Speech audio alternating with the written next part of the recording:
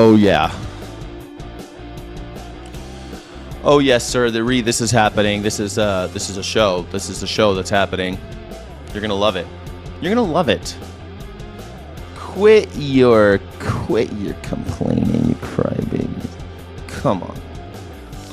Pour yourself a cup of coffee. We're going to do the news. It'll be fun. You're going to enjoy it. It's the #1 news reaction show on YouTube. It's the best.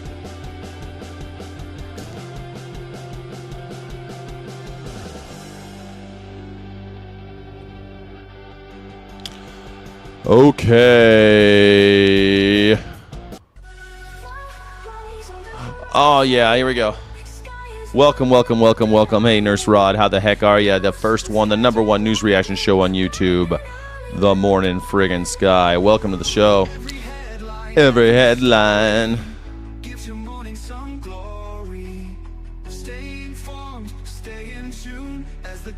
Day greets new bloom.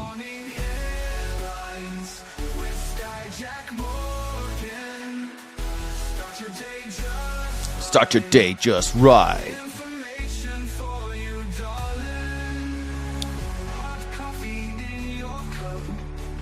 Thanks for being here, everybody.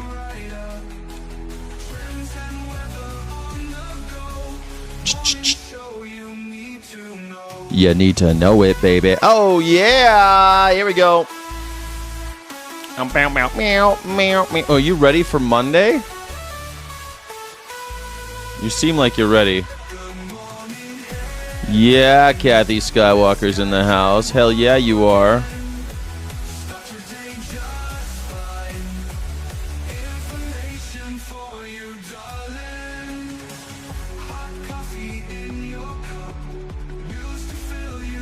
Oh my gosh. On the go. Join us on this daily ride. Side by side.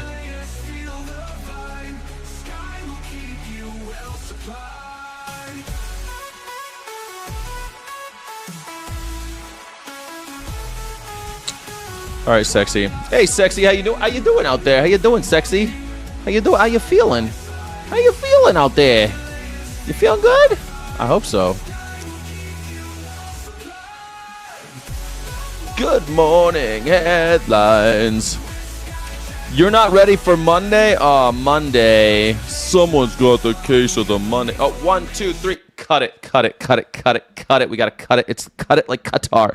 Cut it like Qatar. How you guys doing? You feeling great? You feeling good? You looking good? Oh, man. Today in Albuquerque, it's beautiful. It's sunny. I woke up. It was dark. Started work on the channel. Took a little nappy poo, made myself some coffee, walked around. It's beautiful out here, man. It's beautiful. You got to get out of the low zone, move into the ozone. That's what they say out here. Yeah. Anyway, I hope you're having a great day. My name is Sky Jack Morgan. I'm an independent news and culture commentator, free speech and critical thinking advocate, and #1 news reaction show on YouTube, Morning Sky Show.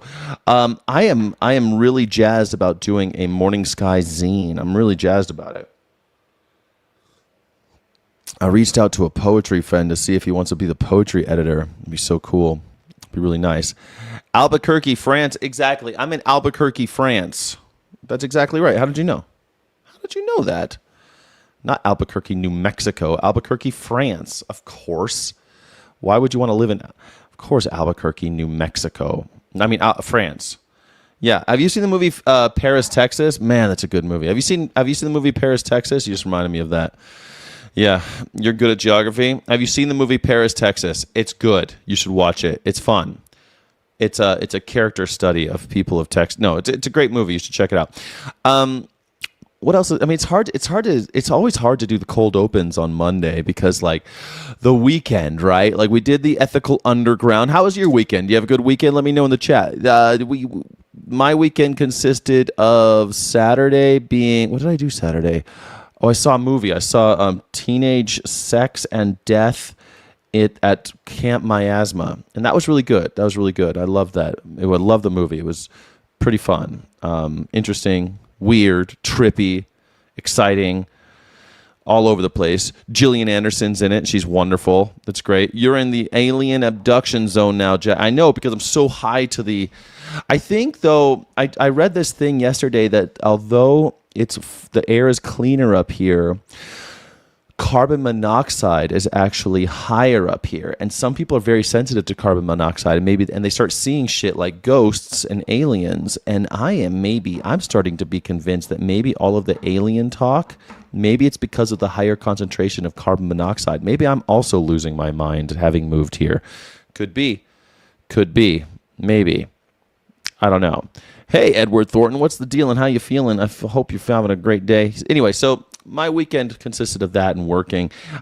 Today I got big plans for today. I'm going to take my guitar into Music Go Round and see if I can't get the truss rod adjusted so it stops buzzing. The old one, the new one, the old one, the one I've picked up at a thrift store for $50, $50 guitar. I'm going to try to bring it back to life. And I'm going to buy a pickup, which, they're usually not that expensive, but there's a sound hole pickup for acoustics. You got to stick it in the sound. You got to stick it in the hole and jiggle it around. You got to stick it in the hole and jiggle it around like this. You got to stick it in the hole and jiggle it. And then when you play guitar, you're electrified and you're amplified. So since I want to start doing some open mics, I got to get one of those. I got to get a rig going. Oh my God, so much is happening in the news.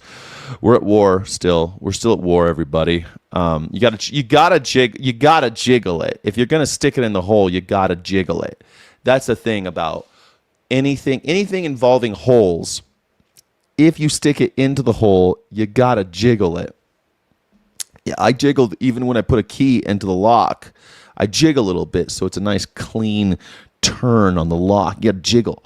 The jiggle is the most important thing if you think about it. Sticking it in, any asshole could do. But jiggling is what you gotta do. Yes. Jiggling makes all the difference. It's how you jiggle. It's not how you stick it in, it's how you jiggle it. Trump is going to get us all killed. Man, what do you think so? In my lifetime, I hope not. I hope not. Is it going to kill the S&P 500? Isn't it this Water Sports Monday? It is Water Sports Monday. It is, yeah. So make sure you watch some water sports. I'm going to go to Music Go Round, do that stuff I just told you about the guitar. And then tonight is karaoke at the brewery about 2 blocks away from my house. So I'm going to do that too because it's fun and there's people there and I'm trying to build community. So that's cool too. Raoul Duke's in the house. What's the deal and how you feeling, Raoul Duke? I hope you're having a great day. Try to not stick my keys in my asshole, but whatever floats your boat. Don't stick your keys in your ass. Well, if you want to, go ahead. I mean, it seems like it would be a little painful. The jagged edge seems rough. Ugh. But hey, the jagged edge of your keys, if that's where you like to stick it. But the truth is, even that, it would depend on the jiggling motion, whether or not it would be enjoyable. You got to wiggle and jiggle. You got to get jiggy with it. That's what Will Smith meant when he said getting jiggy with it. Make sure you like the video. Make sure you drop an emoji in the chat. In the beginning, please drop some emojis in the chat. Let me know what your vibe is today. Make sure, they won't get lost if they're up there, I suppose. You'll never forget where they are either. You'll never forget where they are. It's true. You're right about that. You're right. You'll never forget where you put your keys as long as they're in your ass. Thank you, everybody, for joining. My name is Sky Jack Morgan, independent news and culture commentator, free speech and critical thinking advocate, and boy, are my arms tired. Please consider becoming a Morning Sky City Rebel, because you know what? Life is short, and I need you. You don't have to be a loner. I'm a loner, Daddy. A rebel. You don't have to be a loner, but you do have to be a rebel, and rebels get extra streams, extra content, and extra love in the chat. What up, Melissa Sweetser's here? Oh my gosh, now the party can start. A plan by President Trump to try to ease sticker shock at the grocery stores. The president plans. He wants to ease my sticker shock. It's a little late. What are you going to do? You going to buy me some ramen, Betty boy? You going to buy me some goddamn ramen? What do you think Donald Trump's big plan is to lower lower grocery prices now?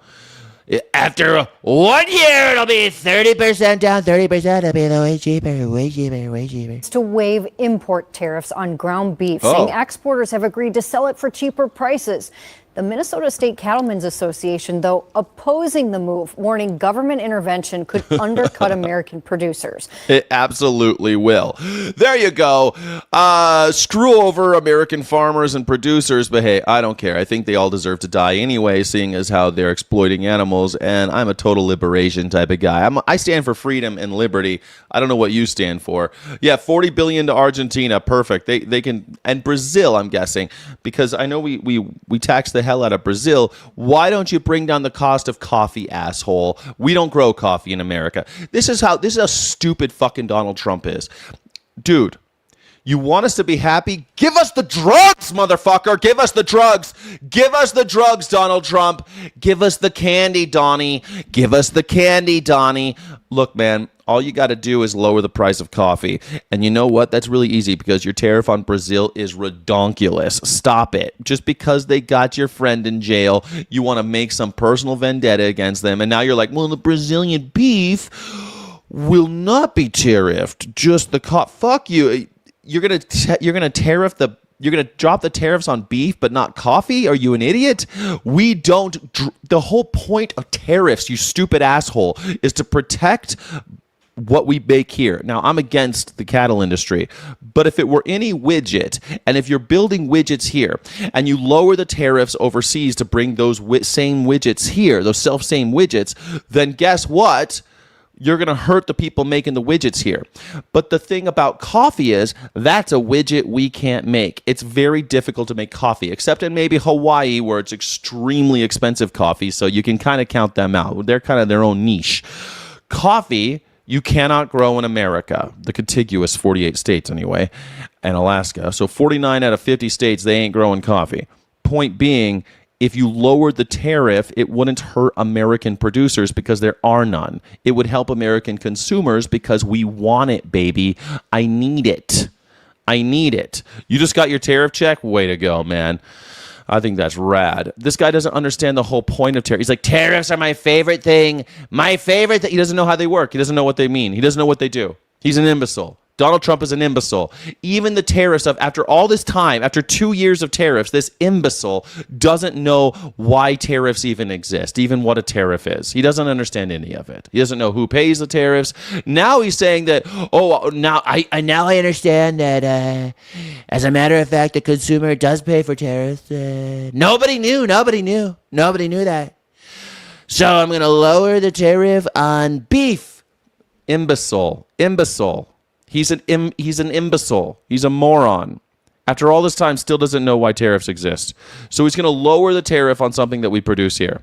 Again, something I'm against anyway, but still, it just goes to show what a moron this man is. Heidi Wigdahl here with why they say this is a short-term fix, Heidi, but could really create some long-term problems. Yeah, Jennifer, this is receiving criticism, including from... Yeah, the price is up because Donald Trump has done tariffs on especially Brazil, which is a major, maybe the most major producer of coffee in the world. One of the biggest is Brazil. So if you raise that price, it creates demand for all of the other countries, even though their tariffs might be lower. So those prices also go up. And since we don't produce it here, we cannot fill the gap. We cannot fill the need here in the United States because we don't grow coffee beans. Duh.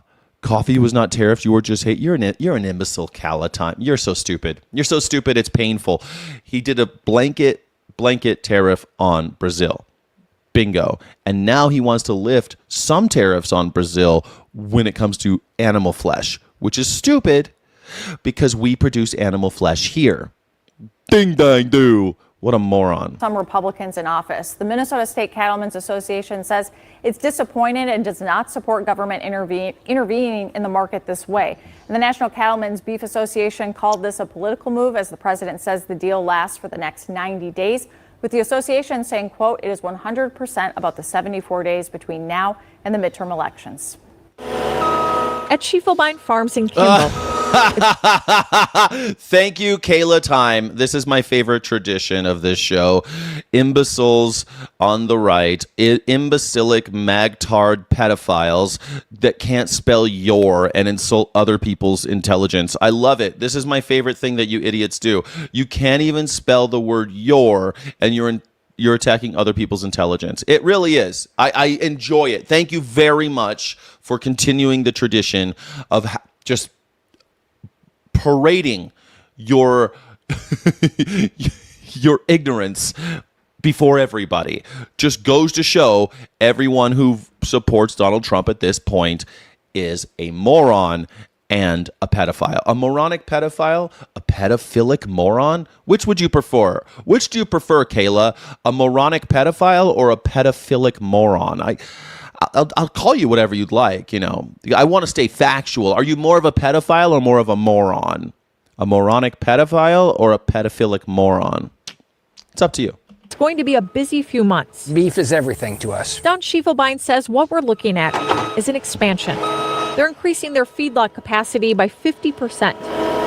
Going from a facility that can hold 2,000 cattle to 3,000. The president has been telling us we need to get beef priced right, and we did our part. We followed his orders and said, boy, we're going to help lead the charge in making more beef. But President Trump's new we're going to make more beef. plan to lower beef prices temporarily allows up to 300,000 metric tons of ground beef to be imported into the U.S. with no out-of-quota tariff. Oh, that's great, because ground beef, I mean, that's the safest one. That's the one that is almost never contaminated. Ground beef is the one that's the best. Everybody loves ground beef. That's the one that is the healthiest too, right? Everyone knows that about ground beef. It's the best one.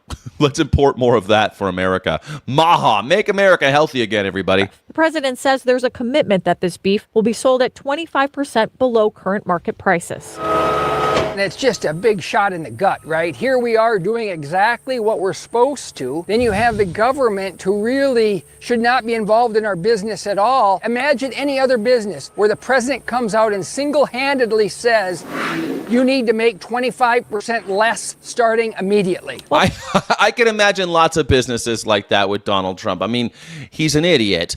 He says he got elected saying he wants free market economy and how bad Mr. Biden was for wanting to meddle with the U.S. steel situation, the Japanese and U.S. steel situation. But now there's nothing about free market economy now. Not that the free market's all the bee's knees, but I just love the bait and switch that the Republicans have done, that it's all about free market. We're going to let the market decide everything. Now the government owns 10% of Intel and is asking for, and now demands 50% of any money that NVIDIA makes off of the chips sold to Saudi Arabia. It's weird. It's weird.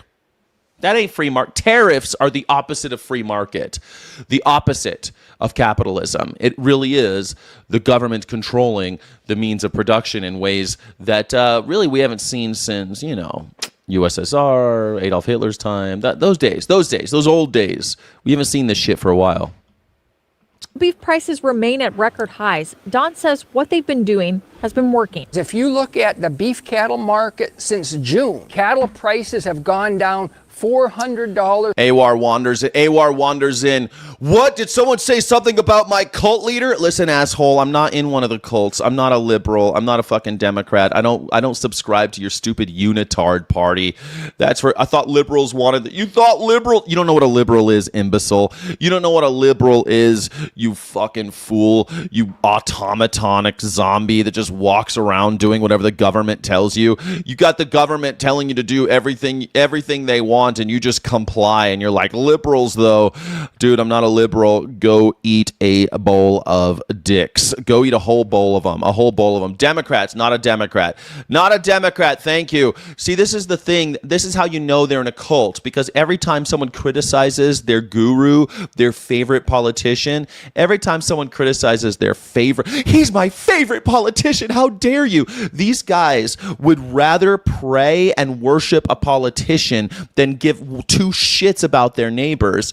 They will pray at the table begging like Pomeranians at the foot of the table, begging for crumbs, and to these rich and powerful people who would not piss down their throats if their hearts were on fire, and yet they sit there with their mouths open begging like brick. Oh, Democrats though, not a Democrat, loser. Not a Democrat, loser. Keep going, you cultish piece of crap. Per head, those that are actually raising. It's Lovecraftian at this point. It's like there's this whole group of Americans who have completely lost any sense of self, have completely lost any sense of individuality, are just now completely devoid of any critical thinking or any autonomy whatsoever. And all they do is, yes, master, yes, master, yes, master. And then they get into these weird rallies that are nothing more than just death cult rallies. Yes, yes, yes. It's unnerving. It's like a Lovecraft horror novel that you're praying to some elder god. People who are so against the teachings of Christ that you just goose step off into the apocalypse. You guys are following the Antichrist. Go read the goddamn Bible, losers. Jesus, if you want a cult, man, follow Christ. Them are getting between 12%, give or take, less than what they were in June. This year, data from the U.S. Department of Agriculture revealed the U.S. cattle herd had shrunk to its smallest size since the 1950s. Among the reasons included rising costs and drought. Don says for those who were considering expanding, the president's move could change things. What he did on Friday was completely counterproductive to the long-term, real way necessary to lower beef prices. Well, who'd you vote there? Who'd you vote for there, dang dang do? One of my favorite things to watch these days is the soy farmers of America, the cattle producers of America sit there crying and praying to Jesus that Donald Trump will change his mind about something or bail them out. Remember when the soy farmers of America were all holding hands, all these tough men, very strong, tough men, farmers, and they're there crying, holding hands, begging Jesus to change who the president is so that they might live another day and not have to sell their ancestral lands. What a ridiculous spot they've put us all in. And then they go and they ask, who'd you vote for? Oh, ding dang do. You voted for Donald Trump now, did you? Ding dang do. Oh, you just hated brown people? You hated brown people and you wanted women to know their place, and now you're all fucked? What do you know? Ding dang do. Everything that we were building and trying to make all the incentives go to expansion, in one executive order or one trade agreement, he stopped cold in its feet.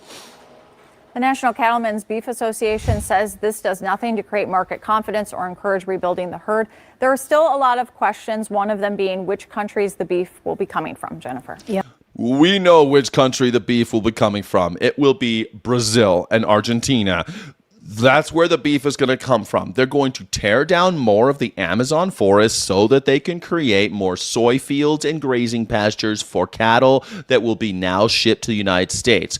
Well, luckily, one of the reasons why why beef is getting more expensive is because we're not killing as many mama cows. I mean, they aren't allowing baby girl cows to grow up and become mama cows because no one's drinking milk anymore because it's fucking disgusting. 73% of the income of dairy farms in America are, guess what, paid for by subsidies, contracts, and tax dollars. So yeah, all of them are tax dollars, subsidies, contracts, and bailouts. So what are you gonna do? What are you gonna do if you're not gonna let little girl cows become mama cows so that they can make a herd, and that takes years, then you're not going to have too many cows around. And now, because of the dairy prices, sinking and having problems there, it creates a beef problem.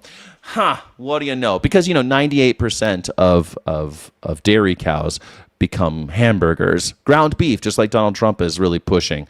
Way to go. Way to go. Jack hates life. Man, I love life. I'm high on life. What are you talking about? I'm pro-life and liberty. You're pro-death. If you're pro-Donald Trump, you are pro-death. You are pro-killing children. You are pro-killing little girls in Iran. Hey, these things just happen. If you're pro-Donald Trump, you are anti-little girl. You are anti-woman. You are anti-minority. You're anti-working class. You hate everybody. You're anti-life. It's an anti-life position. Yes. The few people here, 13 thumbs up. Well, I don't do so much of the begging for likes. Hey, everybody, like it, would you please? Would you like it so that all of the magtards in the chat can see that you're here, please? Please, would you please? Pretty please with a cherry on top, please. Our top please. Top story tonight. Minneapolis police arrested far-right extremist Jake Lang after his latest rally quickly turned. Man, it's happening. It's happening. They're starting to put Jake Lang. Jake Lane's going to go to jail. Maybe they'll finally get him. Do you think they'll finally hang Jake Lang? Hang Jake Lang. I don't know why that's not on a poster. I never see that on a poster. Hang Jake Lang. Confrontational today. The pardoned January 6th rioter and self-described anti-Muslim activist came to Minneapolis for what he called a freedom of speech. Look at this, a freedom of speech. He drove up on the sidewalk and kind of threatened people with vehicular manslaughter. Take another bump. I don't do bumps like Donald Trump does, those boner bumps. He likes doing bumps off the erections of young men in Studio 54. It's a widely circulated rumor that Donald Trump loved doing bumps off the cocks of young men's erect penises. He loved it. It was his big thing. He didn't drink. He didn't drink because his brother died of alcoholism, but he was a powder monkey, big time. Loved doing boner bumps, and not me. It's never been my thing. I never liked the whole boner bump thing. But hey, to each his own. If Donald Trump wants to do little boner bumps off of young men's erect penises, that's none of my business, right? I'm high on life. I take coffee seriously. I'm a coffee guy myself. I like coffee and beer. I'm just a red-blooded American. I like coffee and beer. I don't know about you. I'm not one of those rich guys that can afford to do coke bumps off of young men's erect penises. It's just not my whole thing. You're a name calling it. That's my favorite. Thank you very much. Barney Bell, thank you very much for continuing the tradition of illiteracy in the Magtard community. The Magtard community can never spell the word your. It's one of my favorite things that you guys got going on. You don't know that it's called the Democratic Party. You don't know that the Rapepublicans are all rapist bastards who want to buy and sell your 12-year-old girls, and you don't know how to spell the word your. I think it's because you're so homophobic that you never learned your homophones. Is that what it is? Did they not teach about homophones in your schools down there in rural Mississippi? They were like, no, don't teach them about no homophones. Ding dang do. It's got the word homo right in there. You can't teach them about homophones. Your, and your, great, there. You can't do it. There, and there. Two, and two. Your, and your. Can't do it. Don't teach them. It's got the word homo in it. You might get the wrong idea and start sucking each other off. Oh my God. Each rally promoted online using a racial slur. Police say Lang arrived with a group in two cars, which drove onto the sidewalk towards a crowd gathered outside City Hall. Yeah, so that's assault. That's vehicular assault. Looks like Jake Lang might be going away for a while. What do you know? Democrats are sick. You're right. Democrats are sick. They keep on rolling over for you Nazis, and they never stand up. It's been a long time coming, and now that the Nazis are in charge of the Republicans, the Republicans are gone, right? There's no Republicans left. There's just MAGers, and the MAGers have taken over, and now the Democrats have just rolled over. I mean, at least though the Democrats, all of them, 100% of them voted to, release the Epstein files, whereas every single Republican voted against it. So Every magger hates little girls. Every magger thinks that little girls are only valuable and that they can be bought and sold to the billionaires. All you stupid Republican supporters who sit there at the foot of the table begging for scraps would gladly give up your 12-year-old daughters so that they can buy and sell them. Well, they're rich. They have the right to. They're rich and they're white. Oh my God, they could do whatever they want. They could have my girl. Sure. I wish I had a 12-year-old daughter. I'd gladly give her to Donald Trump and Jeffrey Epstein and have them do what they will with her because ding dang do, like and subscribe. Our Jessica Hart is here to share how these events unfolded and why police made those arrests. Jess? Raya, the primary law that was broken that started this whole thing was those two vehicles driving onto the sidewalk. Minneapolis police had officers say. I do call out by both sides.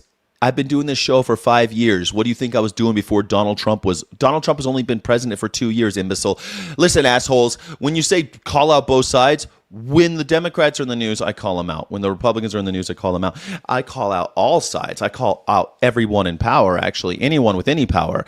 That's your job as an American, is to throw tomatoes at the people in power. Haven't you learned anything? You're supposed to question authority. That's what America was based on. We don't like kings and queens and billionaires and oligarchs and aristocrats.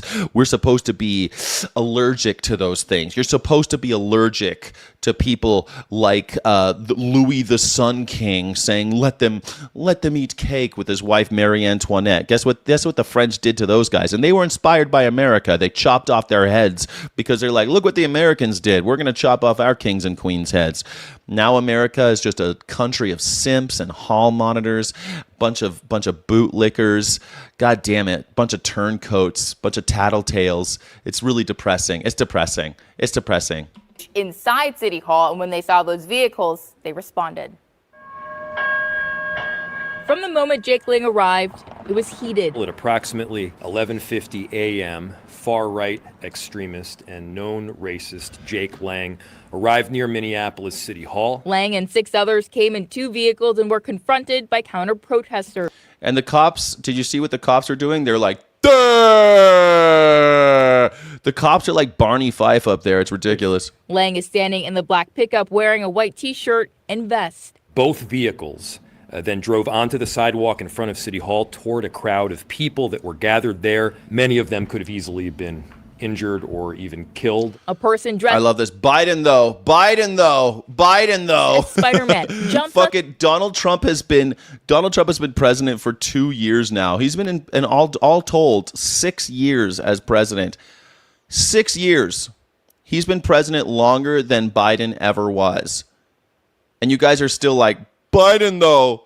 Oh my God, Joe Biden. Oh God. And I hated Joe Biden before you knew who he was. You goddamn simps. You guys will say anything just to protect your favorite politician. He's my favorite, though. You guys are nothing. You guys think that you're smart because you love the president. It's ridiculous. You think you're patriotic, but you're not. You're just a Swiftie. You're a fangirl. Because you ever talk to a Swiftie or like a Beyonce fan? Anything she does is the best thing that she's ever done. She couldn't do anything wrong. They'll make excuses for anything she says. If she says something wrong in an interview, they make excuses for her. That's what maggers are. That's what the Trump supporter is just a fangirl, just a Swiftie. I don't know what do they call the Queen Bee followers? What are Beyonce followers? What do they call her? To the black truck, tackles the men in back, and then Lang security sprays the crowd with a chemical irritant. Gassing our own people in America. We're gassing our own people in America. That's what's happening. I like that Spider-Man got involved, though. That's kind of exciting. It was not safe for us to make any sort of arrests on those individuals in that large crowd. Bill Peterson, the Minneapolis interim police chief, says the best thing was. You've been hating on all them presidents? Good. That's what you're supposed to do. You're supposed to hate the president. You're supposed to try to get the only time you're supposed to support a candidate in order to get him to be president or her to be president. And then once they're president, the roles change. You work for me now, asshole. What the fuck you done for me lately? How come my gas prices aren't cheaper? Day one! How come your gas prices aren't lower? Why aren't my grocery prices lower? How come these wars aren't over? But no, the magtard is like, ding dang do, Biden though, Biden. I mean, it really is Lovecraftian cult style bullshit. It really is ridiculous. But you're good for you, my Mr. Finley. You're supposed to be questioning every single president. Let me look at this idiot. Doesn't know anything about history. Democrats are the party of the KKK Jim Crow laws. I mean, it's just fucking hell. Yeah. That's it. It was 1860s, and then nothing happened since then. Again, nobody cares. We're not Democrats around here, imbecile. Listen, cultist. I don't care about your red versus blue bullshit. I'm not a Republican. I'm not a Democrat. I don't believe in your stupid unitard party bullshit. Go fuck yourself with your Democrat hate. I don't care. To get the vehicles out to de-escalate the situation. Anytime there is crowds of people gathered, the last thing we want to see is vehicles driving towards them when we don't know their full intentions. From Sky 11. The Socialist Party is dead. I mean, MAGA is a National Socialist Party. The National Socialist Party is alive and well. I mean, Nazis are here to stay. They never went away, but now they're in power. We get to decide. Now we get to find out what will happen. I mean, I've always wondered, like, what would happen if a weird, creepy little dude became leader of America and he started doing all this Nazi shit. I wonder if there'd be a lot of people to support him. Will people just worship uniforms? Will people just do whatever the Gestapo says? Will people just be okay with losing their freedom of speech? It turns out a lot of Americans are. We get to decide. We're the generation that gets to experience true Nazi America. We're in it. I mean, isn't that exciting? It's so I think it's exciting. We get to have a front row ticket, a front row seat to what will happen when the Nazis actually rise to power in the United States of America. We're here. You can see Lang's vehicle. There you go. Lang running for it. Speeding off from the scene, driving onto sidewalks in downtown, and almost hitting pedestrians. Officers then relayed vehicle information, leading to the first one being stopped by the State Patrol near 35W in Washington. It's funny. This guy's driving, threatening people with his car, driving onto sidewalks. Nobody shot him. Nobody shot Jake Lang. How come nobody shot this guy? Second was stopped by. I thought that's how we solve our problems in America. When a car's doing something weird, we just shoot him, right? We just shoot him in the face. Isn't that what we do? Oh, wait. Why wasn't because he's a Nazi. By Bloomington police near the intersection of Lindau and IKEA. Minneapolis police arrested all of them for probable cause riot. Their vehicles impounded, and more charges could come. What party? AWAR, again, you're a cultist. You're a cultist. It's weird. Get over your party shit, you weird fuck. Also, I guess you missed the whole thing when Marjorie Taylor Greene and all the Tea Party assholes were screaming at the tops of their lungs during Biden's State of the Union. I guess you forget the first time it started happening was during Barack Obama, when Republicans would scream while he was talking, screaming out liar and all this shit. It's the first time it ever happened, as far as I know. First time people started screaming during the president's State of the Union address was the Republicans screaming at the first black president. I wonder why they waited until the first black president for that to happen. During the Trump years, nobody was screaming during that. I mean, they held little signs. They did little cutesy stuff because they're like limp-wristed Democrats. But, you know, whatever. Keep on going with your party affiliation if you think that's valuable. But I'm here to tell you, your parties are the same. They take the money from the same people. Nothing ever changes. They keep on allowing the banks to consolidate power and wealth, and you're left out in the cold. You get nothing while they take everything. And you're like, but the Democrats, though, the Republicans, though. If you think the Democrats are coming to save you, you're an idiot. If you think the Republicans give two shits about you, you're an idiot. You can use hate speech even if we all find it to be abhorrent. However, there are exceptions to that general rule. Incitement of violence, clear threats. Oh God! Remember when Stephen Miller was quoting Joseph Goebbels? What did it make you hard? Did it make you hard, Donna Liston, when our literal Joseph Goebbels was literally quoting Joseph Goebbels? It was exciting. I mean, I like it when they're right out in the open with their Nazi shit. Harassment, hate crimes. These can all be potential constitutional violations. Yeah. 3 officers were injured today. Peterson says one was hit in the head with a hard object, another tweaked something in his hip, and They arrested a Nazi, guys. Do you think what do you think they're gonna do to him? Third had his foot or ankle rolled up on by one of the two vehicles. There were also 4 additional arrests outside City Hall, Raya. Okay, and those 4 arrests, Jess, on what grounds were those people arrested, and what do you know about potential charges? Yeah, Raya, 2 of them were arrested for disorderly conduct, another was for probable cause riot, and the 4th was for assault. As far as charges go, they have not been charged. And the 5th was for general Nazi fuckery. Charged with anything yet, but police are saying that more charges could come, and it's possible that more people might be arrested, Raya. So amid record. I always love people. They're like, "You're an idiot at best, friend." At best friends, my best friend is, you're my best friend. It's always funny, I get a degree in German. I studied German culture. I go to fucking Germany. I've been to most of the concentration camps and death camps. I lived in Germany for 6 years. I get this fancy education from a fancy university. I graduate with highest honors with a degree in English and German. I publish books. I read more books than probably you've ever even heard of. And still people are like, "You're an idiot. I know more than you do." I love that about YouTube. It has truly democratized everything, hasn't it? We have a bunch of imbeciles like these guys that think that they're political science majors. They think they're political science experts because they have a favorite politician that they would allow. They say, "Yeah, you can fuck my sister, Donald Trump. She's only 12, but I heard that's right for you. I heard that's exactly what you like. The younger the better. Am I right, Donald? All right, Mr. Trump." I mean, these guys, I love it when these stupid magtards, they'll be like, "Donald Trump, I just think I'd rather have a beer with him than Kamala Harris." Well, Kamala Harris at least drinks beer. Donald Trump is anti-beer. Like, you guys think the guy who's anti-beer is your friend? Low polling, and we're talking record low. A new projection shows President Trump's net approval rating is negative in 47 out of 50 states. That is according to The Economist and YouGov. Trump's net approval is minus 26. Going state by state, the data shows widespread dissatisfaction with Trump, even in places that voted for him in 2024. Ahead of the midterms, Trump has a negative net approval rating in all of the states where there are competitive Senate races. It looks like Donald Trump is not very popular, guys. It looks like your favorite politicians just releasing slumps. It'd be like, where are you guys? Where are all you magtards? Where'd you guys go? I thought that you loved this guy. I mean, at least Swifties, they make sure that her next album will be a success. I mean, Donald Trump's dropping flops. He's just dropping flops these days.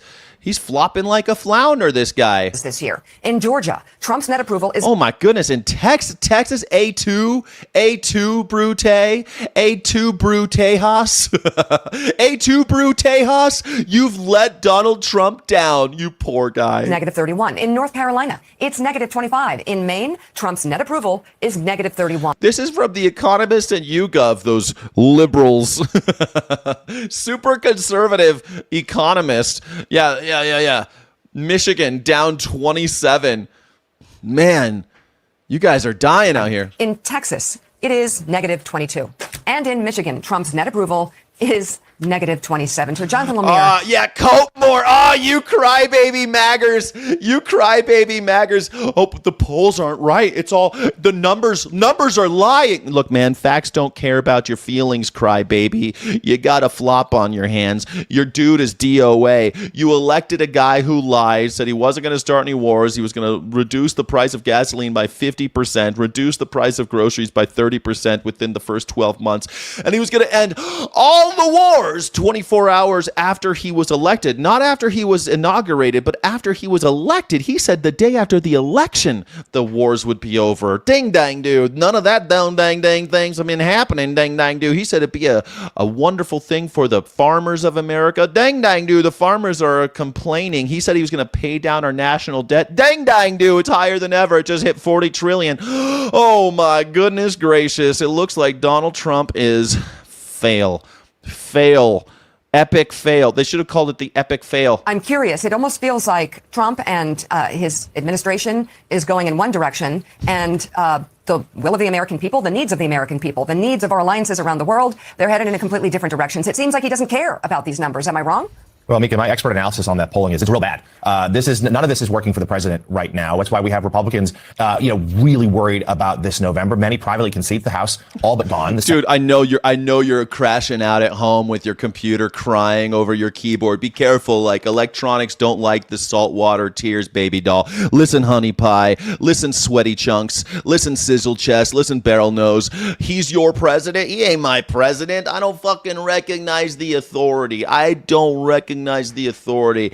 This is ridiculous. The guy's a pedophile. I don't take orders from pedophiles. He's your president. What the fuck does that mean? What do I give a shit? Oh, he's our president. Yeah, he's our president, which is why I'm railing against him, why I'm shaking my tiny fist at the sky, screaming and yelling, saying that baby doll, you got to question authority, especially when the guy's a co-conspirator of the most famous chomo in the history of the world. I mean, can you think? I know everyone's like, well, Jeffrey Epstein might not be the most prolific chomo in the history of the world. Maybe it was somebody else. Name them. Who's a more famous pedophile than Jeffrey Epstein? And his best friend was Donald Trump. They were playboys around New York. They hang out on each other's plane. Donald Trump had a plane, but he still flew on Jeffrey Epstein's plane. Why? If you have your own plane, why are you flying around on Jeffrey's plane? Remember what Jeffrey said that he introduced Melania to Donald Trump and that he snooked her on Lolita Express while Jeffrey Epstein was on the plane with them? Holy shit. That's your guy, huh? That's your guy. That's your president. Yeah, you should be complaining. Another moron liberal. Who's a liberal? Mika's not a liberal. Neither is this guy. These guys are all Republicans, old school Republicans. This is the Joe Scarborough show. He's the last living Republican. Everyone else has run away. Everyone else has gone away. There's no more Republicans left. They're all maggers. Rent free in your... You think it's free, honey pie? Listen, honey pie, it ain't free. Donald Trump is spending a lot of money to be in the news every day. Trust. He's spending lots of money, and I'm paying for it too. My tax dollars are going to his fucking lifestyle. All of his kids getting billions of dollars stealing from the American people. Yeah, I'm paying for it. No, it's not rent-free, baby doll. Listen, it's not rent-free. If you think it's free, you're dumber than I thought. If you think it's free, you are lost. This is not free. It's all costing us a great deal of money. My coffee is about 67% higher than it used to be. My gas prices are almost 50% higher than they used to be. Things that I cannot chintz out on, things that I can't reduce. I can't drink less coffee. I'm addicted. I can't use less gasoline. Well, now I do because I moved. Now I live in a walkable community, but there are things that I cannot use less of. I can't eat less. I'm already quite frugal, and everything's more expensive. It ain't free, honey. It ain't free, baby doll. And it feels like a true toss-up when a year ago at this time we would have said Republicans were heavily favored to keep at least the upper chamber, despite, of course, history telling us that the president, his party tends to do poorly in midterms. But you're right, Mika, in ticking through some of the issues here. The tariffs. I can't drink. What are you talking about? I've been drinking the same amount of coffee for the last 33 years. 33 years I've been drinking coffee, and you're like, you could drink less. Fuck you. How about fuck you? Fuck you. You hate America. If you think I should drink less coffee because the president has a problem with Brazil because he just doesn't like the fact that they put his friend in jail, then guess what? You're an asshole. I got to drink less coffee because your favorite politician says so? Go fuck yourself. Fuck you. It's been unpopular, and now we're in a trade war. That's the American way now, huh? Drink less coffee. Fuck you. Fuck you.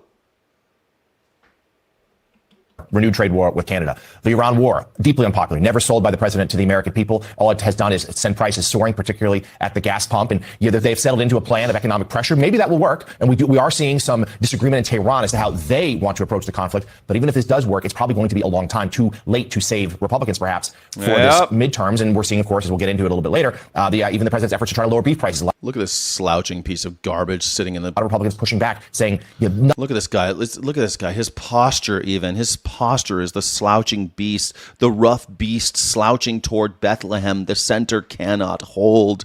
This man is the rough beast slouching toward Bethlehem. He is the Antichrist you've heard of. He is the one who will destroy America. He is the one. If you let him, he will. Front row tickets, guys, to see what we get to do. And for everybody talking about my coffee, I literally weigh the goddamn beans on a kitchen scale so that I only drink what I absolutely have to. I'm making weak-ass coffee for the last 2 years because since Donald Trump's been president, my coffee costs 50% more. I buy cheap-ass coffee so that I can continue to keep up the habit. But if you think that the American way is that people should just drink less coffee like this is the fucking depression, then guess what? Your president has failed. Your favorite politician is a garbage person. You're not like the people that collect the garbage, but an actual piece of garbage, like someone who drinks, it's like people who go to bars and order Long Island iced teas, like that type of person. Except Donald Trump doesn't drink because he is a powder monkey who likes doing boner bumps off of the erections of young men. Thank you. This is working right now. And John Howman, it seems like, to make his point, the president largely... Don't forget to like and subscribe. My name is Skyjack Morgan. I'm an independent news and culture commentator, free speech and critical thinking advocate. This is the #1 news reaction show on YouTube, the Morning Sky Show. Welcome to the show, everybody. Like and subscribe. From a lot of it. Especially if you hate fascists and you think that the unitard party has let us down. If you think the church, the media, if you think the politicians and everyone has let you down, well, you found your place, you little political orphan. Listen, sweaty pie, come on down. Consider becoming a Sky City Rebel. You get extra content, extra streams, and extra love in the chat. Thanks, honeypot. Thanks, baby doll. Keep it going. I was to Hyman. This is someone who has, seems to be focused solely on legacy, whether that's presiding over a number of America 250 events, including the Formula One race over the weekend, John Hyman, and of course, we seem to have lost John Hyman. We'll get him back in a moment. So we'll go to David French here instead. David French. Take a shower. My hair. I just cleaned my hair. What do you mean take a shower? I just washed my hair, honey pie. Why? Are you DTF? Are you trying to fuck? You trying to fuck? You're trying to fuck. Anybody telling someone else to take a shower is definitely trying to fuck. We have you. The president is focused on America 250 events. He's focused on things where he's trying to reshape physically Washington, D.C. And we saw the celebrations out of the White House. You hate anarchists? Then you must not be American.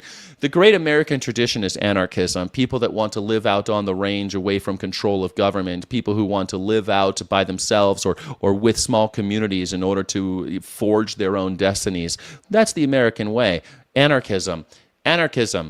That's the American way. If you hate anarchism, you hate America. You hate the American way of life. I mean, look at Ralph Waldo Emerson and Henry David Thoreau. Those guys were proto-anarchists. Those guys, they formed the American philosophy in many ways. In most respects, I think they did. Of course, that always comes into conflict with like John Lockean English, Western European philosophy. But the American philosophy truly was what one would consider today anarchists. So if you hate anarchists, you hate anarchism, you hate anarchist philosophy, you are anti-American. You're just pro-Western European. You're just pro-colonialism, which, I know there's a lot of people out there that think genocide is cool, thinks the fact that we killed all the Indians is awesome, thinks that Hiroshima and Nagasaki are defensible actions. But I'm not one of those guys. I'm an anarchist. Thanks, everybody, for joining. My name is Skyjack Morgan. Because of the Supreme Court ruling at the end of last week that they could keep building the ballroom. And I even thought to myself, okay, that's the first, quote, good news headline that President Trump has received in a while. And yet, even that good news headline for him is not good for the American people. We see polling that this just reinforces the idea that the public is like, well, wait, he's out of touch. He only cares about what he cares about, not what actually impacts our lives. Yeah, the ballroom is not a political victory for Donald Trump. Every day the ballroom is in the news is a bad day for Trump. This is not something the American people really... What? You don't think people are stoked that the billionaires have a place to let their hair down? Remember when Lindsey Graham was like, they need a place where they can cut loose and let their hair down and have some of those dang-do famous orgies. Those billionaires, they love having them famous orgies like Donald Trump and Roy Cohn back in the 80s. They had lots of gay orgies, and I just think that that's just the bee's knees. We got to do that right in the White House because we really are just the fall of the Roman Empire. We're basically Caligula at this point. We're basically just living Caligula American style. Want at all. When you're running through that, the thing that just strikes me when you're running through all of the events that have occurred that are dragging. You think he died of an anal rupture? No. He died of of a fentanyl overdose, just like Charlie Kirk and George Floyd. They all died of fentanyl overdoses. Don't you know that? Lindsey Graham died of a fentanyl overdose, just like Charlie Kirk. It's all fentanyl. As you know, the fentanyl epidemic, we need to do something about it. Too many people are dying of fentanyl. I mean, it took down Charlie Kirk. It took down George Floyd. It took down Renee Good. It took down Alex Preddy. And it took down Lindsey Graham. It's going to get Jeffrey Epstein. That's probably what got Epstein, but I heard he might still be alive. The only thing protecting you is the law. Some people value freedom over your stuff. AWAR, you don't know what you're talking about. You've already illustrated that. Thank you for being here. People don't know what anarchism is, and that's okay. I get it. You're victims of propaganda. That happens a lot. You do what the corporations tell you. You get that in your brain, and you're like, oh, anarchy is bad. Anarchism, people who think about stuff and want life, liberty, and pursuit of happiness. That's all horrible stuff. We hate that. We don't like that at all. We need to do what we're told. We need people in uniforms to tell us what to do. It's funny because like 99% of your life is anarchism. You walk around and don't interact with the government. So like I barely ever talk to cops. I barely ever talk to people, representatives of the government. And I try to stay out of their way, and I try to keep them as far away from me as possible, and I don't want anything to do with them. Thank you, everybody, for joining. Down his approval rating. It strikes me how just intentionally self-inflicted all of this damage is. You know, he comes into office, he inherits a border that was the American people were ready for him to close. He inherits an improving economy, and he inherits a declining inflation rate. He inherits declining crime rates. He was set for really smooth sailing for the next year, the next 2 years, and then he has provoked trade wars. He has initiated an actual war in the Middle East. You're beginning to get a sense that the world itself is spiraling out of control. You have expanding conflicts in Europe. The conflicts in Europe and Iran are starting to merge in some ways. And then this trade, every new headline, it's a new self-inflicted wound. This trade war with Canada, due to remarkable overreach in trade negotiations, it is sinking into the American people that this is self-inflicted. None of this is necessary. None of this is for them. Yeah, and you know, the thing is, you look at the last 2 weeks of columns from Peggy Noonan. Last week, she talked about how he was... Wait a second. Hold on a second. Hold the phone. I thought the fucking ballroom was for you and me. I thought we were all going to have a party. I thought you and I were all going to have a party. I thought that was the great unifying president. I thought that was Donald Trump's plan, is unify America by having a big party in the ballroom with the drones and the bunker. And I thought that was all for us. Here, I had Donald Trump all wrong. I thought that he was doing this for you and me. Ding dang do. I think most MAGers think that they are actually going to party with him in the White House ballroom. I think they really believe that at this point. It's so depressing. They think that it's going to be him, Donald Trump, Kid Rock, Tim Pool, and who's that? Who's the guy? Who's the Jewish guy? Ben Shapiro. It'll be Ben Shapiro, Donald Trump. They'll all be hanging out. Jake Lang. They'll all be hanging out. No coloreds allowed. It'll be no coloreds. It'll be an all white party. Okay. I'm sure that that's what the MAGers believe. They think that they're all going to fit in the White House and have a grand old party. It's going to be great. That's why they bought the Melania coin. It's only going to be people who own a certain amount of Melania coin, like me, who get to go to the ballroom. I sold my house and put all hundreds of thousands of dollars. I put it all into Melania coin, and now I rent, because Melania coin is the future financial tool for the prosperity of the United States of America, according to Donald Trump and endorsed by the First Lady. The best First Lady of all time. She's so beautiful, right? She's the most beautiful, guys. Most beautiful and stylish. Don't move. Don't do anything stupid, okay? The traffic stop you're about to see in this police body-worn camera video appears to now be the subject of a... We need cops, guys. Cops are the answer for everything. More cops, says my anti-anarchist friends. Federal criminal investigation. This video was shared with NBC7 Investigates. Alexis Rivas joins us. Alexis, I watched this video, all 12 minutes of it earlier today, which some may find disturbing. Yeah, the police video shows repeated physical and verbal threats to kill a handcuffed 15-year-old. And the person who made those threats is now a police chief. What? Where are you headed? Back to Escondido. Late September last year, license plate readers flagged this car. You have your driver's license? Man, flock cameras. Look at that. Of course it was a flock camera. Surveillance state, anybody? Why are we putting all these flock cameras during the Nazi takeover of the United States of America? So the Nazis took over, and immediately we have all these flock cameras and data centers that are really just surveillance centers, crunching data collected for I don't know, to keep tabs on us all. Weird. A match to a car seen near a drive-by shooting days earlier. No one got hurt, but a homeowner reported some damage. Get the front passenger. The man who pulled this driver over is Chris Palomares, with San Pasqual Tribal Police. Oh, well, there he is. There he is. Name's Corporal Palomares, okay? I've never met you before. The highest ranking officer at this traffic stop. Here, unlock your door. Don't reach for it. Unlock your door. Inside the car, 4 teenagers between 15 and 19. If I find it, I'm gonna over. That's the driver in the red jacket. If you tell me, I'm gonna go easy on you. Oh, yeah. Classic cop shit. If you tell me everything, I'll go easy on you. Trust me, I'm the police. More cameras are good.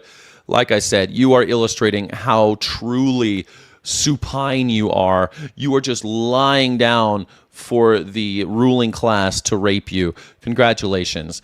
You're just spreading your cheeks. You're just spreading your cheeks. Go ahead, boss. Go ahead, boss. Be gentle this time. Last time my asshole was bleeding for a week. Oh, my God. No, I'm not sure. So Palomares decides to cuff and search each passenger one by one. You want to detain him? As Palomares searches the car, he hears an officer say something, and this is the moment that everything changed. You move, I'll kill you. What? Why does he have a gun to this 15-year-old's head? If you move, I'll fucking kill you. Now, I've had a cop pull a gun on me before. It was Halloween, and my idiot friend had a paintball gun in his car, and this fucking cop put a gun at my head. He didn't put the barrel on my head, but he put his gun at my head. And it's like, first of all, you're not supposed to put the gun at head, asshole police. You're not supposed to put a gun to someone's head. That's against their training. But they do it anyway. They're cops. Everyone gotta love cops, right? Okay, yeah. How old are you? 15. Okay, well, you're going to be a dead 15-year-old if you move. You're going to be a dead 15-year-old if you move. God bless America. Our police are the best in the country, aren't they? Aren't they the greatest? Aren't they the greatest? What? What'd you say? I didn't say nothing. Get on the ground. Get on your face. He's pulling it. Get on your face. Don't move. It happened fast, so let's watch that again, and this time in slow motion. It appears the other officer is pulling a gun from the 15-year-old. What? This is the only angle we have, and keep in mind, he's handcuffed. You move, I'll kill you. You hear me? Matthew Kirby Jr. is now 16 years old. He and his mom agreed we could show his face. Why? Like, I just want to know why. Why was so mad at my son? Their family now lives in Missouri, but their roots run deep on San Pasqual land, where Rachel was born, where she lived. Oh, because they're American Indians, and we are carrying out a genocide against the Native Americans, and so it's okay. It's okay to threaten their teenagers to kill them. After all, they're far more likely to be in foster care. They're far more likely to be incarcerated. They're far more likely to be killed by police officers. Even today, the indigenous people of this country are grossly oppressed, like the worst. The worst. If you want to look at who's the most oppressed in America, definitely the American Indians. I mean, we've killed 90% of them. They're almost, we've almost completed the genocide, but it's not over yet. We just, we slowed down on the last 10%. It takes a while to get them all, you know what I mean? 3 decades and where she had Matthew. He was so close to losing his life. We played the video for them. This is the first time either of them watched what happened that night. How old are you? 15. Okay. The officer knew that my son was 15 years old.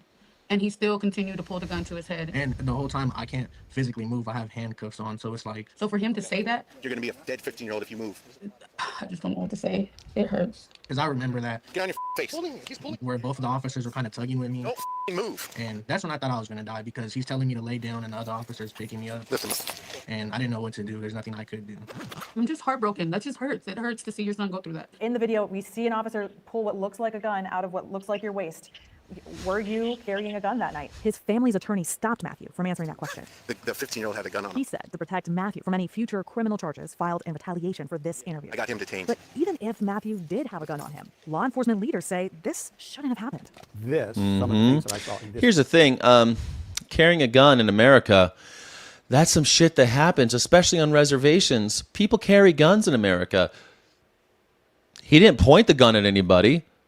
Since when, in a country where we have the birthright to carry weaponry, do you get threatened to get murdered by carrying the same guns that we're legally allowed to have by our Constitution?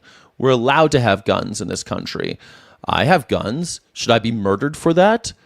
Why are the cops the only ones allowed to have guns? How come cops are the only ones allowed to take out guns and stick them in the faces of 15-year-olds? Why is that? How come that keeps happening? Video are not in alignment with what police officers are trained to do. Paul Capitelli would know because he ran the California Police Commission. It's the agency that sets the standard for officer training that is not required by tribal police. This is not the way police officers are trained to do business. You're being detained because you don't have a driver's license, okay? We asked him to watch the entire body camera video and read through internal reports tied to the stop. If I were the chief or the employing entity and I saw this, I would immediately want this investigated. Why? Well, because there doesn't appear to be, at least from looking at this video, from everything that we see here, there doesn't appear to be a justification. I'm trying to reach the director of police, Chris Palomares. I tried calling San Pasqual Police Chief Chris Palomares at the station several times, but he never called me back.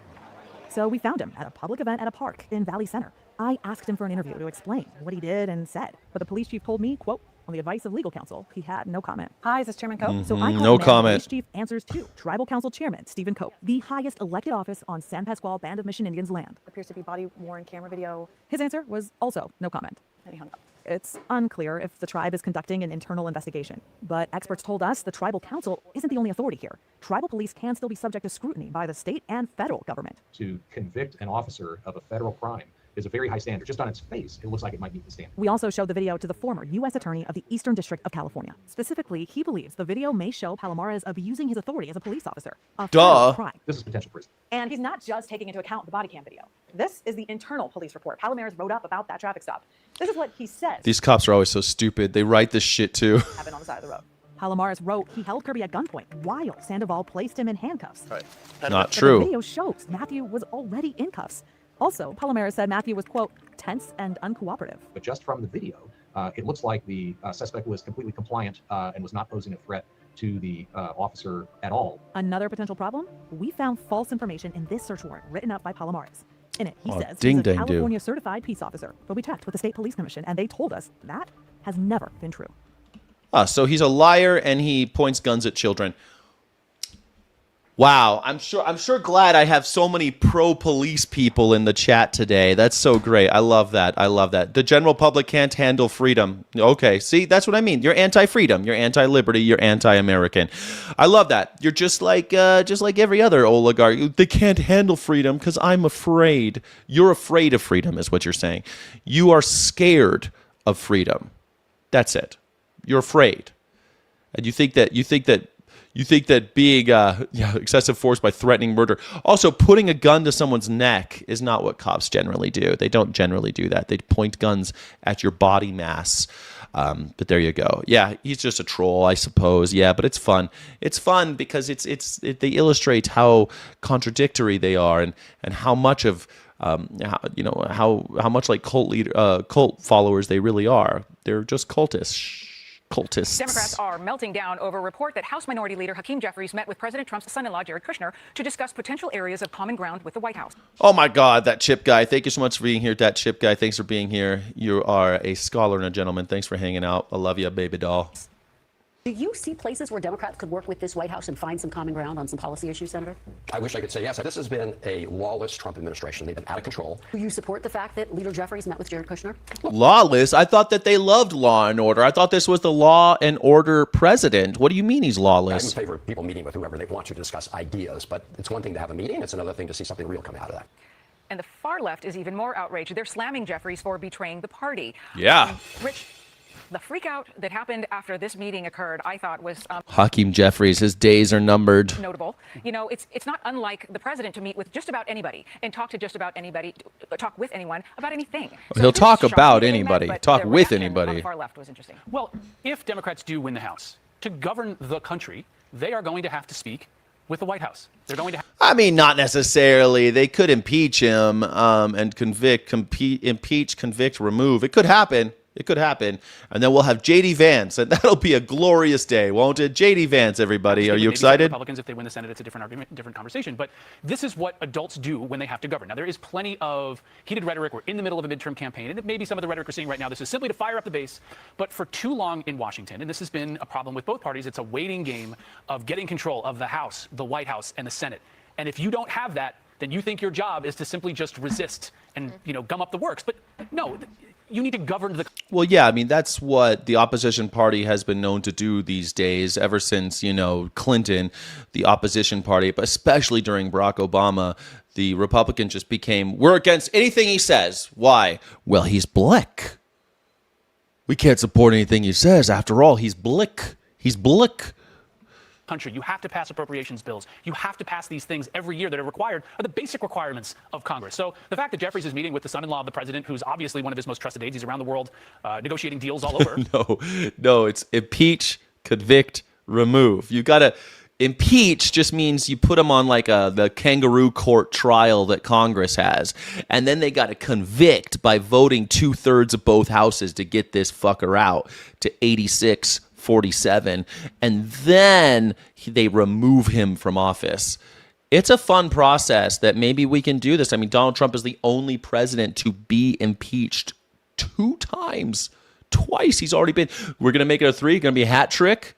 I mean, I'm excited to think that he might be impeached 4 times, 5 times. I mean, let's go, baby. Let's just keep on impeaching him. Let's keep doing it.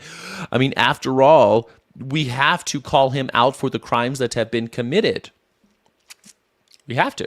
Dealing with the Iranians, for God's sakes. I mean, this is, you would think that the line of communications are open, so maybe he committed a political sin, but these are the things like you kind of have to do when you govern a country. Yeah, and Tom, I got you, baby doll. Become very upset when Republicans have worked with Democrats in the past too. So should they have met? What do you think?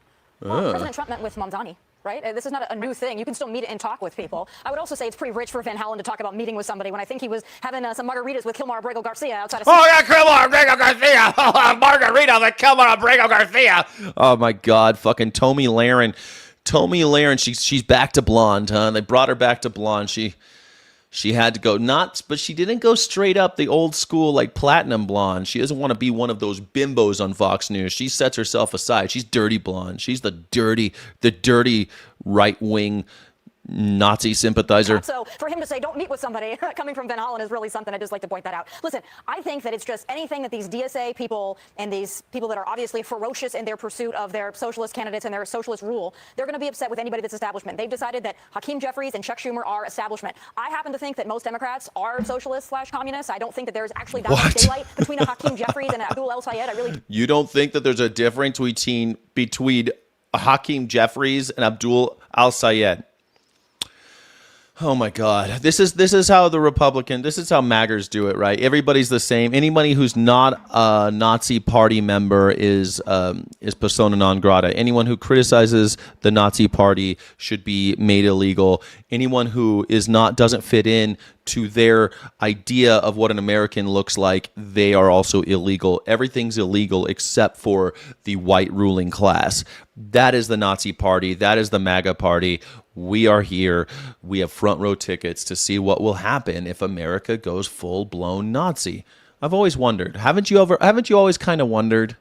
Don't. But for these people who are wanting to push their socialist candidates and they want to get these victories, they're going to be upset with any time somebody from the administration meets with someone with a D behind their name, and they're going to use it to fuel social media outrage. Nothing new. Joey, some saw this meeting as an acknowledgement by the White House that Republicans are not going to retake the House in November. Yeah, so they've met twice, actually. They met a while ago as well. So they had an established relationship of some sort. A couple things here. Off the very top, Jared Kushner, Jewish, all the things going on in Israel, that's going to set the entire far left afire to begin with through their anti-Semitism and their... Anti-Semitism!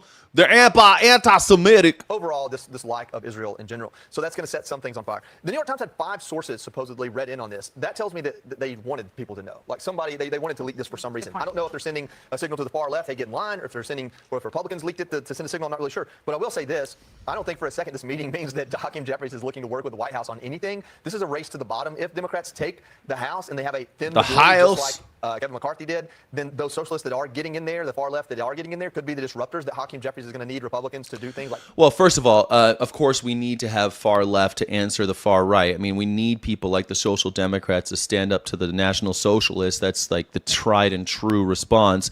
Usually, though, the Social Democrats, they die.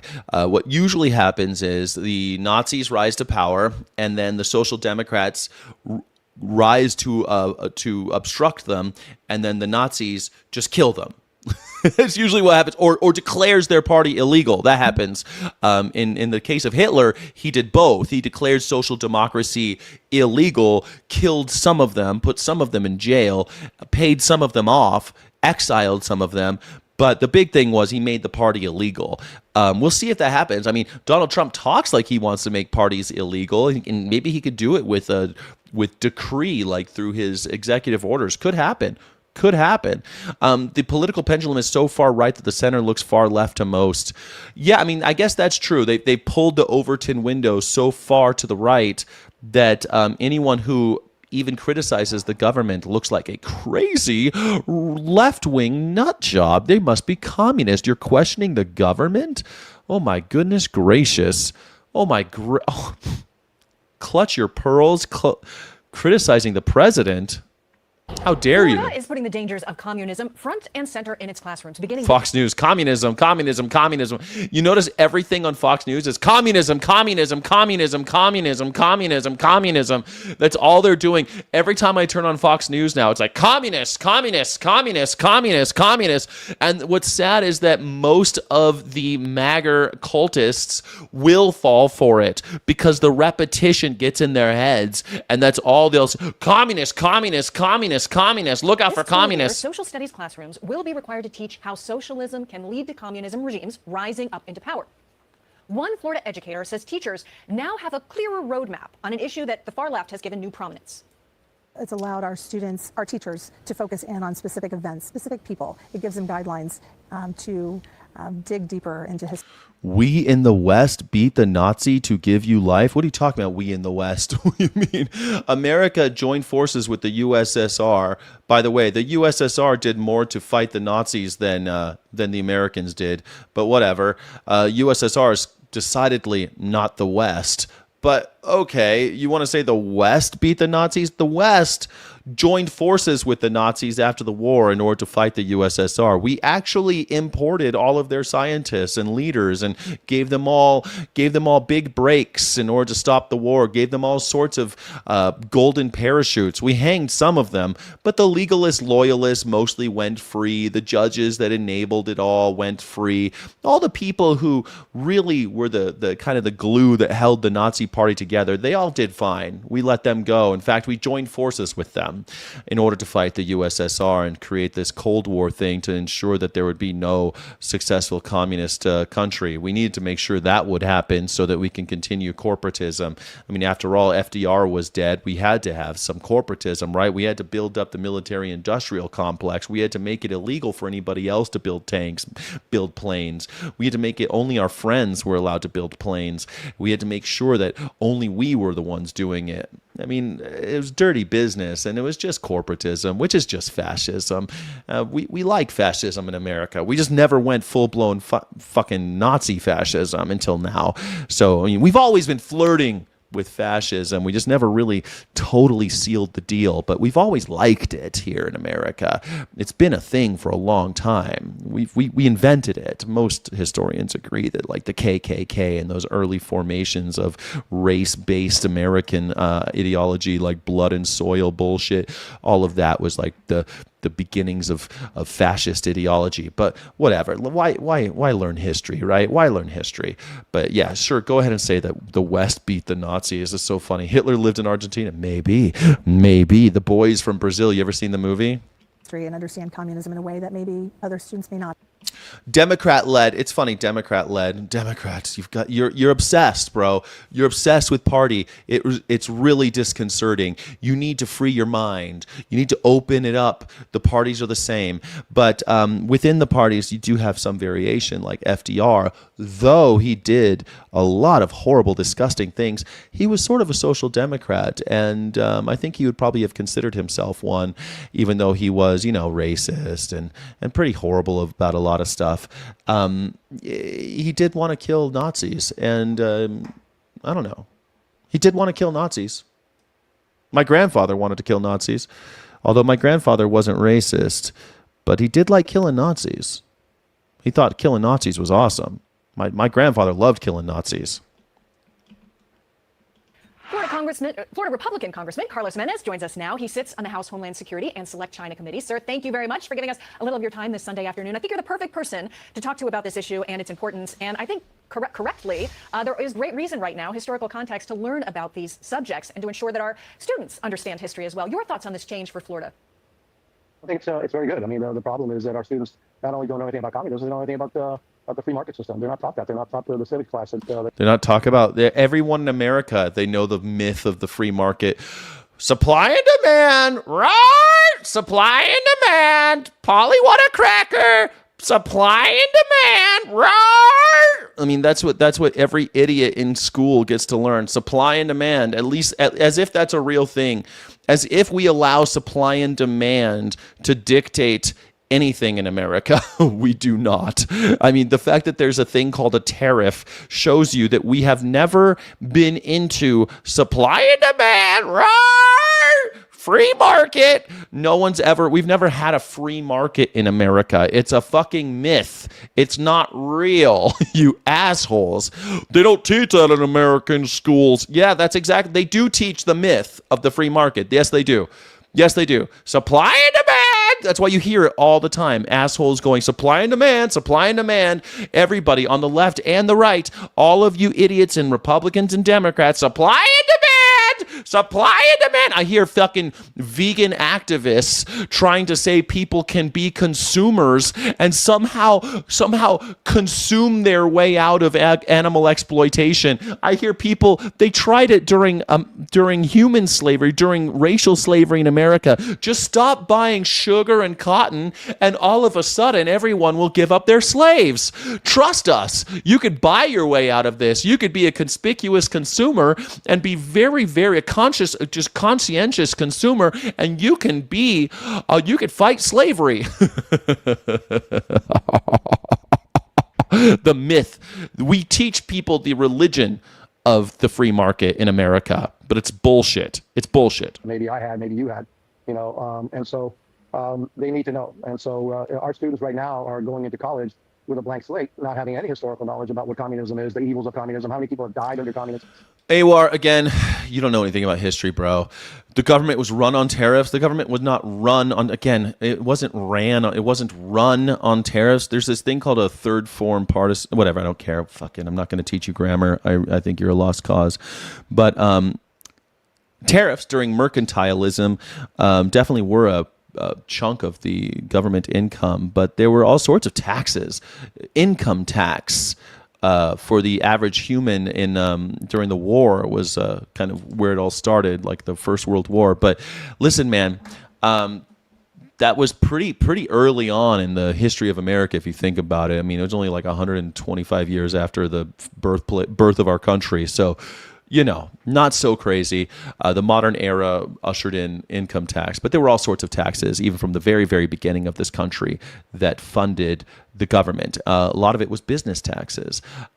We don't like businesses paying taxes in America because we like to be slaves to the businesses. So instead of paying income tax, we could literally eliminate income tax and just tax businesses. We could do that. There's lots of ways to skin that cat. All my vegan friends just got really upset.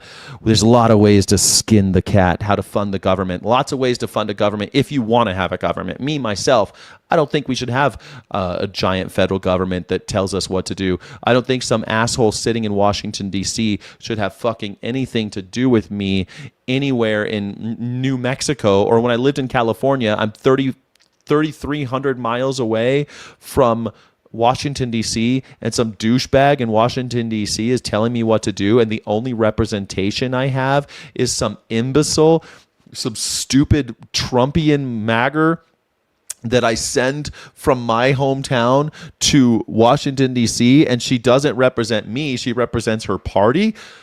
It's a flawed system. They represent their party. They don't represent the people. There are very, very few representatives in Congress or in the Senate that represent the people and not their party.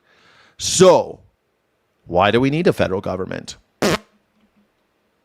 All of the false promises of communism, and that communism is really a threat to democracy. And so I think it's good that we're doing that. Communism's a threat to the democracy. It's funny because communism literally is a form of democracy. So that once they go to college and then they get confronted by these far left professors spewing all this baloney, that they're able to fire back. Stop going to college, Americans, with these crazy ideas of cooperation and collectivism. Excuse me, no, this is actually what happened here in Russia, Cuba, Venezuela, what's happening right now in Nicaragua, and then Oh, great. Russia, Cuba. What did he say? Russia, Cuba, Venezuela? Is that what he said? I mean, these are countries that America murdered, right? Is that what he's listing? Countries where America went out of their way to murder the people so that we can keep them from ever being a successful democracy? That doesn't work. Democracy doesn't work with communism. Well, not when you're killing them, that's for sure. Not when you are and your friends are blockading them. Not when you're literally sending you're perpetrating a Bay of Pigs against Cuba. Like, not when you're literally like staging coup d'etats in South America. I mean, no, then it won't work. You're right. Democracy won't work when America is putting her giant thumb on the scale and pushing it down and holding all the people down. Of course it won't work. It's communism's fault, though. they don't get fed, a pile of bologna. Yeah, we're seeing it happening right now. This new Pile of interest in baloney. all across the world in a multitude of places, and we've already seen the fallout in some of those places again. The same fallout that we see. It's a pile of bologna. It's a pile of bologna. It don't go to school because it's a pile of bologna. It's a pile of bologna. I've never heard someone call it bologna. I know it's spelled that way, but is there anybody in the chat that calls it bologna? Because it like when you see it spelled out, it's Bologna, right? Because it's Italian, Bologna. But baloney is what we all say. We all say baloney. I don't know why we say baloney, but we all say that. But this guy's like, it's all a pile of bologna. It's all a pile of bologna. Yeah, bologna. Do you say bologna or do you say baloney? Everyone says baloney, right? Oscar Mayer says, my baloney has a first name, it's Oscar. My baloney has a second name, it's Meyer. I forget how the rest of it goes. Oh, it says something like, it might be lips and anuses, but I eat it every single day. Oscar Mayer has a way with BOLOGNA. Something like that. It's assholes and lips, but Oscar Mayer has a way with BOLOGNA. Baloney. Historically, I think it's worth noting as well for our viewers, many of them may know that you are Cuban-born yourself and your family has been forced to flee during the Cuban Revolution. But the way this new history... This guy's from Cuba and he talks like this? Standards are laid out in Florida. Very interesting. Grade 6 has a certain... a system that they begin to learn about, and it follows into grade 7, into grade 8. For instance, the early attempts at communal living right here in American society, in Plymouth, for instance, and the early colonies and the efforts there. And then it goes on into high school, where it goes deeper into developing political, intellectual, economic, as you mentioned, origins of communism, and a very layered approach to helping the kids understand how the history has unfolded. Do you think that is a great approach to begin young and to explain all of these systems? Yeah, it should be age appropriate. I mean, you can't get right into it until all the evils, et cetera, and really what happens at the end and what Stalin did and how many millions of people Stalin killed in the Soviet Union. Stalin, though. How many millions of people has the American government killed? The thing is, every nation state, every nation state kind of has the market cornered when it comes to murder.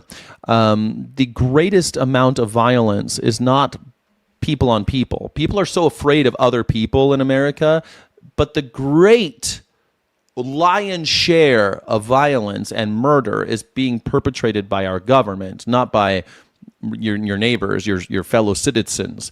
You are not to be feared. You are actually more likely to harm yourself in America than to be harmed by somebody else, believe it or not. You're actually more likely to kill yourself in America than to be killed by a fellow American. Or by the government. The American government kills a lot of people. Tons. Just like bodies and bodies and bodies. Just lots of bodies. Lots. But anything else is a lot of bologna. And as we end a pretty busy week, considering it's summer and government tends to slow down, but is that a redhead at Fox? You know what's funny? The redhead at Fox, I was going to say, I was holding back because she was wearing that color pink. Hold on a second. I'm gonna bring her back on the screen because she... Florida is putting the dangers of communism... Okay, here she is. Here she is, right back. Here she is. Now, you see this color she's wearing? That pink? I fucking hate that color. Not one. I've never seen a woman look good in that color. I don't know why women insist on making that color. I don't know why fashion designers insist on making that color for women and like pushing it on women. That shade of pink is the shade of a pig. That is the shade of Miss Piggy. It looks like Miss Piggy. It looks like she killed Miss Piggy and is wearing Miss Piggy's skin as a coat. That's what it looks like to me. It looks like she went to the Jim Henson factory and she said, give me 3 Miss Piggies. I'm going to dismantle them and make a coat out of her skin. I hate it. I every time I see this color, it makes me want to say something, but I'm trying not to. But if I say those things, it sounds like I'm degrading women. I'm not. But I do wish women would stop wearing this color. I wish they'd stop selling this color to women. Women, please stop wearing this color. I'm not. No, wait. I am not triggered by pink. I love the color pink. Pink is great. There's lots of wonderful things that I love that happen to be the color pink. Use your imagination. There's lots of great things that are pink, but that Miss Piggy pink, that shade of pink, it's kind of like a pastel pink. That pink needs to go. I'm okay with the fuchsias and magentas and all the different pinks. It's just that one shade, that Miss Piggy pink, the color of the flesh of a pig, the color of Miss Piggy. That's all I care. That's all I'm saying. All right? I'm not pink shaming. Sayard. I'm not pink shaming. I'm not. I just don't like the Miss Piggy vibes. And women should not be wanting to be associated with, not that there's anything wrong with pigs, but does anybody want to be a pig? Like, a pig is an animal with dirt on his face. His shoes are a terrible disgrace. I mean, no, I don't hate pigs. I just don't want to be a pig or be associated with pigs. I don't want to date a woman who looks like a pig, right? You don't want to be with a woman who's piggy. Maybe you do. Maybe that's your thing. It's not for me, though. And I wish that women would stop dressing like pigs or in the color of pigs, like this woman at Fox News. It's not because there's women on the other channels that do it, too. Every year around this time, people are starting to get rid of the white. They're starting to wear more pink. They're starting to get more pastel-y as they move into fall. And you'll see this color a lot. It's around, they start wearing it like right in the beginning of spring and right at the end of summer. They start wearing this pastel Miss Piggy pink. Gulp. Jack hates English accents. I don't hate English accents. What the fuck, Nurse Rod? I hate English accents now? And as we end a pretty busy week, considering it's summer and government tends to slow down, but we had an election, we have new polls, we've got some economic problems for Donald Trump, and we are seeing this is very clearly the summer where Trump's second term unraveled. The polls tanking. He's at 30% overall. Worse than the economy, just fucking below there at 28%. I like that look at this, this is Trump's approval rating, 30%. I remember when it's at 33. I'm going to wait till it goes to 29. Wait till it goes to 29. We're almost there.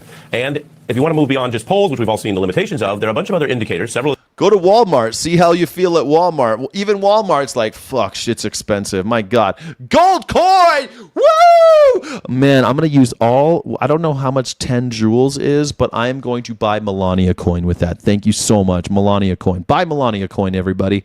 Economic that show why the Trump economy just isn't working for people.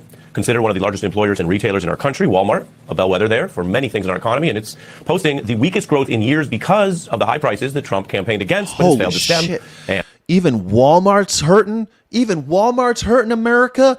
Look, what's more American than this? The golden arches of McDonald's on the same side of the building as the Walmart logo with the kind of like the golden asshole and the golden arches. The Walmart logo kind of looks like a golden asshole, and the golden arches are right there. The golden arches and the golden asshole in the same wall. Beautiful. That's America right there. And in many ways, the supply chain suffering under the war and the gas hikes as well. Then there's a national debt. Now, this is something that kind of exists in general. I haven't been inside of a Walmart since... Well, for years. When I was on the road, I had to go to Walmart because some of these towns in America, it's all they got is a Walmart. So when I was driving through America those 2 years I was driving around, I had to go to Walmart. That was all that. You don't have a choice. And has gone up for various reasons. We saw that in COVID spending. We've seen it with Republican tax cuts. So there's nothing new about the debt per se. But with Trump, they rushed through those tax cuts for the super rich, and we're now at $40 trillion. So even though both parties have certainly contributed, Trump is in charge. 40 trillionaires. I like how on MS now, well, both parties have contributed, but Trump is in power. Just remember, he is the one who's in power now. The buck stops here. He's been in power for 2 years, honey pie. It's so funny to me. Yes, we know both parties suck. Thank you. Archie has made it worse, and now his Treasury Department is basically trying to do these quick band-aids or sugar high fixes to cover up a problem that will not be going away just with the tricks they've tried thus far. Here's how the New York Times puts it. This year alone, the U.S. is on track to borrow over $2 trillion to pay for the obligations, including the war in Iran and those tax cuts, which I just mentioned, that the Times reminds everyone Republicans enacted just last year. And remember, even if Republicans generally try to do tax cuts and have run on them, Trump pledged two big things: lowering prices and no more forever wars. Yeah, but those... I never thought of I honestly have never thought of the golden arches as tits, but now that you mention it, I think it looks more like spread legs. It looks like the legs are spreading and there's a butthole. It looks like spread legs more to me, the golden arches. But if you say they're tits, they look like some kind of non-human tits. They're kind of like pig tits, like floppy tits that hang under an animal. That's what the golden arches look like. It's so gross, guys. I'm sorry, Mick Arch. I've never thought of the golden arches as breasts, but hey. Thank you. Who are you? Aaron C's World. Thank you, Aaron C's World. Yes. I think it looks like spread legs in a beehole, but whatever. The Middle East. And so had there been any seriousness about this, they might have said, well, let's get the prices under control. Let's make sure foreign policy is working and maybe go to the tax cuts later. That's not what they did. And so everyone's now paying for it. And a lot of people are mad. This isn't just some Trump critic or liberal Democratic thing. The polling you just saw, the problems with prices, the problems at Walmart, these are things that people are mad about. And by definition, the statistics show it's a lot of former Trump voters who are mad about this. Yeah, what do you know? Statistics are showing most people who voted for Trump are regretting their decisions. How weird. Jack, I figured it out last night. This world is being run by demons, jinns, invisible. You know, that's such a nice thought to think that the invisible world is responsible for the horror show we're all living through. But I think that that's not productive because I'm not, you know, I know you're just making a joke, but, we like to think of like evil demons doing this or some kind of imaginary creature magic thing happening, or we're in the darkest timeline and there's some other quantum reality where everyone's doing okay. But the truth is we did this. Democrats and Republicans did this. The liberals did this. The Nazis did this. Because we refuse to actually work together to build a better tomorrow, we are fixed in this weird, individualistic society where the bro-oligarchs and tech gurus are in charge of everything, and we all work for them.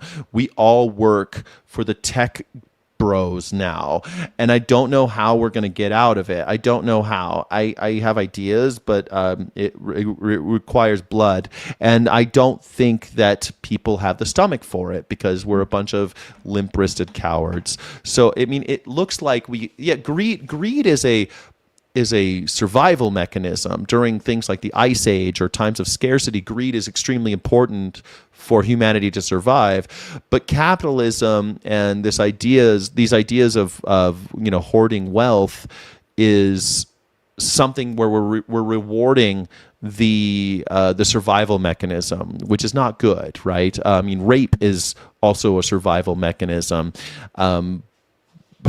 We shouldn't be promoting it, right? Like rape is something that will happen if there's a boy and a girl left on planet Earth. There's going to be a baby, right? Like that is something that during times of scarcity you'll see more of that happen, but we don't think of it as a good thing.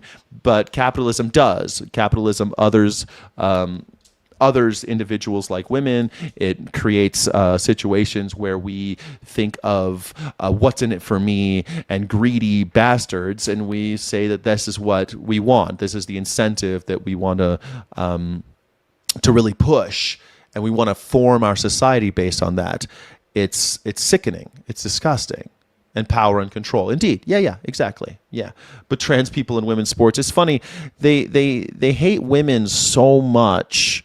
They hate little girls so much, but that they'll say something about trans people in women's sports in order to pretend like they care about women, but they hate women. They buy and sell women. They buy and sell little girls, and they're totally okay with defending the people who harm children. They're very much into defending those who harm children, especially female children.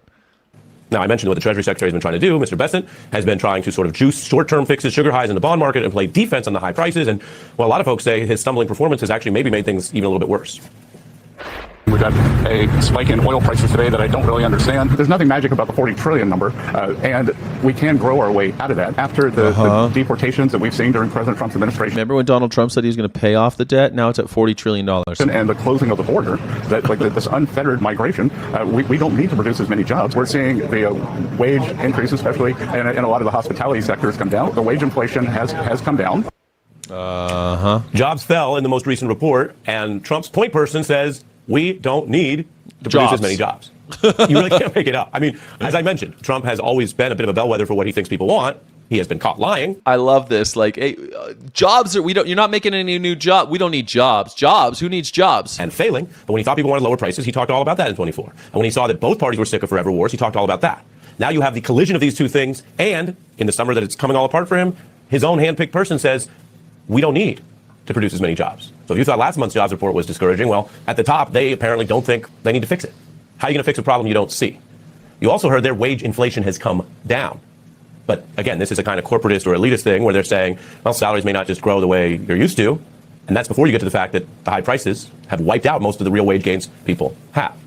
This is not one of those issues where you say, oh, we're so divided and people don't know what's going on and myths and lies online have confused people. The Walmart data is exactly how people are acting, because they are concerned that with high prices, they have to change their behavior. It's just like when he says Walmart's a bellwether, I completely agree. I mean, Walmart is the largest toy seller, the largest book seller, the largest clothing seller, largest everything, their largest grocer. Walmart, if Walmart's doing bad and we've all put all of our chips on Walmart and we're all betting on Walmart in America, what do you expect to happen?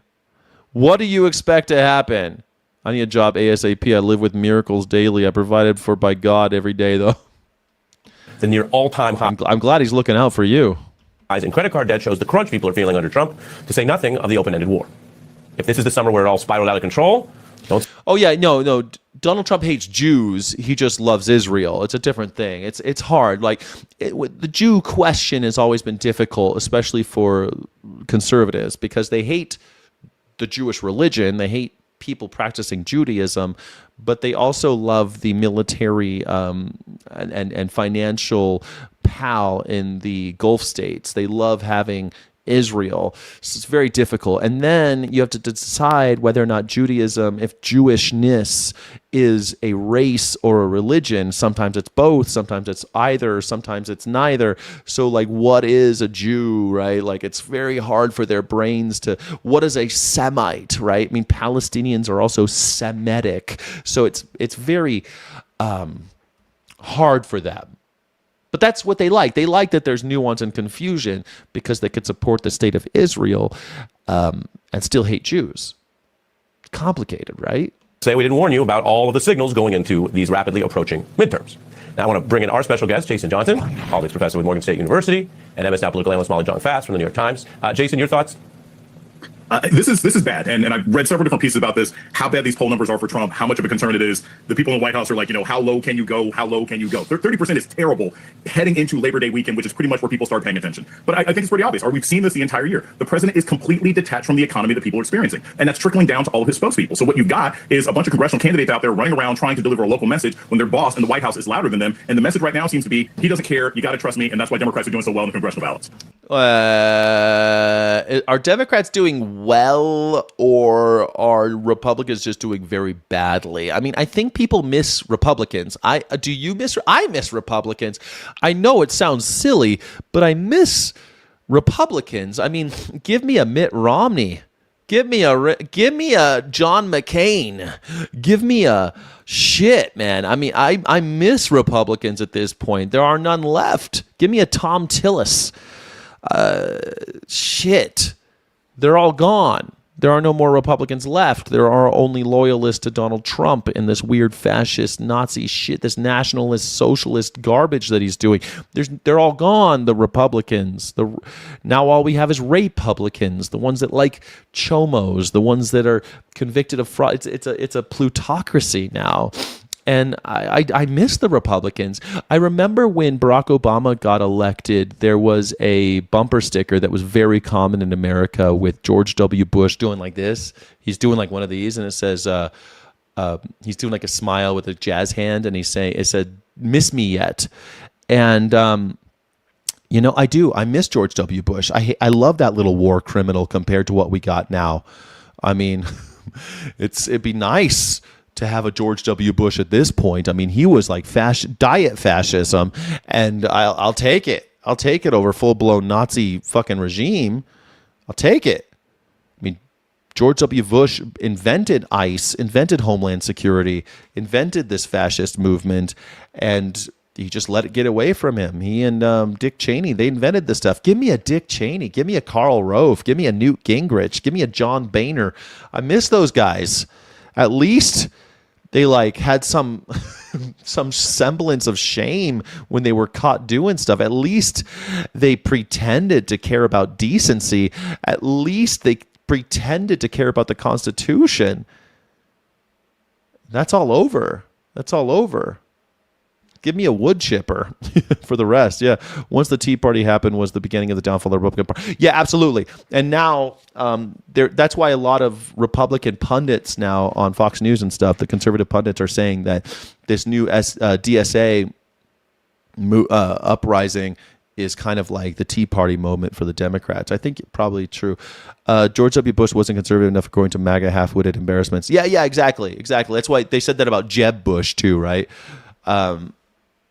Tea Party was already a Russian psyop. Maybe it was. VR, the Heritage Federation, was very helpful to Reagan too. Heritage has been around the right-wing think tanks, but I guess like over this dude saying that, oh yeah, it's the Democrats are doing well on the ballots. I don't know about that. I think people are just missing old school Republicans, and they are sick and tired of seeing MAGAs. They hate the MAGA movement. The MAGA movement sucks.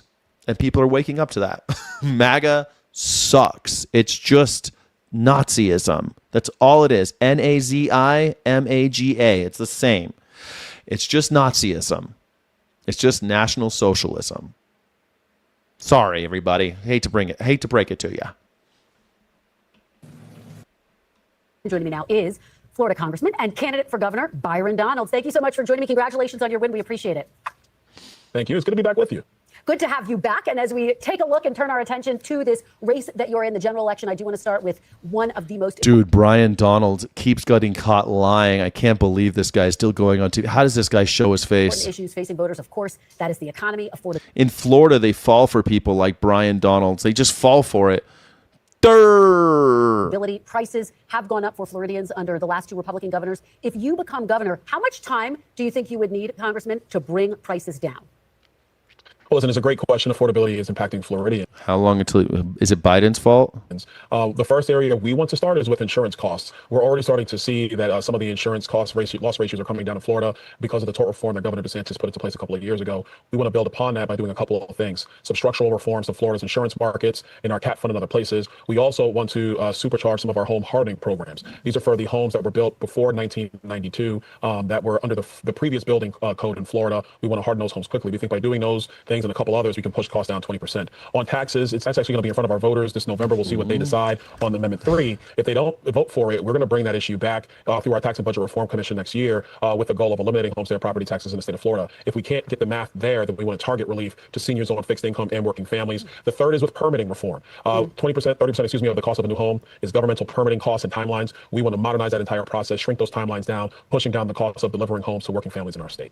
Congressman, let me... Sounds pretty good, man. You must have practiced that one, Byron.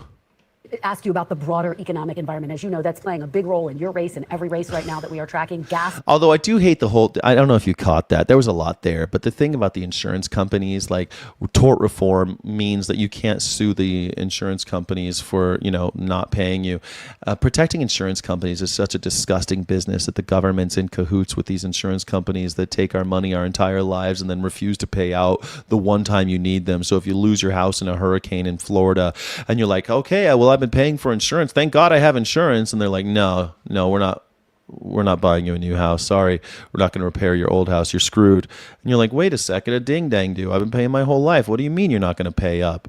Why did I have insurance this whole time? Well, and oil prices are up. Inflation is higher than when President Trump first took office. President Trump says he should be given an A+ on the economy. Do you agree? A+, A+, A+, A++. Look, I think the president has done a very good job on this economy, incredibly well. And here's why. Number one, wages adjusted for inflation are up again in the United States under the Democrats with their economic policy. I do love, you see this gap right here? See this gap right here? That's when Donald Trump hated the numbers. So he fired everyone who counts the consumer price index. He fired all the people who count unemployment. He fired all of them. And that's why there's a gap there. He just decided not to count. Isn't that disgusting? Isn't that a disgusting thing? If you don't like the numbers, fire the people doing the counting. Wages adjusted for inflation were down, and very much so. That's where the prices just got completely out of control. Number two, when it comes to economic growth, we have had positive GDP growth. It's been actually quite strong since the president's come back into office. Number three, people being able to take more money home. It was President Trump's agenda, myself in Congress, and many and Republicans on Capitol Hill that moved to make sure that people who were on tip share weren't getting taxed. People who work overtime not getting taxed. The largest Social Security tax in American in American history for our seniors. A lot of them living paycheck to paycheck. And the fourth one that doesn't get as much credit is the Section 199A. Small business tax deduction that actually kept small business taxes low for our small business all throughout the United States. And we all know that 90% of all jobs come from small businesses in the United States of America. What was Byron? What did he go to jail for? What was Brian Donald's criminal convictions about? Brian Donald's Byron, not Brian. Byron Donald's.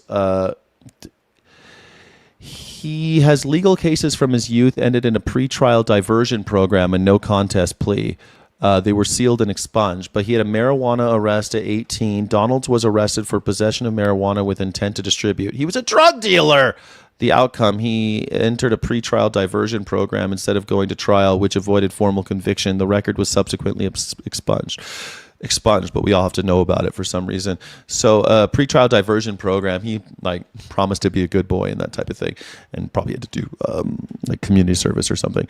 The incident in 2000, he was 21 years old. Donald was arrested on a felony charge. Political and legal accounts have varied on the exact nature of the charge, sometimes described as bribery and felony larceny. Donald stated in interviews that an acquaintance convinced him to provide his debit card and PIN to make money, and his account was subsequently used for passing bad checks. Fraud. Fraud and felony bribery. He pleaded no contest and paid restitution and completed a period of probation. His earlier drug arrest and this record was sealed and expunged by the court. Nice. So that's good. But he hates anybody else, any other black men caught up in the mix, trying to make $1 out of 15 cents. He hates those people for some reason. Well, that's the economic agenda the president has delivered on. Let me ask you, though, look, inflation was at 3% when President Trump took office. It's now at 3.4%. He promised he was going to bring prices down on day one. Gas prices are up. Oil prices are up. Did he break that key promise, Congress? Man, I love her. I think she's I think she's such a great replacement. Meet the Press, I think, is one of maybe the oldest running news shows in America. It's been around for a long time. I think she's a great host. I think she's the first. I might be wrong. She might be the first woman. Well, no, the president did not break that key promise. I think if we were looking to talk specifically to oil and to gas, we all know that that's the Iranian regime who decided to put a stranglehold on the Strait of Hormuz because President Trump because President Trump bombed their school children. Trump did the right thing in doing what was necessary to stop the Iranians from acquiring a nuclear weapon. Oh, yeah. It's the Iranians' fault that gas prices are high. It's always somebody else's fault. Why is it that it's never Donald Trump's fault? Could someone tell me, please, in the chat, why is it that it's always every other president's fault, but it's never Donald Trump's fault? This guy, it really is remarkable. It really is truly noteworthy that I've never heard a president not just have his followers just be like, well, the president never did anything wrong. He had to bomb those dirty Iranians, and it's their fault that the gas prices went up. What? Donald Trump said that he was the one that blockaded the Strait of Hormuz. Who did it?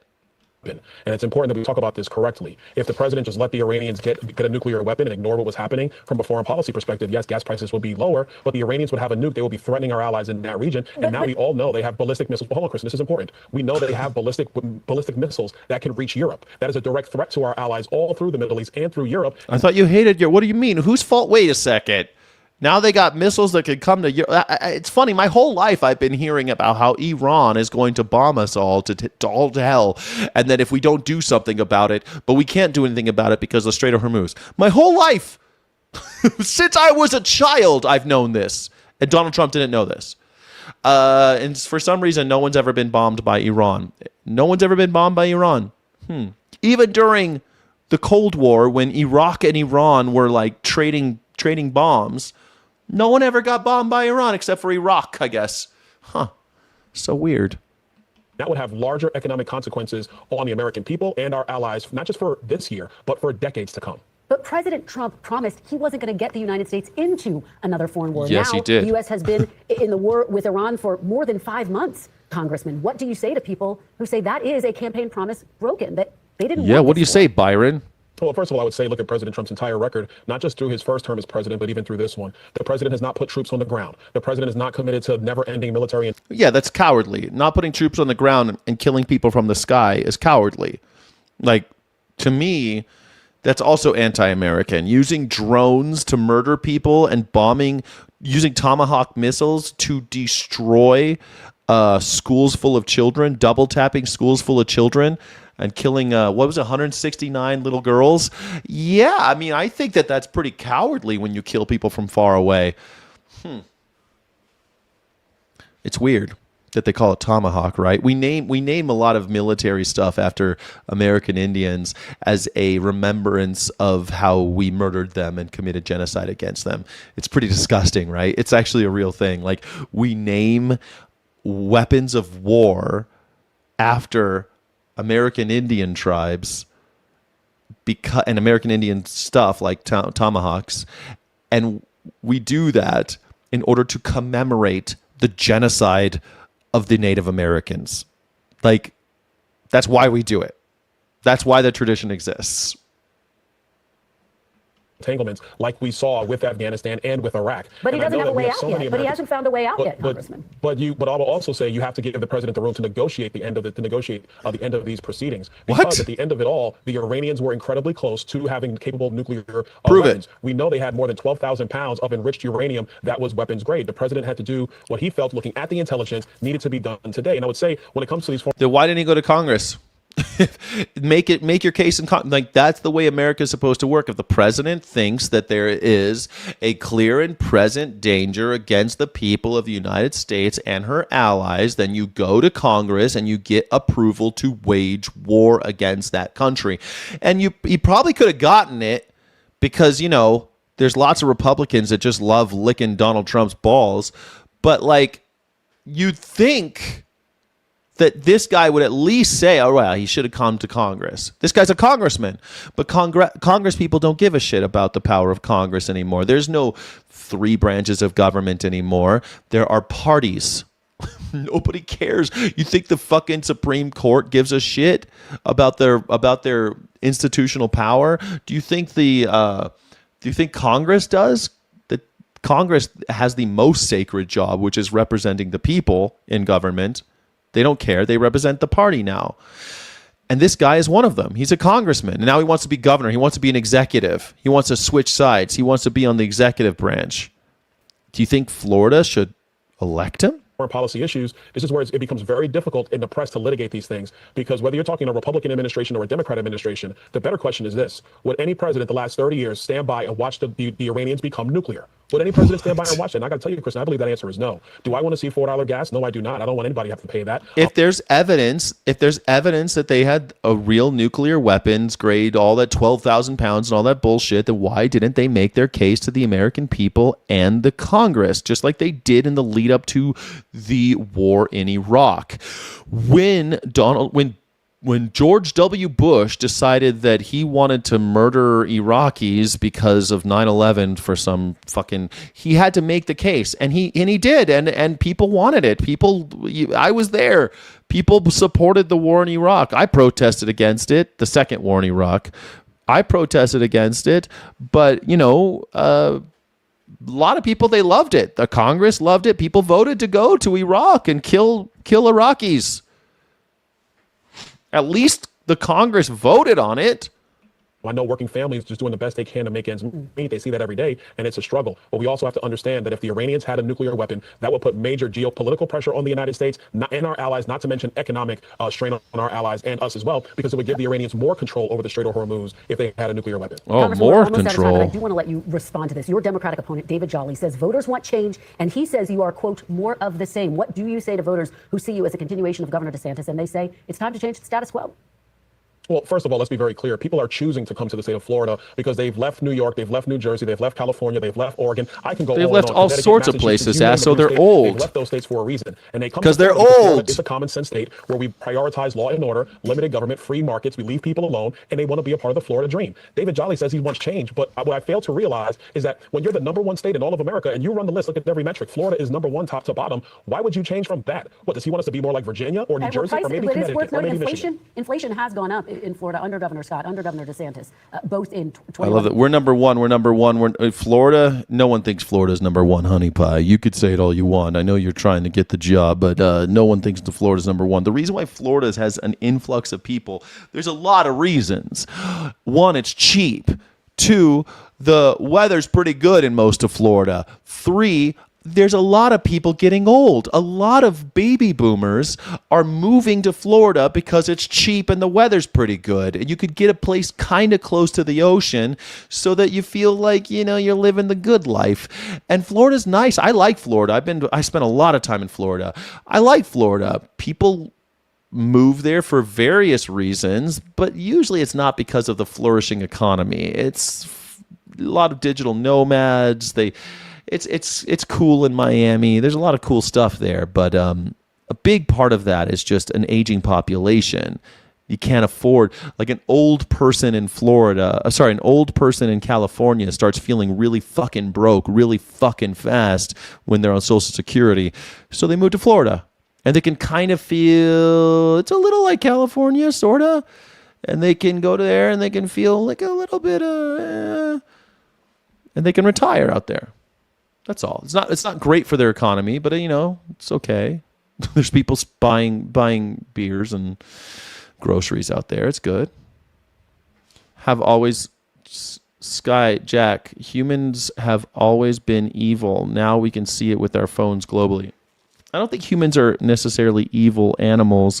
I think humans are very powerful animals, and that power in the hands of stupid animals like humans, like every other animal, just another stupid animal, that power, it creates the power imbalance creates the evil that you're seeing. Yeah. It's always been about the weather. It's a big thing about the weather. Yeah. It's always been about the weather. I mean, it's great. If you live in New York and you're 70 years old, it's great to go to, they had a whole show about it called Golden Girls, about ladies from all over America that moved and lived in a house together in Florida. It's nice down there. There's big parts of Florida that are super nice. There's some little cool little towns. It's pretty built out. It's pretty easy to get around. If you don't mind driving, it's nice. It's nice going to Florida. It doesn't snow. So, when you're old and your bones hurt and it's snowing outside, you don't want to live in upstate New York anymore. If you're out from I don't know, if you're from Ithaca or someplace or Connecticut or something like that, you don't want to live up there when it's ass cold. So you move down, or Michigan, it's too fucking cold. Minnesota, so you move to Florida when you're old. It's great. Turn on the AC, live for cheap. Live out your golden years, with the Golden Girls. 2019 to present. And unfortunately, we are out of time. I invite you to come back when we have more time to discuss I will come all back of because this. I want to answer that question because that's a very important question. I want to make sure I get to that one. Okay, fair enough. And we appreciate your coming on very much. We're going to be tracking your race closely. Thank you. I think she's a great reporter. I think she's great. Young men are disappearing from the workforce. The share of men between ages 16 to 24 participating in the labor market now sits at just In a labor market, her voice. 56.1%, a sharp 13 percentage point drop since Labor force participation since 2000, 13% men age 16 to 24. They're just not in the labor force. 2000. And while some are asking, where are the working men? Our next guest says many are stepping in. I don't know. I wish that I didn't work from the age of 16 to 24. I worked from the age of 13 to 24 for sure. I worked. I just fucking worked. I've been working since I was 13 years old. I don't know, man. I wish I didn't. I wish I wasn't a worker since the age of 13. The last reporter was chumming it up with Stephen Miller. She did? What do you mean chumming it up? I think she holds people to account. I think she's pretty good at holding them accountable, but I could be wrong. I'm always willing to be wrong. Is Trump the most pro-war president of all time? I've always said that. Everyone called him he's a peace president, and yet here we are. I told you so. He wants to invade Greenland, Canada, Panama, Cuba. He made actions against Venezuela. He kidnapped the leader of Venezuela, and he's dragging out his war in Iran for as long as he can. He tried to rescue Bolsonaro from incarceration in fucking Brazil. He had a military operation planned to rescue Bolsonaro, who's now sitting in jail. Jair Bolsonaro. And so because it failed, we have tariffs against Brazil. It's disgusting. into entrepreneurship. William Fry, who launched American Operator late last year, is trying to offer a fresh alternative. His Austin-based firm helps operators, typically a longtime employee or industry veteran, co-purchase retiring owners' businesses, and Will Fry joins us now. I love that. That is such a cool business idea, number one, but I want to ask you about the men, okay? Sure. The data out there says these guys are just choosing not to be part of the workforce, okay? They're discouraged with whatever the cultural narrative is around toxic masculinity. There's some pessimism. Oh, she was like palling it up at the journalist ball with Stephen Miller. I don't. Kristen Welker, I think that she does great interviews. I don't know what she's. I guess like. I guess I would kind of expect. Do you remember Joe Scarborough and Mika Scarborough? She and he went to Mar-a-Lago to kiss the ring because they want access. And so I think they have to play a difficult game. They have to kind of kiss enough ass so that people like Steve Miller will come on the show. Same thing with Joe Scarborough and Mika. They talk shit on Donald Trump all the time, but they want access to the news makers, right? Because they're news reporters and commentators. So that would make sense. I don't want to ever be in that situation, but I think I would understand. Annual White House Correspondents' Dinner, maybe. I guess that would make sense. I mean, they would be both probably sitting in close proximity, and they'd have to be civil. I think that's why that event exists. But listen, man, I'm not going to defend Kristen Welker. I think that media and politicians, and reporters have let us down. But I think she's one of the good ones. I could be wrong. Are you pessimistic about the American man? I'm not. That doesn't mean that there's not a minority of folks who think the American dream is dead. I think around 1 in 3 young men think communism is a great idea, and I think. Oh no! When it was happening, Steffelson, I thought it was like I thought it was farcical. How many people were going to Mar-a-Lago to kiss the ring? It made me sick to my stomach. I was sick. I was sickened by it, especially after the shit that Donald Trump said about Mika. And I was like, I would never go fucking. I wouldn't go talk to a powerful man that I couldn't punch in the face after he said what he said about my wife. I would never do. I wouldn't. I'd say no. That's too far. But I mean, they got a job. They want access to newsmakers. I get it, but I don't want to. These people sell their souls, guys. That's their job. That's their fucking job.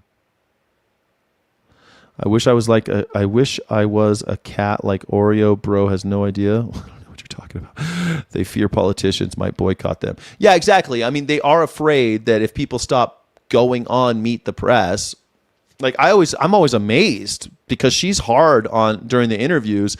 I'm surprised people like Stephen Miller even go on her show, but he does. He goes and faces the music. I'm always surprised that even like what's his name? Scott Bessent. Like Scott Bessent is made the fool. Howard Lutnick is made the fool on these interviews, or Tom Homan made the fool on these shows.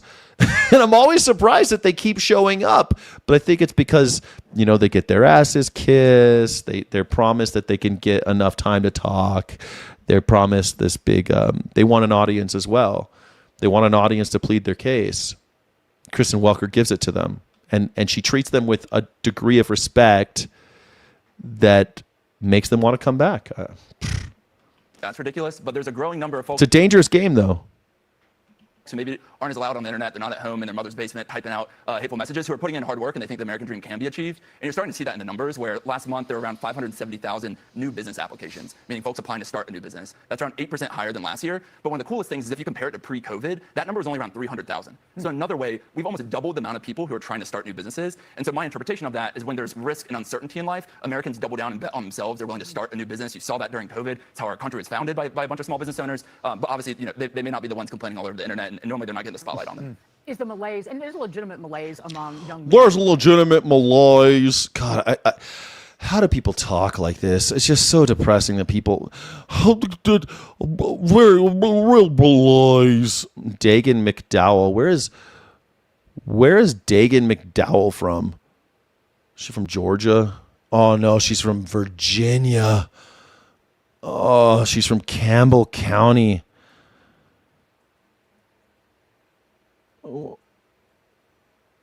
She graduated from Wake Forest University. Oh, God, I've been out there. I used to live in Virginia. No, she talk like... Oh, that's the voice, man. That's the voice of my ex-wife's my ex-father-in-law. That's why I hate that sound of this woman's voice. No, it's a credible malaise. You got to make sure you get the malaise going on. Is it less like I want someone or some government to provide for me, and maybe more, I don't want to work for the man. I don't want to work for the man. If I work for the man and I give the government my money, I want to get something in return. That's communism. I want to work for a large corporation. And so if they see the path or shown the way to running their own thing, having their own business, does that change their attitude? Yeah, I think you're totally spot on. I mean, Digan, can you imagine her in fucking Virginia? People, Digan, get your ding dang do booty over here.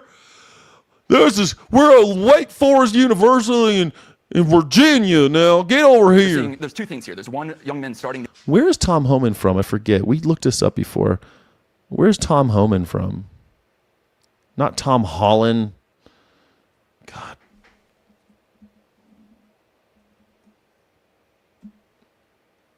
God damn it, not Tom Holland, Tom Homan. He's from New York. His father and grandfather were both cops. And he has his own career as police officer and started in West Carthage, New York. And then he joined the Federal Immigration Services. Tom Homan from New York, West Carthage. New businesses, and they're not necessarily getting picked up in the numbers. The second thing is they're entering the gig workforce. And so you see around 17 million Americans who are in the gig economy. Oh, yeah. King of the Hill is supposed to be Texan, but now he really does talk like a Virginian to me. Because the Texans sound like Mr. Phil. Now, I don't know why you say it's crazy, but I say, like, Texans usually have like a little sing-song. Now, howdy, partner. How y'all doing? Like, Texans usually have a little sing-songy thing going on. But Virginians are always like, no. Now, you don't know what happens when you get a water pot boil. You got to let a water pot boil. A watch pot and air boils, okay? A watch pot and air boils. Fuck, man. But I can give countless stories of, I know one guy, he's probably around 25, 26. He went to BYU. He was working in software sales. He quit a year and a half ago and launched a stump Of course, this guy's a Mormon. grinding company that now is grossing over $300,000 a year. He's also a part-time coach for BYU lacrosse. And so there's a lot of those stories out there where he's now making more than his W-2. He's not getting picked up in the numbers. And so I think there's a great case to be optimistic about the future of the country. You know what? Stump grinders matter. They do. A lot. And if you know, you know. And they never show up in social media. They're not up there in the headlines, right? Because they go to work quietly every day and do a good job and raise a family and provide for their community. And nobody, they're not out there tweeting and posting and so forth. That's What is a stump? What is a stump grinder?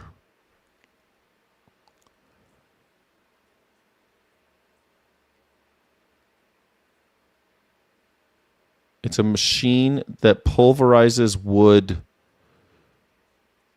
so that tree stumps. Great. Trump, yeah, stump grinders. They're not on social media. That's why we love them. part of the problem here is the narrative is defined by people who spend all day online, not out doing some work. Wait, where does he live? Because I do need a stump grinder. Salt Lake City. No, I'm in Ohio. Will he travel to Ohio? Yeah. Well, it's great stuff. Great example. Thanks Great very much to for see being here. Thanks for having me, Brian. All right. I need a stump grinder. I need someone to grind my stumps, if you know what I'm saying. I think you do. I hope you know what I mean about the stump grinding. I need someone from Salt Lake City. Is he a Mormon now? Do you know how to grind my stump? I do want to get your take on something that we heard out of Iran. Iran's president today saying it would be better if the war would just end now, while Tehran is in a position of strength. When This guy looks like he's no nonsense. you hear those comments, especially as there are some indications, right, that Iran may be starting to feel a bit of this economic squeeze from the U.S. How do you read not only those comments from the president, but the decision to put them out now? I think both parties are in a stalemate right now. And I know they're all kind of making motions. The United States is trying to apply some economic pressure. Iran continues to close the Straits of Hormuz, putting economic pressure on the United States, and basically firing missiles at our allies in the Arab world. Both are hoping the other side will give. I don't see that happening. Our intelligence makes clear that economic pressure alone is not going to have Iran be willing to come to any kind of agreement on ending the war. But wait a second. We've had economic sanctions against them since I was a little toddler. What do you mean? What do you mean they don't work? And so what I see right now is a prescription for a prolonged war that's going to continue and will continue to, frankly, hurt the United States economically, but also in terms of our strength in the world. The rest of So a forever war. It's a forever war. So we're back in a forever war is what you're saying. Cool. That's what we've been. Donald Trump said he wasn't going to get us in any more forever wars. What do you say, Maggers? Why are we in a forever war? the world is looking at the situation in Iran, and what they see is the possibility of another lost war. That would really hurt credibility of America in the world that we're dealing with, which is What's one more lost war? We've lost so many at this point. I mean, this is the degradation and crumbling of an empire after all. I mean, like the last 100 years of every empire is kind of a rocky road down. Like we always think of like, oh, and then one day there was no more Roman Empire, but that's not how it works. The Western Roman Empire lasted about 500 years, and then the last 100 years was a sad kind of grind down like a stump grinder. They mulched it, but it takes 100 years. Even like old empires of the Americas, they all last about 500 years. In the last 100 years, they start to fall apart. They get top heavy. They get stupid. People lose all faith in the government, and then they start breaking apart. That's what's going to happen here. That's what happened to every country in Europe. That's why people think of like the Netherlands as this tiny little country. Well, it wasn't. It was this massive, one of the greatest maritime countries in the world. It was an empire. The Dutch had an empire. The Belgians had an empire. And then after a while, they start falling apart, and then they start breaking up, and then they get the little country. Now they're just a little country. Same thing will happen in the United States. We're on that road right now. We're just in that last 100 years where we get to watch as it all falls apart. The center cannot hold. Iran is losing its leverage. Oh, Havoc. You're such a cutie. You're so cute. You're such a cutie, sweet Havoc. You are such a sweaty pie. It's very dangerous. Secretary Leon Panetta, always appreciate your insight and your perspective. Thank you. Yeah, Portugal, England. England's a great example, right? This empire that was this massive, and our empire is coming to an end. Like, it takes a while for a civilization to crumble, and then you'll have whatever's left over. France is a great example. I mean, the French Democratic Republic of France. I mean, the constitutional democracy of France. How old is the current constitutional democracy of France? It's only 67 years old, 1958. I mean, like, think about France. It had an empire. 1950, the current France as we know it today is only 67 years old. It just has the same name, but the empire has crumbled. And now it still has the same name, France, but it's not the France of 100 years ago. I mean, shit, the Republicans and Democrats aren't the same thing as 100 years ago. This is how stupid people are. They're like, Democrats started the KKK and the Republicans freed the slaves. That was like almost 150 years ago, buddy boy. A lot's changed since then. And the United States government, we've had a long, good run. And if you think about American society, starting with Jamestown in 1610, I want to say, we're about 500 years in. And most great empires and big societies and giant civilizations like the America that you know today, the United States of America, it lasts about 500 years. And then that last 100 years is just the slow grind all the way down until it's all broken up. Eventually, there will still be an America. It'll probably be like the 13 original colonies or something, and the rest will be free. The rest will be free of the shackles of the United States government, and we'll have something new. We'll have something different, just like they do in Europe, just like they do in Egypt, just like they do everywhere. Well, actually, all over the pre-Columbus America, there were empires that went up before white people discovered America. There were people living here, and they had empires go up, last 500 years, and then crash. It seems to be that's the life cycle. No matter what, no matter when. Pretty rad. President Trump's new threat against Iran, which includes imposing economic penalties on any country doing business with Iran. Beijing's foreign ministry spokesperson says sanctions and pressure tactics are not the solution. Iran, for its part, is vowing to prosecute and imprison anyone who carries out President Trump's so-called economic D-Day against Tehran. It comes after the president vowed to impose the most crushing economic operation ever taken against any country and demanded that other countries stop doing business with Iran. Joining me now, CNN senior military analyst, retired Admiral James Stavridis. Thank you so much for being here. Look, this is part of the president's new strategy to crush Iran financially as opposed to bombing Iran constantly.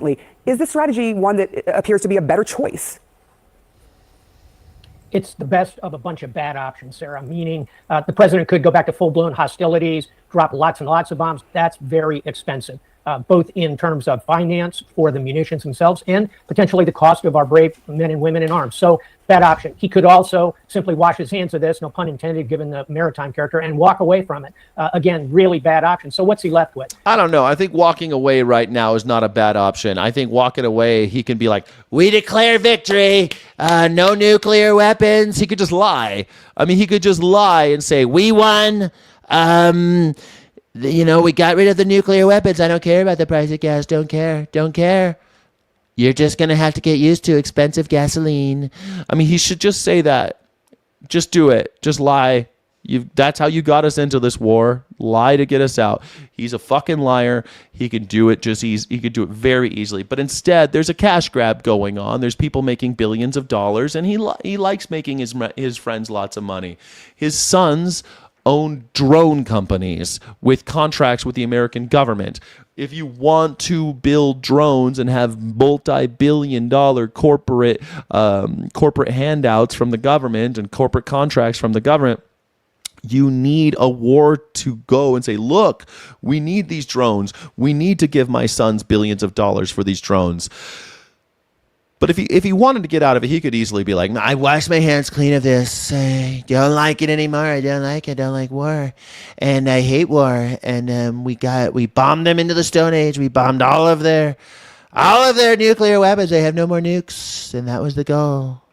essentially what you see right now, which is a blockade along the Iranian coastline. You're showing about 1,000 miles of Iranian coastal ports. They're all under blockade. From all I can see, the Navy's doing a reasonably good job at this. It's putting pressure on Tehran. Final thought brings us to the present moment. It's not enough to make it happen quickly. So now he is trying to enlist the rest of the world to step in and be part of this blockade. I think that's going to be problematic, and China is only the first country that's going to decline the honor of being part of the blockade of Iran. Yeah, all these countries.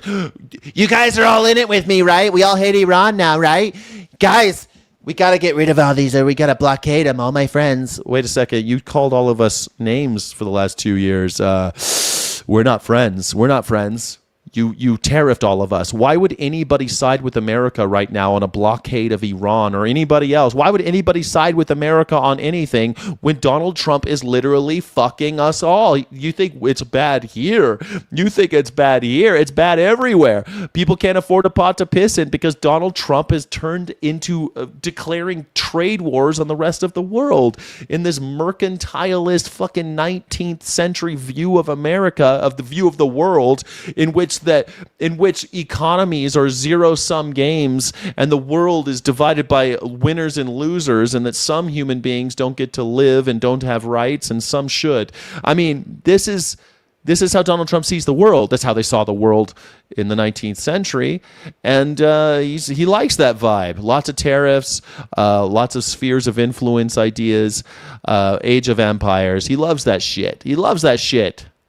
Hello, everyone. I'm Emily Campagno, along with Paul Morrow, Jessica Tarloff, Jesse Waters, and Greg. Start a food garden now. Man, I'm trying. Strong Flower, I'm working on it. Strong Flower. I want to build a water catchment system so that I can water. I live in New Mexico where it's easy to garden here because we have so much sun, but it's hard to not make yourself poor by using water for your garden. It's because water is an issue.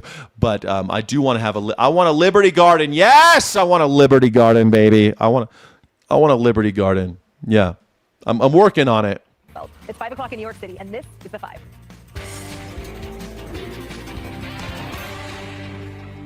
More big tent baloney from the Democrats. Chuck Schumer back. Man, they're saying baloney a lot. At least she said baloney instead of bologna. Pedaling after seeming to write off Did they send a memo out? Why is everyone on Fox News saying baloney today? Have you noticed that? She's the third one to call it baloney. What is going on? It's like the propaganda. You have to have a centralized source. We're all saying baloney, right? We're all wearing blue and we're calling it baloney, okay? Is that what we're doing? Michigan as part of the Democrats' path back to a Senate majority earlier this week. We're all wearing purple and we're calling it baloney. Everything they say is baloney. Now, and they even spelled baloney wrong. That's not how you spell baloney.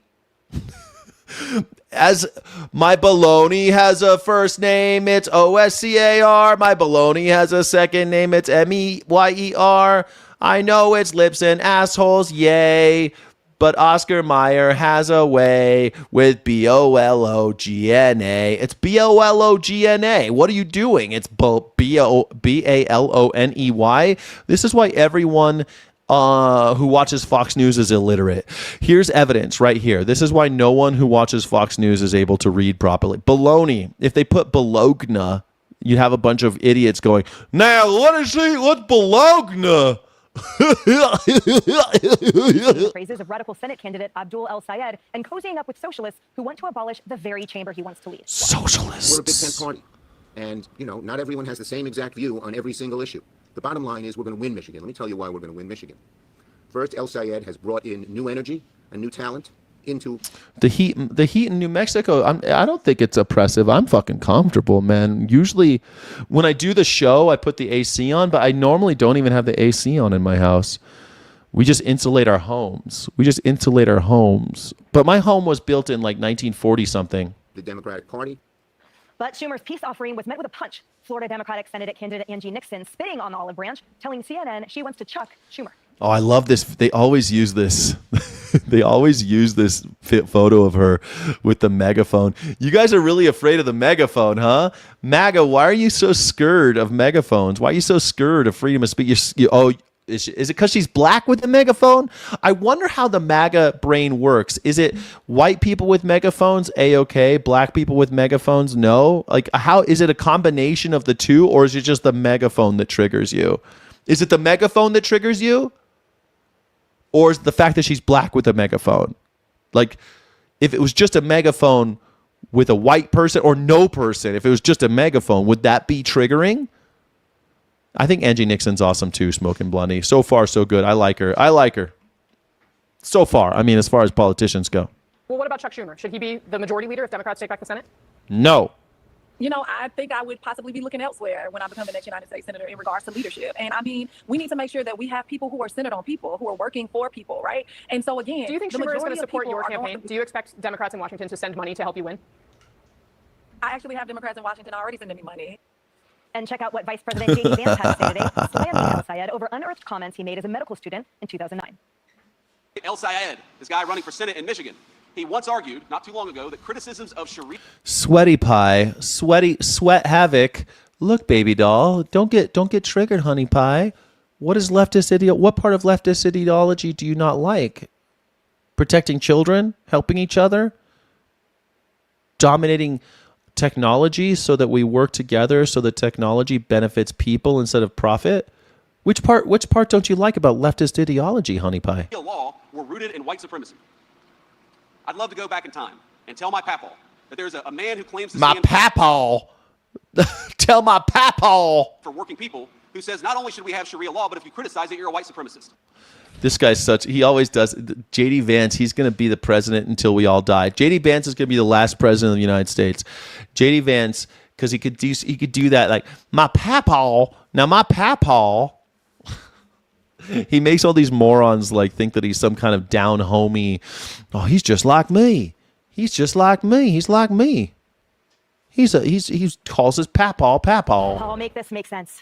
I don't know if I can do that. The show's only an hour. So a couple of things I would say. First of all, unsolicited advice for the Democrats. Let's take a page from Greg's book and ban a phrase. No more big tent. All right? That's all you're hearing about big tent, big tent. If you're going to compel people and you're going to try to convince... They've said big tent since I was a child. That's what Democrats have always said. Big tent party. They've always said that. Big tent. Why don't you like big tent? You don't like tents? You don't like tents?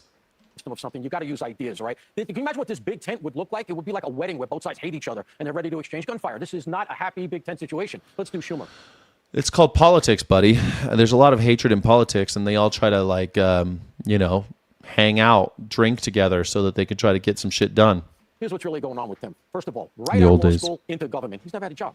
This guy's never had a real job. He's never made more than $200,000 a year. Whatever he makes now, 180, I think, as a senator, and he's worth millions. I don't know how that happened. But he's never had a job. And so what he's terrified of, despite being in his 70s, is getting voted out because there's a very good...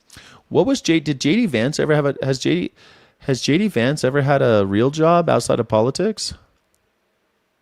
He just wrote that book, right?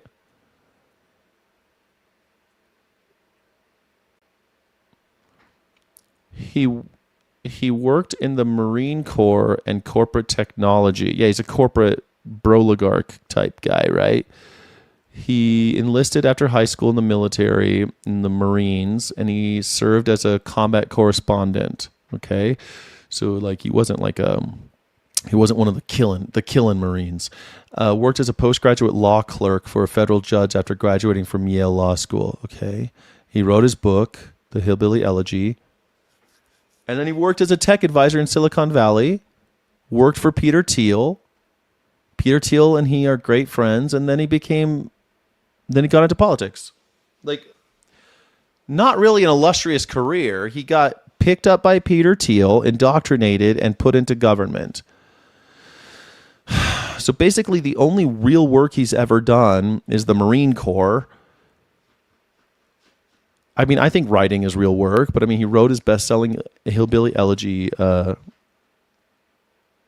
he worked for a federal judge for a very short amount of time as a law clerk.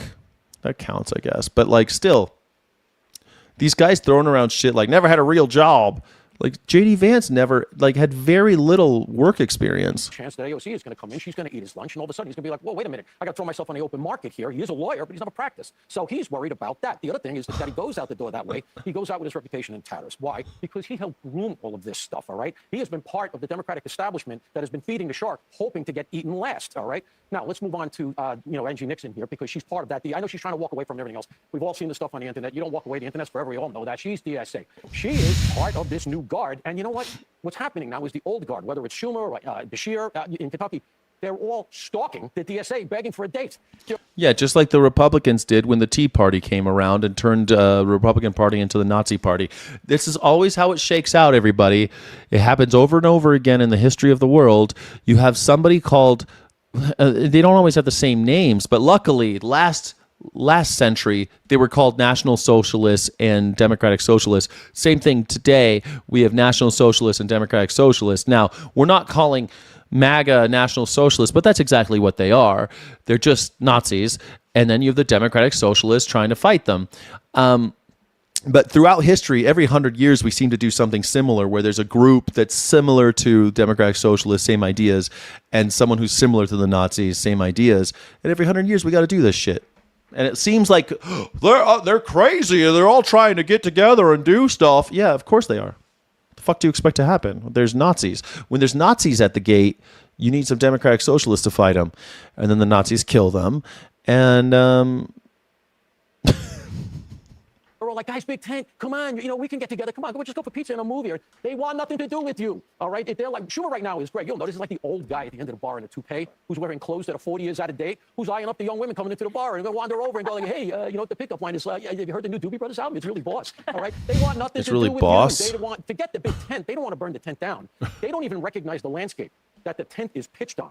And so as a result, there's no commonality there. He right now, Schumer, is worried about being out of a job. It's not any deeper than that. What do you predict, Jessica, is going to happen?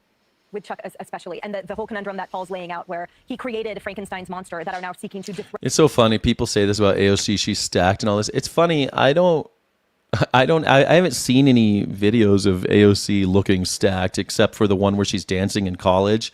And I was like, man, she looks pretty cute in college. But I mean, she was a college girl having a good time. I don't know. AOC's great. I think I still think she's a hypocrite. I still think she's just another politician. But I could be surprised. I mean, I'm being surprised by Tallarico. I'm being surprised by Mamdani. I didn't trust Mamdani, but Mamdani seems to be actually keeping his promises. So I could be wrong. I just don't really trust AOC. But maybe I just don't trust her. The whole green. I just think she's a hypocrite. But I could be wrong. I might be wrong. Him while he simultaneously supports them in it, weirdly. Well, I certainly think there's a strong chance that Chuck Schumer doesn't run for re-election. He'll be 76 years old. It's a perfectly reasonable time not to run. And yeah, if AOC wants that Senate seat, I think that she'll be able to get it. Maybe Pat Ryan jumps in. It would be an interesting That's true. I mean, when she was elected, I was a bit more excited about AOC because she was from the same industry as me. I spent most of my life in food and beverage management and hospitality, and she's my type of person, the type of person that works hard for a living and takes care of people and sees and knows how to work as a team and all that rest of the good stuff. I think that when it came to the green initiatives and stuff and her big talk about the environment and all that, notice how I haven't heard her talk about that for a long time, and I think that mostly it was hypocrisy. Like a lot of these fair weather environmentalists, they say that they care about the environment, but they're not actually doing anything about it. And she thinks that it's almost like a Leninist idea that you have to caucus with all of these parliamentarians and try to get stuff done through the government and blah blah blah. But at the end of the day, if you're not gonna walk the walk, then don't talk to talk, right? You're gonna talk this big game about the environment and Green New Deals and all this other shit, but you're still like scarfing down burgers and going to the Met Gala. Sorry, I think you're a fucking hypocrite. That to me was very annoying and made me lose faith in AOC. I could be wrong. That's all I'm saying. You trust socialists as far as you can throw them nowhere. Now, where's my catapult? Well, you start with Donald Trump. He's a socialist. He's a national socialist. You're welcome. This morning, the Trump administration... Shit. That was a mistake. I got to go back. I wanted to see Hello, everyone. I'm what Emily Jessica Campagno, along with Tarloff was Paul going to say. He's terrified, despite being in his 70s, he's getting voted out. Oh, come on, Jessica. Here we go. that are now seeking to dethrone him while he simultaneously supports them in it, weirdly. Well, I certainly think there's a strong chance that Chuck Schumer doesn't run for re-election. He'll be 76 years old. It's a perfectly reasonable time not to run. Yeah, I hope he does not run again. And yeah, if AOC wants that Senate seat, I think that she'll be able. So you see this color pink, it's almost the color of the Miss Piggy. So she's borderline. If she goes just half a shade lighter, she's Miss Piggy. I'm not anti-pink. Jessica Tarloff, she's on thin ice though. I don't want that Miss Piggy color. She's still got like a little bit of, that's that actual, you see what I'm saying? You see the difference between her and and Dager? To get it, maybe Pat Ryan No, Dager wasn't the one. Who was wearing the pink? I forget. jumps in. It would be an interesting contest of ideas there. But you are ignoring another side to what's happened in this cycle vis-a-vis Chuck Schumer, in that he recruited Roy Cooper in North Carolina, who's lapping Whatley, Sherrod Brown in Ohio, and Mary Peltola in Alaska, who was hesitant to run. So he has had some wins on the board. Obviously, what happened in Maine and Michigan was not what he intended. People are focused on ideas more than they are on labels. Florida, I think, remains a pipe dream for Democrats. I think that Alex Vindman losing is a blessing in disguise, because we won't necessarily be spending, tens of millions of dollars there, and we can send it to Georgia and Texas and Iowa. Oh, I should know that Chuck Schumer backed Josh Turek as well. But I think that there is a contrast worth paying attention to between what we're hearing from even Angie Nixon, who you said she's DSA. She's been DSA for like about 60 days, identifies as a capitalist, as a small business owner. But she was asked about whether joining. Okay. Yes, she's a resist lib. Okay, yeah, put her in jail. She was asked about whether joining the DSA is a distraction. She said, you all are the ones who are distracted. I'm actually going out talking to voters about the things that matter to them. The fact remains that there are people who are dying because they don't have access to quality health care. That is true. There's one party that wants you to have health care, and the other that doesn't care has been promising us a plan for like 10 years at this point. Then you have the vice president today in Ohio. We rolled this clip where he's talking about Sharia law. The more important stuff he was talking about was quality of life. He says, we're finally seeing the American dream of home ownership accessible again to young people. The average age of home ownership just hit 40 years old in this country. Mortgage rates are up, construction is down. That's directly related to the war in Iran. And then he also said, I believe in November we'll face a choice. Do we demand a government that serves us rather than the fraudsters and the criminals? Do we demand that the American president fight for the American people first? Well, that's a good question. Should we demand that the president fight for the American people? I mean, I think that ship has sailed, but I mean, that should have been the demand, I don't know, 1980? Maybe they should have made that demand back in 1980 when Reagan was bringing back suits and ties to the White House and shit. After good old Carter brought, rolled up sleeves and jeans to the White House and said, let's get to work, y'all. Reagan came back and said, no, we want ballrooms and suits and ties. We want to look cool and look real swanky. Maybe we should have thought about that when they got rid of fucking Carter.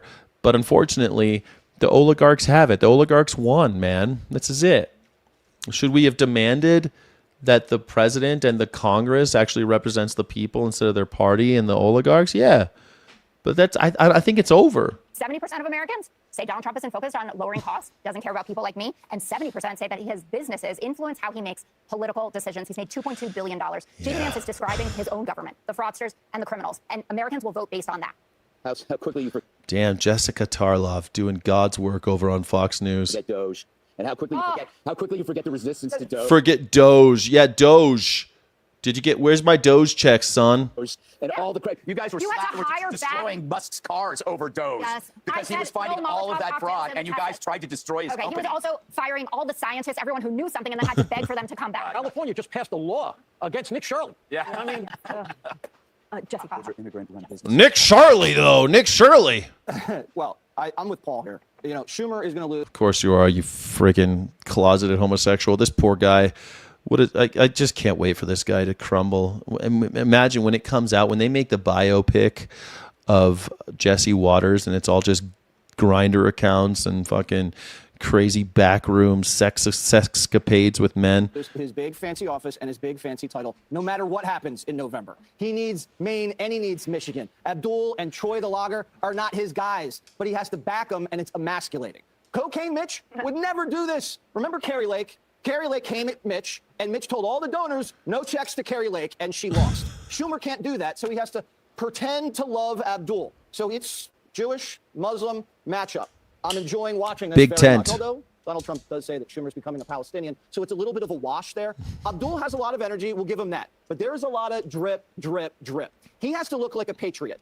And every time you hear him talk about Sharia law, white supremacy. No one has to look like a patriot to win in this country. You think Donald Trump looks like a patriot? Donald Trump hates this country. He calls it a shithole every day. He's always talking about how shitty this country is. He's turning the White House into fucking Disneyland. It's disgusting. And his mother-in-law financing jihadists, allegedly. You think this guy's not cut out for the Senate? This guy's not cut out for this country. Now, Schumer's got a lot on his hands with Ange. Ange backs reparations. Ange wants to take away my health care and give it to Fauci. Yeah, the healthcare, Fauci healthcare. Okay. Ange is for price controls. Ange is a lunatic, and she's got a mouth. Price controls, and she's black. She's got a mouth. Ange says that ICE is going to start killing blacks. Ange says she won't work with Republicans because they want to kill her. Ange is all this. She's running on hate, and you got to run. I don't work with people who want to kill me. I don't know that that's running on hate. On love, Jessica. And the voters can tell. You can want to change America, but you have to do it and come from a place of love. And we know when you're coming a place from love, like Donald Trump. We're coming from a place of love. We know you're coming from a place of love. Place of hate. And we know when you're coming from a place of love. Like a Muslim ban, a place of love. There's terrorism all across the country. You remember Barack Hussein Obama's administration? And it wasn't all Muslim countries, but that was a good way to brand it as a Muslim ban. Yeah. There were Muslim countries that weren't banned. There were some Muslim countries that weren't banned. Yeah, the ones that play ball. Okay, it's good to remind people what Trump's support was like. He had a lot of weird and odd people who backed him, and we called it a pirate ship. Because even though everybody was different, they all rowed in the same direction. Big party's opposite. They aren't rowing in the same direction at all because they don't have ideas. They just have identities. Now they're paying for it. The normies are in trouble. They can't differentiate themselves. They can't say they're common sense because that's Trump's path. Here's the problem. The bigger problem with Big Tent. Trump's path is common sense. He started a war in Iran for no reason. He started a war in Iran for no reason, has killed thousands of people, and he's Mr. Common Sense? You got a small group of super far left fanatics who want to tear down everything. But there's a much bigger group of regular Democrats who don't. Okay, so if you welcome the radicals into your tent, some will join, but then some normies, they're going to leave. That was what was happening in 2016 to 2024. So the net change is the radicals who join minus the normies who leave. And all you need is a few regulars because it's such a large group. Even a small percentage who leave, the party's going to end up smaller. And it will end up smaller. Trust me. Gaining a few intense radicals is not enough to make the loss, losing the larger number of normies. It's like somebody deciding to add X-Lax to the office candy bowl. Pretty soon, everybody's going to start bringing their own snacks from home. So this is a What the fuck, bro? pattern for Democrats. I love patterns. It's like women's sports and locker rooms. The original purpose was Women's sports again. Women's sports. Let's go. fair competition based on biological sex. That was diluted. The female athletes leave. Protestant churches. Do you remember when they used to be traditional? Then they incorporated far left positions. Membership dwindled. While traditional churches, as you Protestant. First of all, Protestantism has literally has the word protest in it because they were Protestants. They've always been kind of considered. There was a bloodbath between them and the traditional Catholics. That's one of those great every 100 years type of situations between those in the hierarchy who have control versus those that want to put more power to the people. And that was the Protestant Revolution. That was a whole thing. Martin Luther and all that. see flourish. So whenever the left decides to allow the elites, kind of the elite fringe in, mainstream falls apart because the mainstream groups need boundaries to create cohesion and meaning. And once you insert people who want to upend the normies feel betrayed, and then they disengage and they leave. Another example, Daughters of the Revolution. Can you destroy them? Yes, you can. By allowing trans into Daughters of the Revolution. They can't be daughters. In fact, that's a complete betrayal. You let them in, Daughters of the Revolution, actual members will leave. Even though there's a Sons of Revolution, the trans don't want to do that. So the Big Tent pretends to be this enrichment. Dude, how does he make this about trans? How the fuck did it become about? Why is it that every time anyone's talking about anything, maggers make it about trans people? How does that happen? Like, it happens in my chat. People will always be like, well, trans people, though. What is it with you guys? You're obsessed. You're obsessed with trans people. I don't think most of you assholes have even met a trans person. Declaration of Independence includes disparaging remarks about Native Americans, referring to them as merciless Indian savages, which reflects the negative attitude. The Declaration of Independence does? This portrayal framed indigenous people as a threat to the emerging United States despite their own sovereignty and land. Well, I'm not really going to go into that right now. When it's actually an erosion. The inclusion benefits only the outliers, but in the I can't with Greg Gutfeld anymore. He's just such a fool. I mean, what are we talking about? Why did this become, we're talking about Angie Nixon and we're talking about trans people all of a sudden?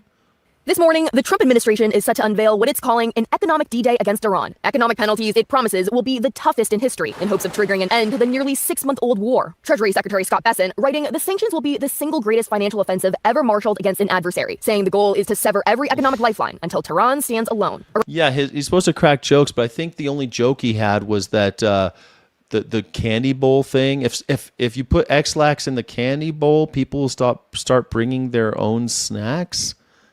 I don't. Iran responding with its own threats, warning if the economic war continues, not a single drop of oil will be exported through the Strait of Hormuz, and the conflict may be spreading in cyberspace. Hackers believed to be based in Iran have already hit American infrastructure, apparently targeting water systems in 7 states, and now British officials are reporting a similar attack. A small-scale energy generator was attacked and shut down for 4 days. The Telegraph newspaper reporting it was an Iranian cyber attack. Nobody lost power, but the government is taking this incident seriously. Meanwhile, a second economic war, this one with America's neighbor. President Trump's 50% tariffs on Canadian goods took effect this weekend. Canada's prime minister is now vowing to match them, dollar for dollar, beginning September 8th. We've got the reserves, we've got the resilience, we've got the plan, we've got the focus, we respond. Trump's trade policies appear to be rattling Republicans. Just 10 weeks before the midterm elections, Maine Senator Susan Collins, breaking with Trump on the tariffs, is not expected to appear with Vice President J.D. Vance when she visits Maine today. And at least 8 Republican senators from farm states are now publicly opposing Trump's plan to lower tariffs on imported beef. The anxiety reaching the president's inner circle. Sources say Trump's son-in-law, Jared Kushner, recently met with House Democrat leader Hakeem Jeffries, looking for common ground. Jeffries could become the House Speaker if Democrats take back control of the House this fall. Now, as for those new sanctions on Iran, the Trump administration hasn't said yet what they'll include or how they'll be enforced. No, yeah, new sanctions and new things.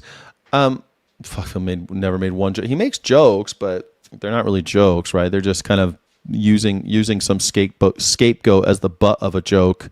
It really is kind of sickening. I know that Trump said the Declaration of Independence was a day of love. Did he say that about the Declaration of Independence? I mean, I know that the Declaration of Independence mostly about the tyranny of the English, about King George. And the thing about it, it mentions how the English were hiring Native Americans to kill colonists in order to keep them from, it's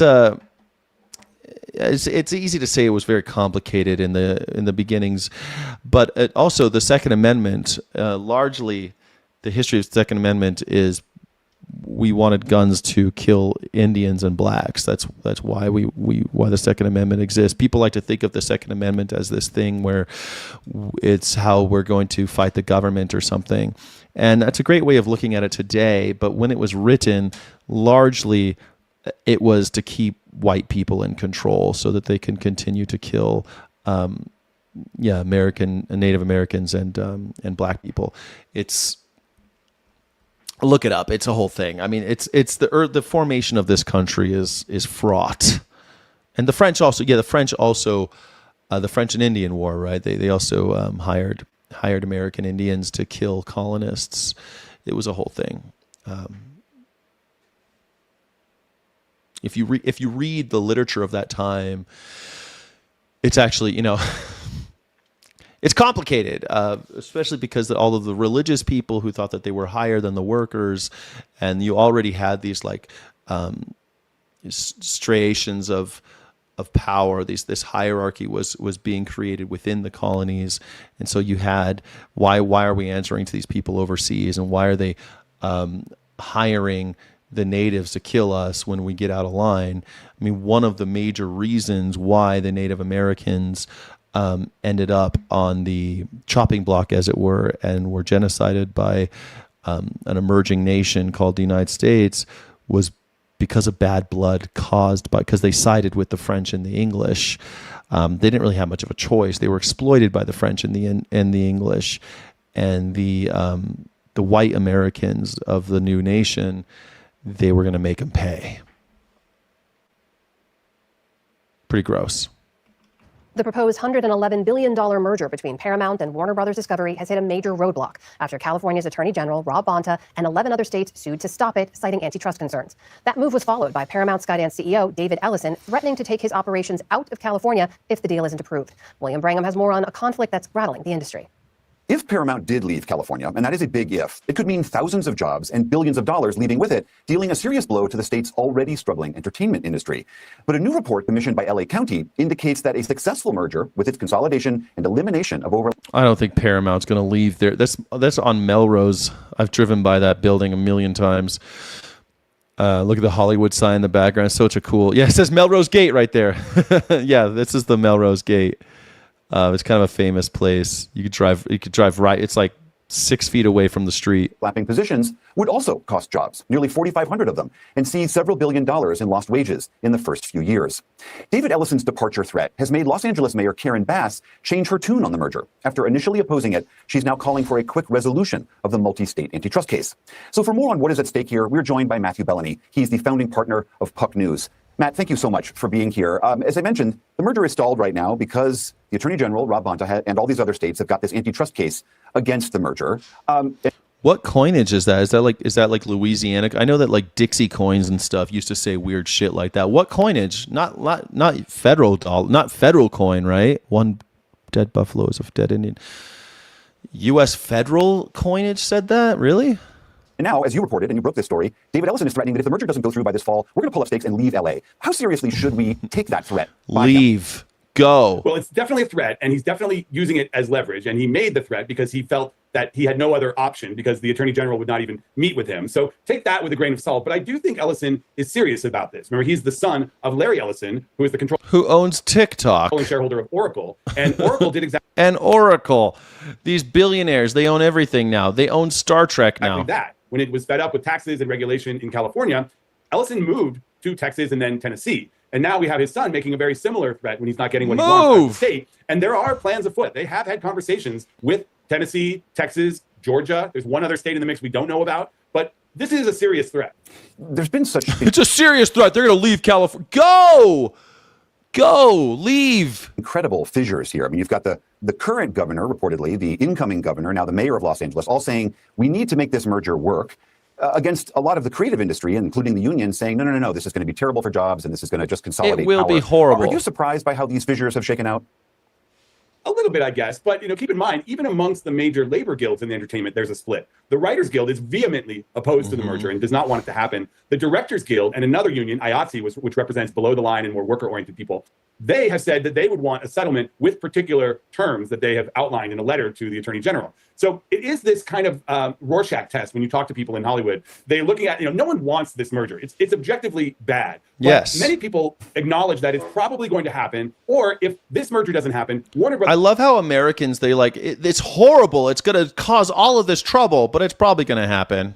Is likely going to be sold to some other company. So it's a question of what's the lesser of two evils here? And you have a big split in the industry. And there's also the political dimension of this. As people know, the Ellisons are very close with President Trump. CNN would be part of this deal, and there is some concern about CNN falling into the hands of another pro-Trump organization. How much of that is an undercurrent here? I think it's amazing. I think it's an empty threat too, but they fall for it every time. When Disney threatened to leave Anaheim, the city decided to eminent domain all of these homes and businesses in order to build Disney California Adventure. It's a fucking disgusting display of tyranny, and I despise it. These companies have us by the short hairs, but they don't really. When the people stand up and actually do something, they go like cowardly lions and they go run away. The merger shouldn't go through. It's so fucked without extreme, and I don't think it should go through at all. But the fact that there are people like the Attorney General of California, there's people out there saying, okay, well, maybe it'll go through, but we want to have some concessions here that protect workers and shit. Okay. That's the cost of doing business, buddy. That's what government's supposed to do. It's supposed to protect the people, not the businesses. Undercurrent. And I think it's something that has animated the Democrats on this issue. It's become a political football. Everybody has an opinion. And many people see what Ellison has done to CBS News since buying the parent company, Paramount. Yeah. CBS News is undergoing a pretty radical overhaul. And 60 Minutes, a news brand that everybody knows about, everybody's kind of heard that things are afoot at 60 Minutes. So it's become this political thing that politicians know people care about. And yes, the Ellisons have aligned themselves very closely with the Trump administration. And they're not even mentioning TikTok. They own fucking TikTok. And the review of this merger by Trump's Justice Department was very swift and was approved, even though there were people at the Justice Department that really did want to review it further. So I think that is key here. It's not a coincidence that the 12 attorney generals who are opposing this merger are all from Democrat-led states. It's become something of a political football. And then there is the underlying economic issue. As you know so well, Hollywood has already lost, I believe it's 50,000 jobs or so in the last 4 years. What happens to the industry if several thousand more jobs get lost? What does the town look like? Well, it's a smaller industry, and that is the reality of the situation right now. We're in a period of consolidation where the internet has completely disrupted the traditional entertainment system. Television is transitioning to streaming. We all see it in how we consume YouTube. Become YouTubers, assholes. content these days. And the question is what is the industry that creates professionally produced content going to look like in 5, 10, 15 years? And all Very of these different. mergers and all of the threats and the politics of it all, it's all related back to the fact that this industry is undergoing disruption. And it's I think that this industry undergoing disruption will create an independent flair like it always does. Every time these businesses, like it used to be MGM, right, owned everything. And what did they, and they would actually sign movie stars to have like multi-movie contracts and all this stuff. It was pretty gross. And they unionized and things happened. But while MGM was busy making all of these musicals, like put another musical out, and people are getting kind of bored with it, going to the movies and seeing another fucking MGM musical.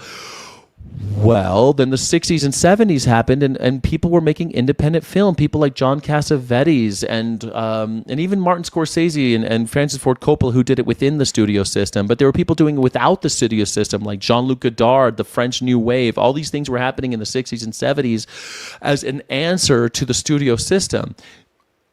Maybe this will be the death knell for the studio system. Maybe people will finally get fed up. I'm super annoyed because I like Star Trek and they own Star Trek. It fucking pisses me off that these weird guys do. Sky City Rebels Unite, says Steffelson. Thank you for being a member. 6 month baby doll. Thank you so much for being a member. I appreciate that. It's making a lot of people really nervous. Matt Bellany, founding partner of Puck News. Thank you so much for being here. Yeah, it's making people nervous, but that's great. I think we're entering a world where everyone might be able to make music. I look at like musical equipment now. It's like hundreds of dollars where it used to cost thousands of dollars. And some of that technology is now in the hands of young people or people like me who have always been musical, have always had musical know-how, but now it's cheap. You could buy musical instruments for nothing. You could buy mixers for nothing. A laptop and a mixer is like a few $100s. It's not a few $1,000s anymore, you know? And I'm excited. I think that more people will be able to, even with, like you don't have to sign up for Adobe anymore. You can get the free version of DaVinci or something and make your own YouTube videos or buy a Mac and get your fucking iMovie for free, I think. I think you could still get iMovie. And you can make your own YouTube shit. You can make your own. I think it's really exciting. And then you might not be a millionaire, but you could be like me where you can almost make the ends meet thanks you to people like Steffelson who becomes Sky City Rebels. It keeps the lights on. It keeps me doing this. You guys support. I try to put in a lot of labor into this channel and you guys support it and we're able to build something unique. Become a Sky City Rebel, please. Support your creators. It's way better than supporting the Ellisons by having a Paramount Plus contract or having a Paramount Plus subscription. It's way better than supporting, Tim Cook and having an Apple Plus. I mean, Apple TV fucking sucks balls. Apple TV sucks balls.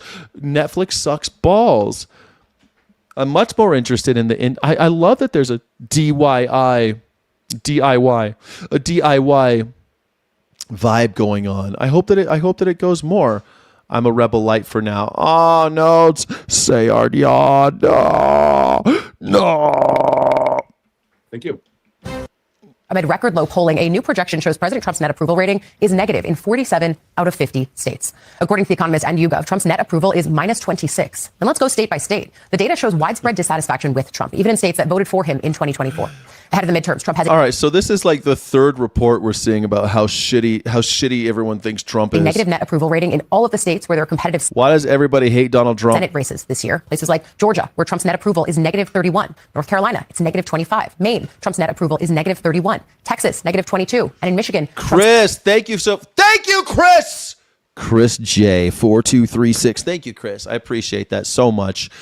Gifted 5 Skyjack Morgan memberships. You're a scholar and a gentleman. Thank you so much, Chris. I really appreciate that. You're amazing. You're beautiful. Wonderful. I love you. I pay $300 and you a lifetime Nebula subscription. Ooh, should I be on Nebula? I don't know how to be on. I don't think they do live streaming on Nebula, do they? But I would love to do Nebula. That's pretty cool. Thank you. Oh, Positrack got one. Nice. Jubilation, please. Jubilations and green hearts of courage for Chris, please. Drop some emojis in the chat for Chris. Thank you so much, Chris. Net approval is -27. Not exactly what you want to see if you're Republicans vying to win in those states. It means they've got a lot of headwinds. But then add to that this: Republicans, ranchers, and beef producers are criticizing the president's plan to lower beef prices. The president on Friday posted that his administration will allow up to 300,000 metric tons of ground beef to be imported without higher tariffs over the next 90 days. The president's claiming the beef would be sold 25% under current market value, which is currently at a record high of $6.89 a pound. There was immediate backlash to this announcement. The National Cattlemen's Beef Association said in a statement that, quote, flooding the market with government-subsidized below-market beef is not the way to rebuild the American cattle herd. The group also said the move sacrifices long-term stability for short-term messaging. Multiple Republican senators also criticized the plan on social media, among them Tim Sheehy of Montana, who said that he's advised the president against this course of action for a year. Deb Fisher of Nebraska said flooding the market with foreign beef hurts our livestock industry and undermines the long-term solution. And Tom Cotton of Arkansas posted that imported beef will only put more pressure on cattlemen, adding he's also advised the president against the action and is now urging him to reconsider. The president was asked about all of it on Friday. We want to get the beef prices down, so we'll get them down a little bit. And that's what people want. That's what the voters want. And that's what I want. The ranchers are great. They're my people. I love the ranchers. I love the ranchers. They're my people. I've always loved ranchers. They're my people. Like, I always loved them from New York City. I'm from New York. You know, we got lots of ranchers. Lots of ranchers in Queens. Tons of ranchers. Lots of ranchers. Yes, Skyjack has just gifted 5 Sky City Rebel memberships. Thank you, Sky City Rebels. You're amazing. You keep the lights on. I love you. A fantastic job, but they admit that we need a little help. And in order to get the prices down. So that's what we're doing. I don't want to say which countries, but there are a few countries, but they're going to be sending in the highest quality beef, and it's something that we need. We don't know which countries, but they're doing the highest quality. I don't know where it's coming from. But it's going to be the highest quality beef. You're going to love it. It's so great. That's why it's ground beef. Not only do we not know where the beef is coming from, the president. Everyone knows that when you don't know where ground beef comes from, it's completely safe, and it's going to be very high quality. It's not Soylent Green. Contrary to popular belief, it's not. Didn't explain how it would be discounted or where the beef would be sold. This is yet another political problem ahead of the midterm. Mystery I want to bring in meat. MS Now congressional reporter Michael Schnell. Michael, you are in South Carolina. We are going to get there in a moment just because the president was just there doing a rally for Darlene Graham in the closing days of that special election. But let's start here on not just the response from the American beef industry, but also farmers and fellow Republicans. I mean, the fact that you've got senators who are really never critical of the president coming out on their own accord on social media, I think says that this really hits a local nerve. All politics is still local, but I mean, this is a misstep from the White House. What do you think ends up happening here? Yeah, Ali, one of the recurring themes throughout not just this Trump administration, but also the first Trump administration is how far congressional Republicans willing to bend to support whatever President Trump was pushing or advocating for at that moment before they start to push back. And the reason they would push back, it personally was a problem for them, or it was a problem for their folks back home. We are seeing that this decision on beef imports is indeed too far for these Republican lawmakers. You just tick through and name particularly 3 Republicans who are very closely aligned with President Trump. The name that stood out to me. The thing is, like, all of the major Republicans, they represent districts that have a lot of people involved in the cattle industry. Let's just say they're either growing food for cattle, or they're raising cattle, or they are dairy producers.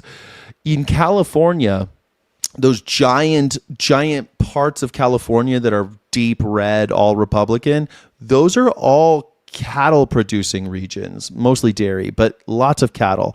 California is the #1 cattle producing area in the world, well, in America. And so, largest dairy, largest cattle producer is California. The only Republicans left are people like Tulare Lake and all of that area. Same thing in Texas, same thing in Florida. These areas where there's cattle producers are Republicans. So the Congress people from those areas might start getting a little pissed off. The most was Tom Cotton, the Republican from Arkansas, saying this goes too far. This is going to hurt cattle ranchers at home. Yes, it may be decreasing in the short term the price of beef for American consumers, but what about those cattle ranchers who are now going to have more competition in the workplace, but also at a much cheaper price? It puts more of a burden on them. So yes, this is a significant concern for these Republican lawmakers. It also hits on the affordability theme that we know is going to be so key to the November midterm elections. The question of what President Trump does right now, that's up to the White House, but it is worth noting that there was a similar instance to this back in May when the president had announced a similar idea involving beef, and then he pulled back on it because he had this swift outrage and backlash from Republican lawmakers in these farm states who have a lot of cattle ranchers as their constituents. So we'll see if he goes through with it this time around, but certainly this is a flashpoint, and it sort of helps us understand how far Republican members are willing to go. Well, when it hits folks' pocketbooks at home, particularly in this niche area like cattle farmers, that's too far. it might be too far. We'll see. I'm also thinking of places like Iowa, where Ashley Hinson, the congresswoman who's running for the seat there, Joni Ernst's seat in Iowa, put out a statement saying this was a bad move. I mean, again, there are ripple effects in key elections. But I think the flip side of this, if you move away from the Republican outcry and into what the move signals, it's that the White House knows they have an affordability crisis on their hands, even as the president continues to go out and say it's a Democratic hoax and the other party created the term. And so I wonder what that says to you, because this is a White House that has tried to push the president onto that messaging. They haven't really been able to succeed at it because he is his own messenger and he does his own thing. But this does show, at least implicitly, that they know that there's an issue here. Yeah, well, Ali, I guess within 3 months of election day would be any time as good for the president to start to understand that affordability is the name of the game when we're talking about these midterm elections. And you're right, it has been a journey to get here, from him saying, what is this idea of affordability? It's a hoax being pushed by Democrats. Now understanding that the cost of living is an acute concern of voters across the country. But of course, it's this equilibrium, right? And it's a very delicate balance. No, it's exactly what he did last time. I won on a word called groceries. I won. Do you remember when he said that? I won because of groceries. I told everybody groceries were a new word. It's a new word. I invented it. Groceries. Nobody knew about groceries before I started talking about it. And then now everybody's talking about groceries. And I won. They voted for me. In a landslide victory, they voted. And I win. China, biggest dairy farm, has over 1 million cows. 1 million cows. Maybe that's what we're going to do. We're going to buy a bunch of Chinese ground beef from all their dairy. Trump's imported ground beef includes ground homeless migrants and horses. Oh, fuck. Dude, wait for this thing to backfire. It's going to be no holy cows are from India. Maybe that's what it'll be. It'll be ground up cows from the Indian leather industry, because India is the number 2 leather industry, but nobody eats cows there. So what will they do with all the cows? Like, what do they do? Let's just Google that really fast. If India is the world's largest, the second largest leather producer in the world, what do they do with all of the dead cow flesh, since they don't eat cows there? What do they do? Buffalo hide. It also exports the meat. They export the dairy animals, the flesh, the meat. The water buffalo. India has the world's largest population of Asian domestic water buffalo. And they're not sacred. They'll eat those fuckers. Their meat and hides are legally processed, making India a top global exporter of buffalo meat, often globally labeled as beef, and buffalo leather. They'll label it as beef. There you go. We'll be eating, the Americans will be eating ground up water buffalo. Perfect. The dairy industry. India is the world's largest milk producer. Millions of cattle and buffaloes are raised for dairy. When these animals stop producing milk or are no longer useful, many enter the legal processing and export supply chains for meat and hides. What do you know? What do you know? I love it. While internal beef consumption is low compared to other nations, culturally taboo for many, India still processes and exports billions of dollars of meat and leather goods via legal channels, primarily utilizing buffalo or animals processed in permitted sectors. Yeah. There's a movie called Christspiracy, where they go over that, over the religious indoctrination, saying that cows are sacred, and yet they're still killing so many fucking cows, billions of pounds. Yeah, there you go. Water buffaloes are like pets. They're all cows are like pets, buddy. They're all like pets. All cows. Cows, we breed them to be sweet so that they're easy to maintain and kill. We breed them intentionally to be nice. We like them to be sweet, like beagles and pigs and chickens. Chickens are very, very sweet animals too, and yet we do that intentionally. We bred them to be sweet and kind so we can kill them more easily. This summer really hasn't looked too good for new home construction. Stats from the federal government show it hasn't been close to this bad since the 2020 pandemic. It's a different story for commercial construction, but there's one problem among both sectors: worker shortages. Yeah. Things are going very well for them. The commercial construction industry is strong in Arizona, a testament to this crowd at the Arizona Because they're building surveillance centers. Construction Expo on Thursday. There's high demand when it comes to data centers, semiconductor factories, and entertainment spaces. For a long time, construction wasn't a very sexy career choice for people, but it can be very lucrative. There's less excitement in home construction right now. Federal numbers show housing starts dropped nearly 12.5% in July.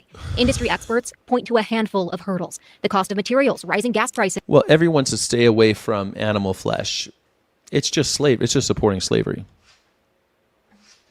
and a labor shortage. The biggest issue right now is workforce and getting quality people. That's hitting the commercial side too. Kimberly Davids with the Arizona Builders Alliance says people are retiring and there's not enough joining the trades to keep up. According to a national group called Associated Builders and Contractors, the industry needs nearly 350,000 new workers this year to meet demand. If I saw that logo, I would not think Associated Builders and Contractors. That looks like the ABC logo, like alcoholic beverage control.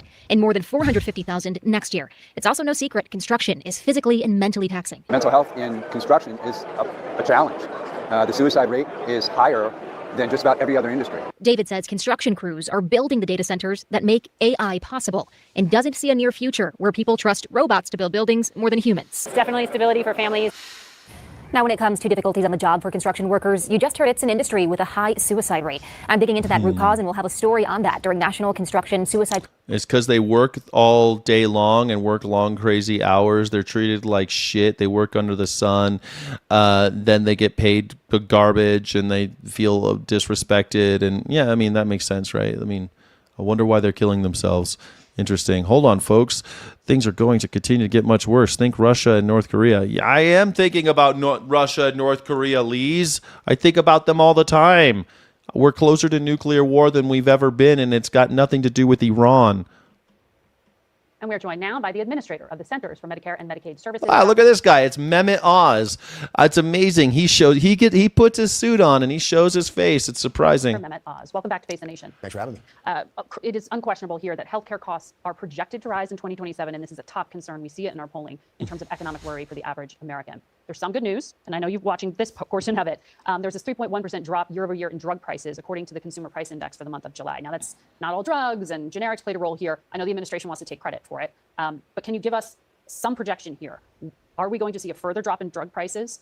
And if so, where, how much, who's going to benefit? I think drug prices are going to continue to drop. This is just what the doctor ordered. To be clear, this is the number one issue that Americans fear about healthcare costs because it comes out of their pocket. So let's put this in context. If you're sitting at home right now and you go to a drugstore because a doctor prescribed a medication, especially a branded product that might change your life for the better, hopefully, 1 in 3 times roughly, you will leave empty-handed because you can't afford the medication. Now, What? When you see 1 in drug 3 prices drop as fast as times? they have over the past year, the fastest. Holy shit. He just drops that on us. You go to a drugstore and you want drugs to make your life better, and 1 in 3 times people can't afford it. A third of Americans are walking. They have a prescription for drugs and they walk out empty-handed because they can't afford it. A third?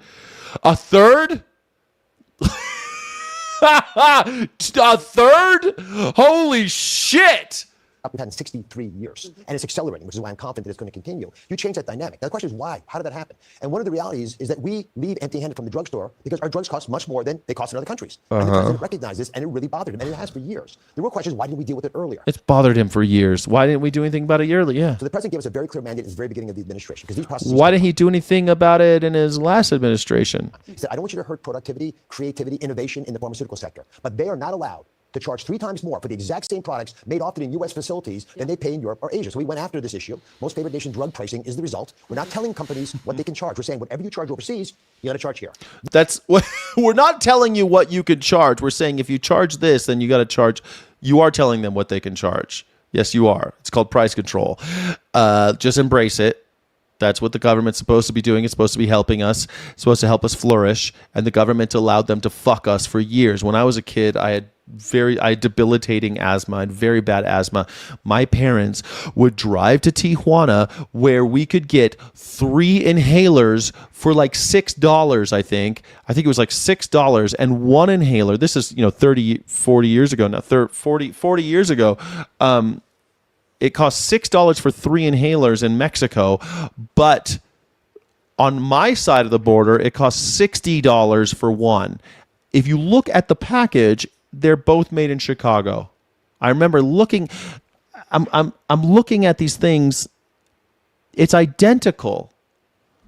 It's from the same factory, and yet on one side of the border, like 90 miles away from my house, we had 10 times cheaper.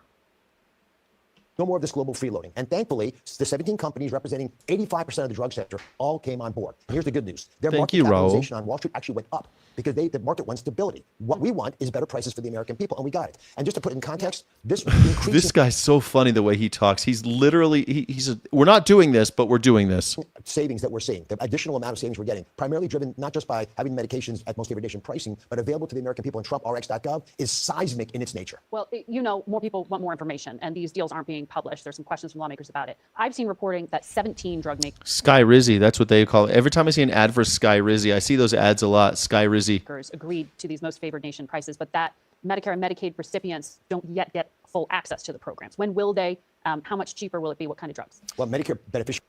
So that was the thing too, because my parents were very stingy, and so if I lost my inhaler, they didn't want to spend. So there used to be this thing called Primatene Mist before the anti-aerosol things happened, before they wanted to fix the ozone layer, and you could get this over-the-counter drug for asthma. And it sort of worked. It kind of hurt your lungs, and it made you made you kind of freak out a little bit. But man, Primatene Mist, it was crazy.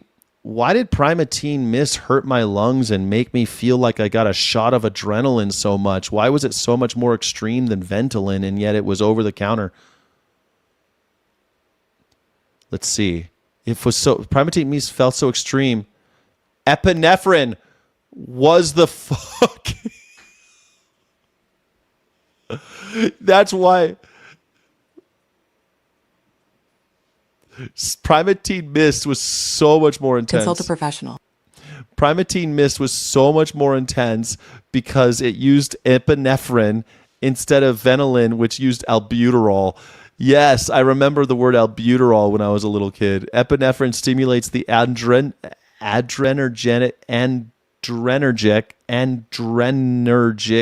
receptors in your body, including beta-1 receptors in your heart and alpha receptors in your blood vessels alongside the lung receptors.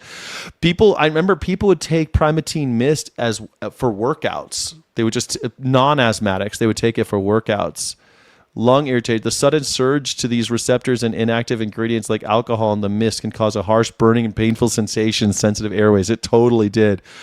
Man, I remember using it, but I would lose my Ventolin, or I would be out of it, and my parents would take me to the CVS or whatever, and we'd get fucking Primatene Mist. Or like as a kid, you forget your inhaler or whatever, and so we'd have to get Primatene Mist if I had an attack. And over-the-counter remedy for mild intermittent asthma. Yeah. Long before modern strict drug classifications. It was extreme. American Lung Association opposed its return due to safety and heart risk. The FDA permits it strictly for temporary relief and diagnosed for intermittent asthma.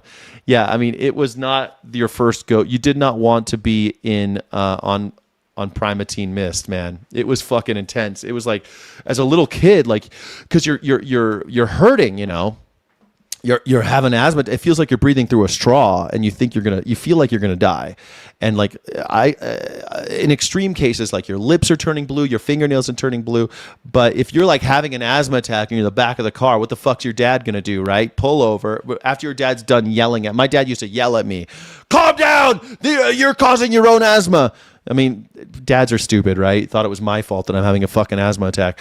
And so then we'd end up, my mom would yell at him, and we'd go to like CVS or Thrifties or Rite Aid or whatever, Osco, whatever it is, Save On. And they all had Primatene Mist. And I would take it and be like, it was like Uma Thurman. It was like Uma Thurman in Pulp Fiction. It was like Uma Thurman in Pulp Fiction taking Primatene Mist. You're like, woo!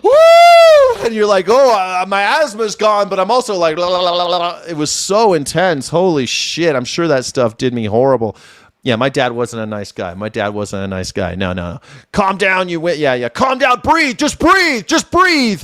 Like, I don't know, man. He was probably just scared. He was young, Asthma's already anxiety inducing. And well, a lot of the time, stress also increases your asthmatic triggers, right? Especially when I was a kid, before I went vegan. When I went vegan, my asthma went away, and I still have asthma. Like every once in a while, I could tell I still have asthma, but I haven't been in the hospital for 22 years almost, because I've been vegan for almost 22 years. And since then, I haven't had a major attack. I haven't been in a hospital, and I haven't taken any drugs. I haven't taken any medication for my asthma for about 20 years probably. Yeah, sounds like your mother. Oh, God. Or the content of sniffing girl from Cheech and Chong. Epinephrine is meth precursor. Not epinephrine. Oh, I don't know. I don't know what you guys are talking about there. Dairy is really bad for asthma. Yeah. Super bad. Well, all animal product, like eggs too. The eggs and dairy are the number one allergens. More people are allergic to eggs and dairy than allergic to anything else. And a lot of times you don't have these massive responses. But if you already are if you have allergic reactions like asthma is, asthma is an allergic condition that acts like an autoimmune disease. It's very complicated. And all these triggers and all these things are need to be managed, but then the triggers change. It's very, very fucking difficult. Yeah. Epinephrine is adrenaline. Yeah. I didn't know that it was epinephrine until right now with Primatene Mist, but I remember and I didn't know that there was alcohol delivery system, and that's why your lungs hurt. But you would breathe it in, and you would burn, and you would you'd start geeking out, man. The CFCs originally made asthma.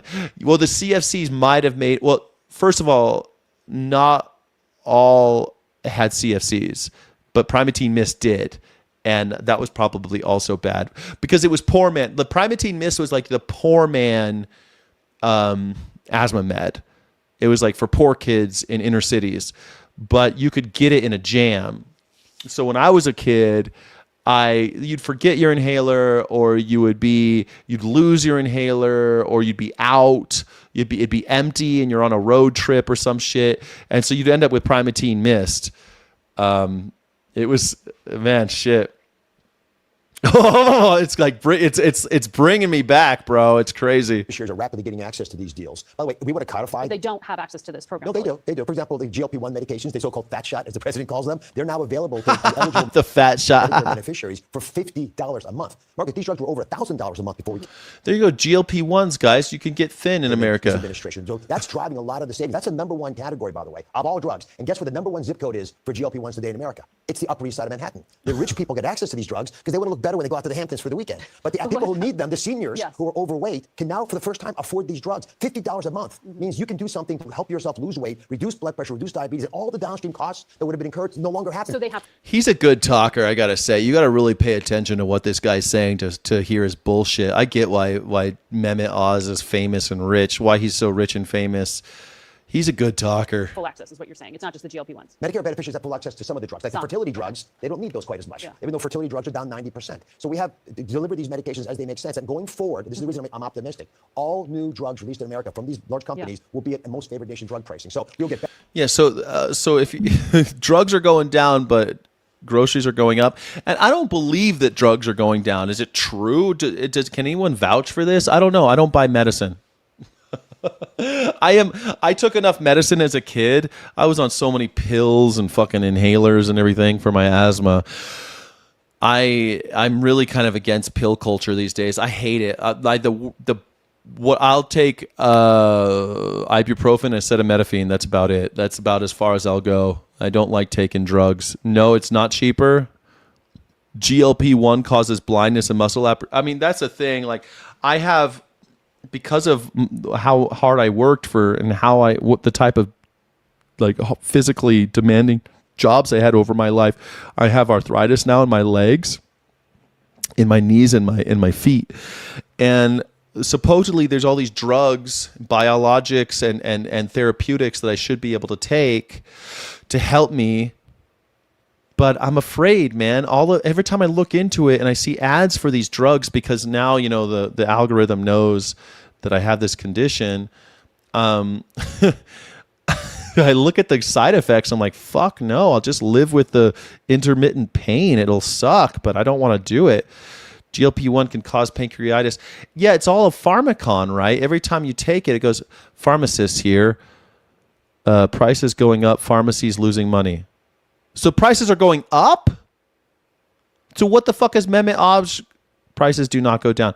Then what is Mehmet Oz saying? Just GLP, just the fat pokies. Better and better and better. The fat So shots. you acknowledged earlier this week in an interview with my colleague Major Garrett on CBS that Biden era 2022 law that allowed Medicare to haggle with drug makers was helpful to you. Like I think things like asthma meds should be cheaper. Stuff for poor people. Like asthma mostly affects people who are poor or raised in inner cities.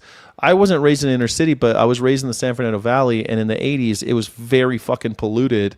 And it might be why I had so much asthma is because of where I was born. Like, we don't really have asthma in my family, and it's unclear whether or not it's genetic anyway, because it seems to affect people who are born in places with high levels of air pollution. It just seems to get certain babies. I don't know.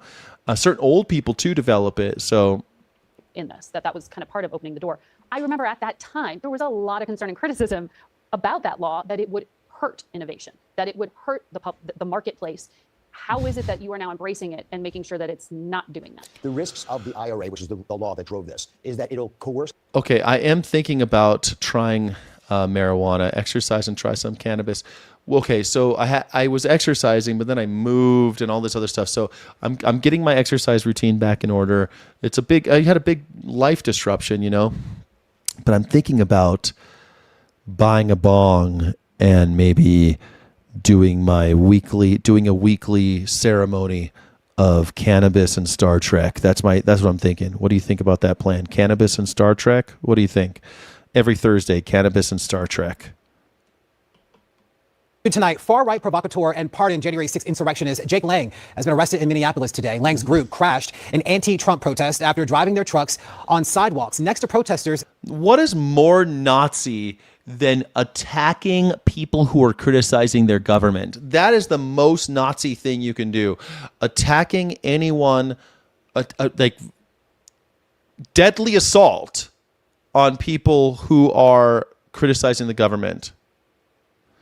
Not much more than that. THC, vape flower. I don't know, man. I just like, look, I get that you guys are much more experienced with marijuana than I am. I am not an expert, okay? But I do know that I like indica in an ice water bong and watching either Scooby-Doo or Star Trek. I'm mostly Star Trek. I don't know how you'd watch Scooby-Doo today. But when I was a kid, I liked watching Scooby-Doo and getting high. But I just, I also like, I used to like to make pot cookies. I'm very good at making pot cookies. Maybe I'll do that. Maybe I'll make some hemp oil and I'll make some pot cookies. Those are really fun. Have some cookies. Marijuana causes heart disease? Come on. I mean, I guess a lot would probably, but it wouldn't. A little bit. Come on. Once a week, a few pot cookies is not going to make you fucking sick. Near the city hall. The trucks were then surrounded, causing police to step in to get them out. Maybe I'll do edibles. Smoking anything causes heart disease. All right, then okay, maybe the bong's a bad idea. Okay, I'll just buy some flour and I'll make some weed oil out of it. I'm not sure. Maybe I'll grow my own. You can grow your own in New Mexico. Everyone inside the trucks were arrested for inciting a riot. Minneapolis mayor did not hold back on his thoughts on Lang. Far-right extremist and known racist Jake Lang arrived near Minneapolis City Hall. Both vehicles then drove onto the sidewalk in front of City Hall toward a crowd of people that were gathered there. All individuals that were in the two vehicles have been arrested by the Minneapolis Police Department, including the racist Jake Lang. Well, and that's the thing too. If you grow your own weed, the leaves you can also use the leaves to make pot butter.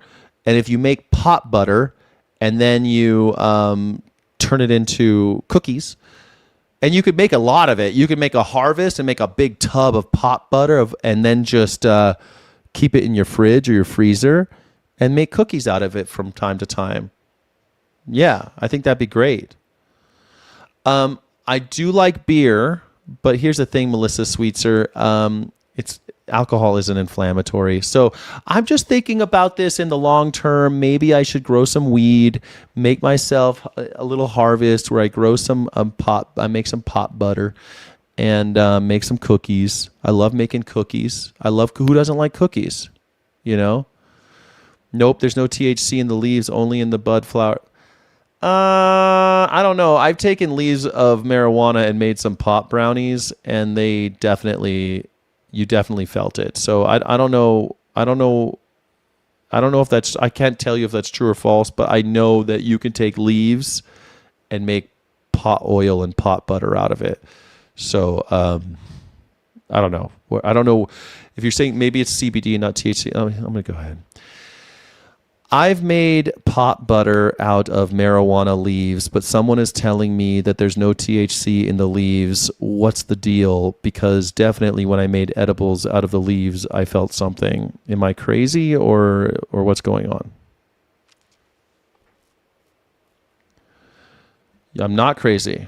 Leaves do contain THC, though in lower amounts than the flowering tops. You likely felt something because of this.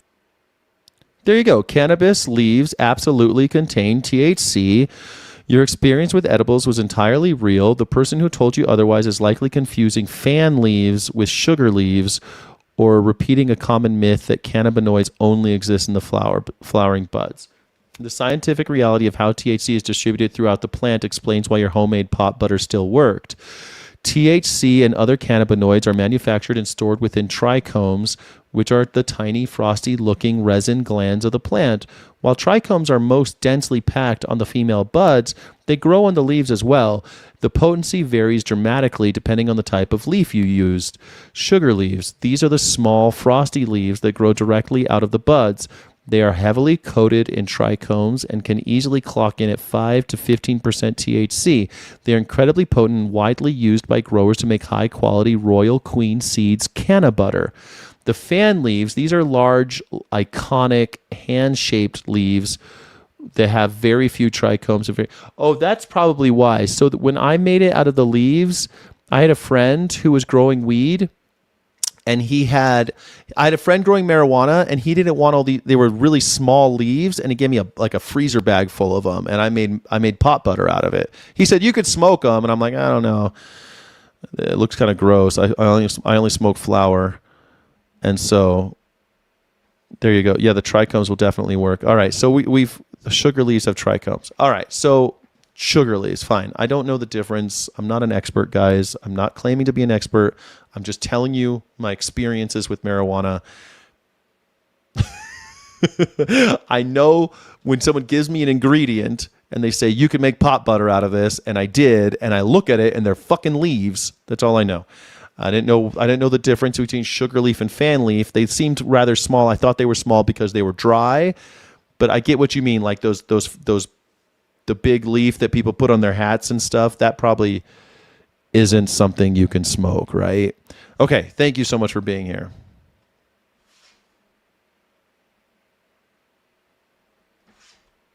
Is due back in D.C. next month for a court hearing after a judge says that he possibly violated his probation. Lang pled guilty in July. Well, if I grow my own, you have more fan leaves than buds, right? So I don't know. Look, guys, I'm thinking about growing some weed just for myself. Just for myself. I'd be happy if we could decriminalize cannabis across the whole 3 United States. It's legal here. I don't know how I would set up a little grow. I'd grow it outside. It's super fucking sunny here. And I bet you'd grow like a fucking champ. They're not so water heavy, are they? I mean, they don't need... It's my understanding that marijuana doesn't require that much water. Am I wrong?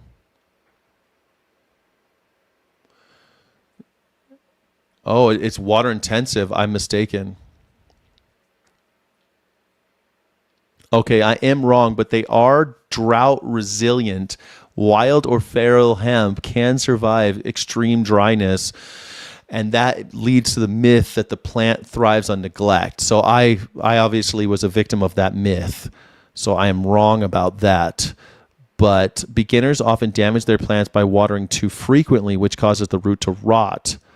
Okay, growers must let the soil dry out a few inches deep between waterings rather than keeping it constantly soggy. I don't know. I'm just going to tell it. I'm thinking about growing a couple marijuana plants in a raised garden bed in Albuquerque, New Mexico. What should I know?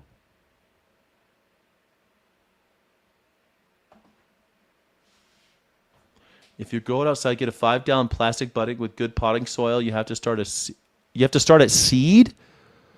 Usually water every 3 days. Why do I need a seed? Why can't I just buy a plant? Why do I need to start from a seed? That sounds like so much work. Why can't I just buy a plant? They sell plants. Why can't I just buy a plant?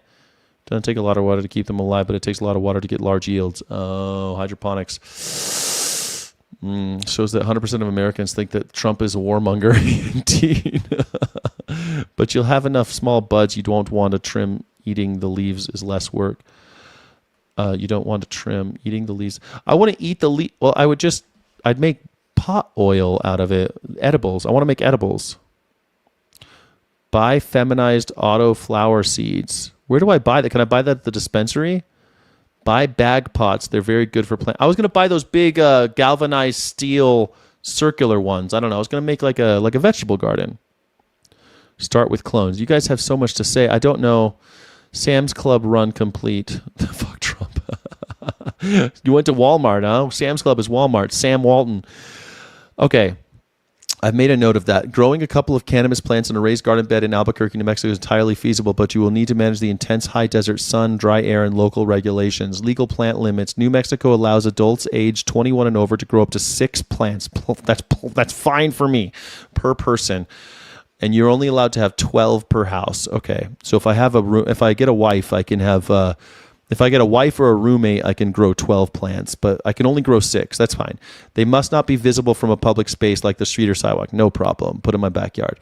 Sun and heat management. Albuquerque gets intense ultraviolet. You'll need a 30% 50. I'll grow it under my tree during July and August. All right, July and August are over. Water retention. Raised beds drain fast, and the dry Albuquerque air will suck moisture right out of the soil. Mix plenty of organic compost or cocoa coir, I don't know what that is, into your bed to boost water retention, and consider adding a thick layer of mulch on the top. Okay, I can do that. Give each plant at least 4 feet of space. Whoa. 4 feet for each plant? The raised bed, so their root zones and branches don't compete fiercely for water. 4 feet of space? That's fucking insane. I've never seen that. I've seen a lot of people grow plants like all bunched up. What are they talking about? 4 feet? You're crazy. 4 feet. 4 feet each plant. That's nuts. Are you planting seeds or clones? I want to do clones. How do I get a clone? I want to plant a clone, but I don't know where to get one. How do I get a clone? You can get live cannabis clones in Albuquerque, buying them directly from a licensed adult use dispensary, specialized clone bars, and hydroponic grow stores across the city. Since cannabis is fully legal for adult use in New Mexico, you do not need a medical card. You only need a valid state ID showing you are 21 and over. All right, perfect. I wonder if I have to be a New Mexican resident. I'm from California, though. It's legal in California, too. I should be able to get it. I still have a California ID. A clone bar. They got clone bar. Sunday's clone bar. Wow. Okay. Now I have a plan. Reviewers praise their excellent variety of sizes and strains. The plants cost $20 to $35. Okay, so I can get 5 plants for $100. Fantastic. Carver Family Farm. Dude, I'm doing it. I'm going to grow some marijuana. Get a clone for the Empire, yeah. The Clone Wars. Go to the Cannabis Club. Ask them. They get huge. Just use some buckets. You think, but that's not 4 feet, Thorn. I guess each one's in a bucket. What, like those Home Depot buckets, like the orange bucket? 2 for each.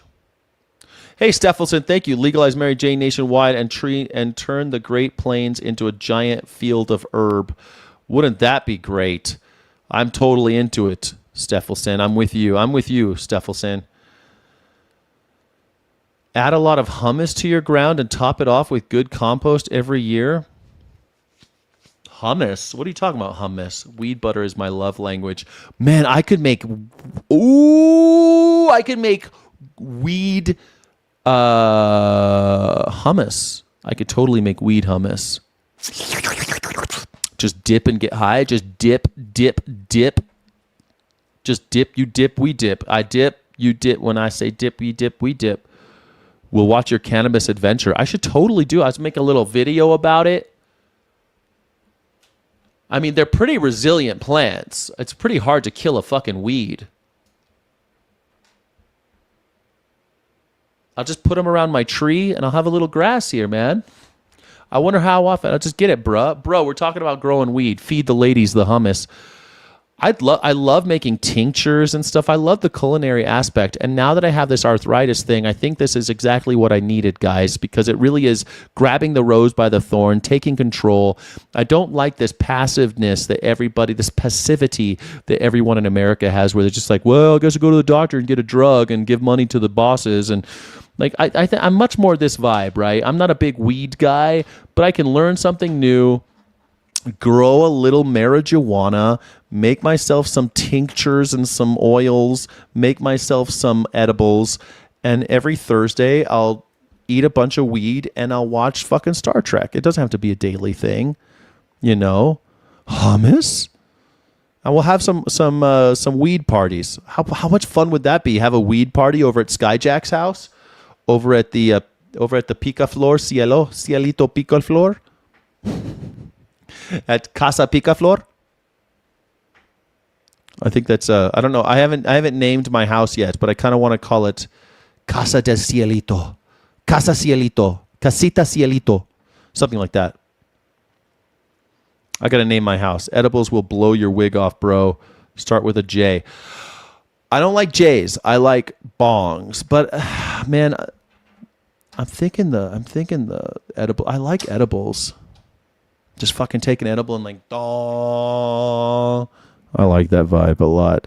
You definitely need a place for everyone to nap to, LOL. I'll put beanbag chairs all over the living room, and we'll all just like get high, eating, and then be like, watching some Star Trek. We're watching some Star Trek. Rockefeller fucked your homeopathic abilities. Yeah, I want my homeopathy. I want my homeopathy back. That's what I want. It's got a ton of places all over Albuquerque where I can buy those clones. Clone inventory moves quickly and can be highly seasoning. Always call the shop to check first. Okay. I want to grow it for myself, for my own personal use, in order to treat my arthritis. Is there? Can I expect a decent yield for my own personal purposes? And how often will I harvest? Here we go. That's it. That's my question for AI. Let's see what they say. You can absolutely expect a highly decent, abundant yield for your own personal medical use because you are growing outdoors in a raised bed. Your plants have the potential to grow much larger and yield significantly more than indoor plants.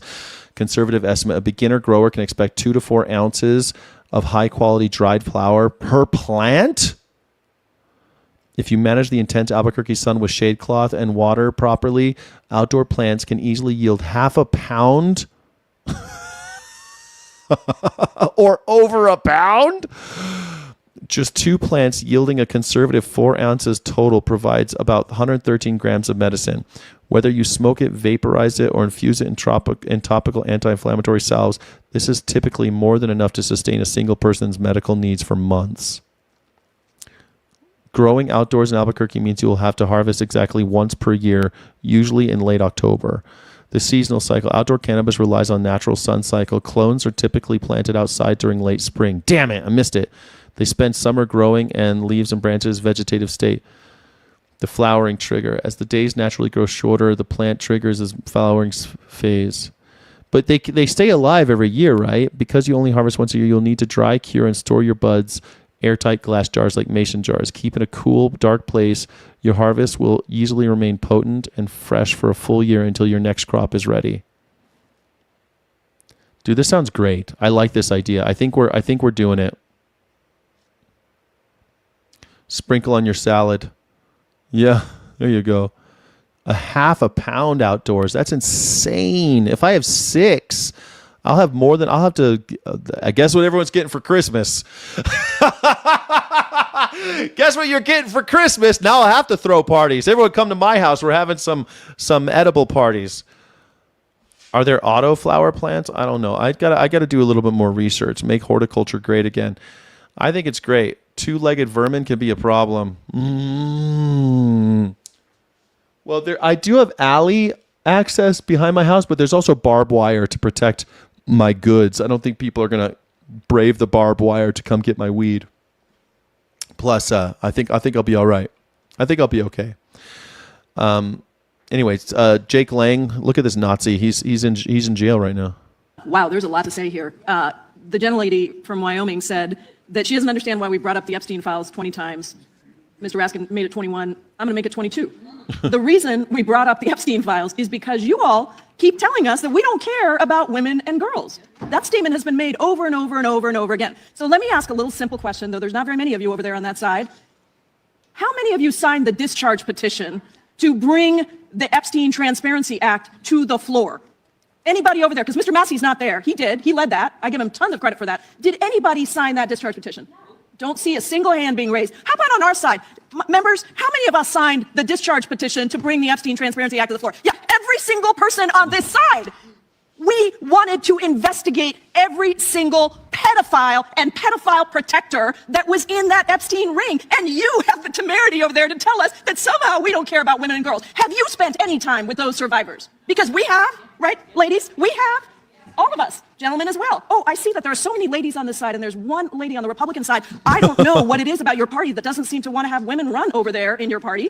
What is it about the Republicans where women aren't running? They're running from Republicans. Let me tell you something. We spent a lot of time with these survivors, and the way they are being treated right now is stunningly disrespectful. Todd Blanche is out there saying, there's nothing to investigate. Did you see that? He said, there's nothing to investigate. I'm not even going to try to run an investigation.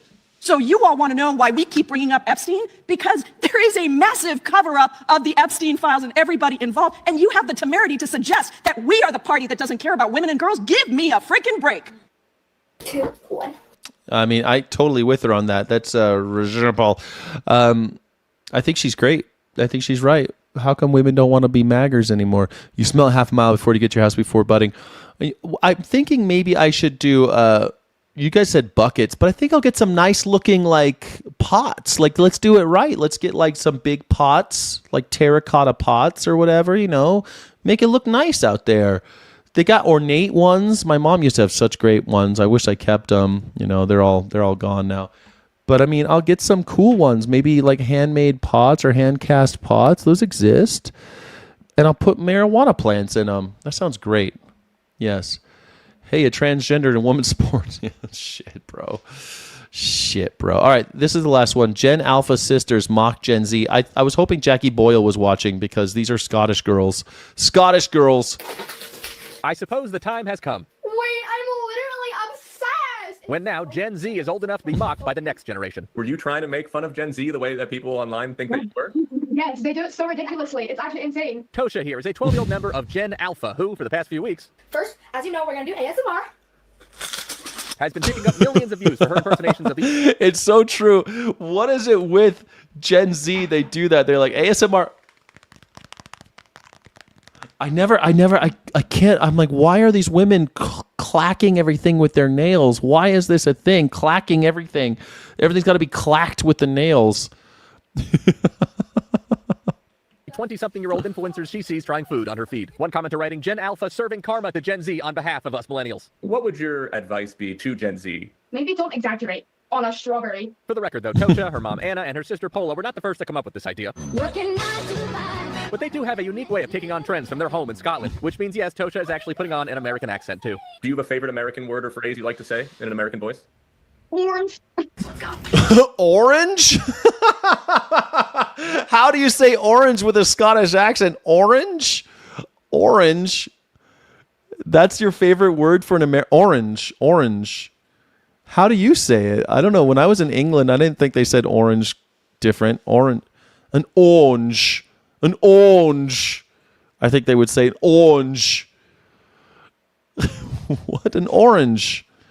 Orange. It's not funny. I got school. It's not funny. It's not funny. I absolutely hate this. But is their carefree comedy now bordering on poignancy? I asked 2 of ABC's younger staff members to watch and give their feedback. Very good impression. I just hate It's difficult to watch, though. Yeah, difficult to watch. Some amazingly orange carottes. But for Tosha Amazingly orange carotte. and Paula, they know one day their time will come too, from Generation Beta. How will that feel? I'd be upset. Like she's even doing the like when you're showing, they put the hand up and they do this. That's so funny. That's so funny. Funny. It's funny because I get upset.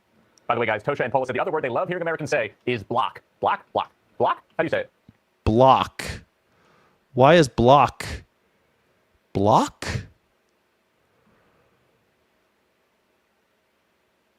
Block. I don't know. I thought block. Block is. How do you say block? I guess they would say block. Block.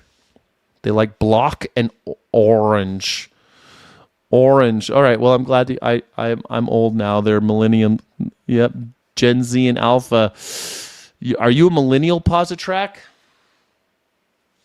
Are you a millennial? I'm on the cusp. I'm a millennial Gen Xer. I'm somewhere in the liminal space between Gen X and millennial. So I'm the real old one. The oranges of the story. Orange mushroom cobbler. All right. Thank you all for joining. My name is Skyjack Morgan. I'm an independent news and culture commentator, free speech and critical thinking advocate. Thank you so much for being here. I appreciate you very, very much. I hope you don't take any wooden nickels out there and take care of each other. Godspeed, rebels. Wait. We almost forgot. Oh my God. I think that, what was I going to say? God damn it. I lost my train of thought all of a sudden. I lost my train of ding. I lost my ding dang do train of thought. Y'all. Here we go. Oh, Jorge Luis Borges is going to be the poem of the day, translated by Tony Barnston. We're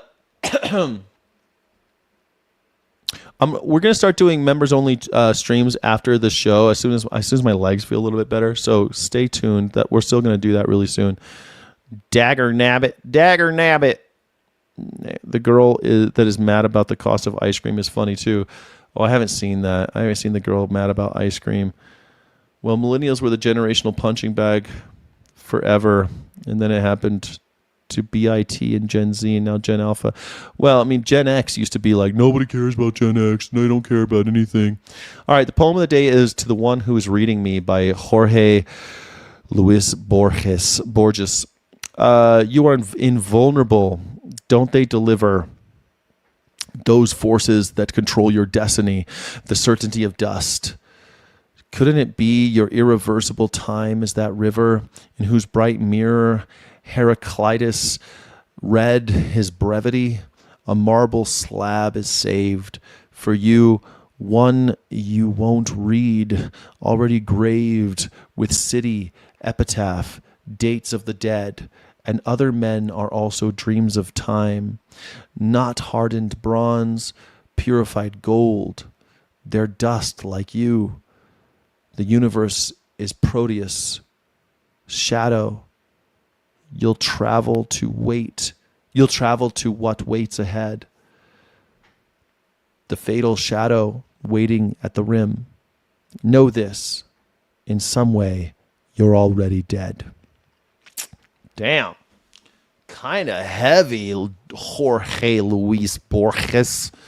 Of course, Borges is that famous guy. He wrote All My Melancholy Horrors and all of that. He's a famous guy, famous writer. He's dead, though. He's dead. You don't have to go look him up or anything. But if you've read him, then you know. The marble slab is saved for you, one you won't read, already graved with city, epitaph, dates of the dead. And other men are also dreams of time, not hardened bronze, purified gold. They're dust, like you. The universe is Proteus. Shadow, you'll travel to waits ahead. To what waits ahead? The fatal shadow waiting at the rim. Know this, in some way you're already dead. Yeah, pretty rough, man. Pretty hardcore. Always these death poems are always so fun. Heraclitus was the Greek philosopher. I wanted to find out what he was kind of opposite of concept of change. Opposites and the concept of change.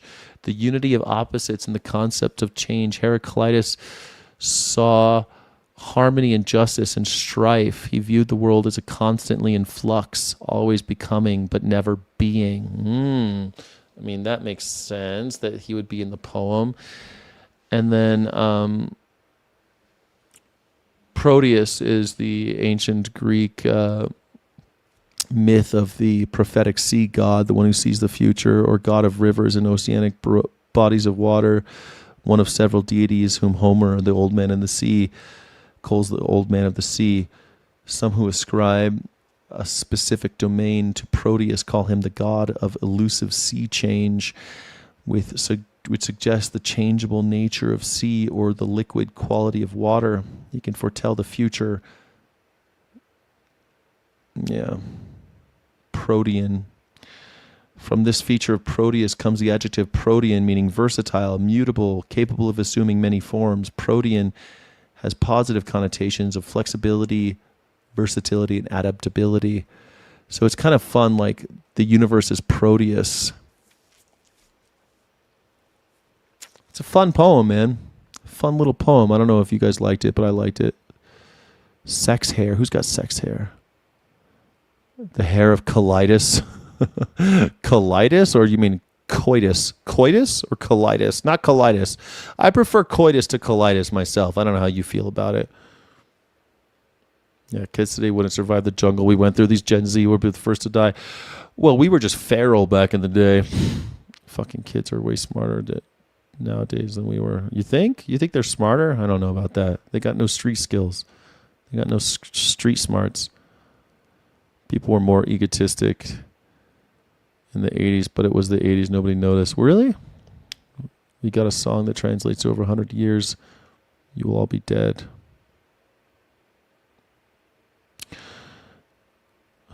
Walk to school, yeah.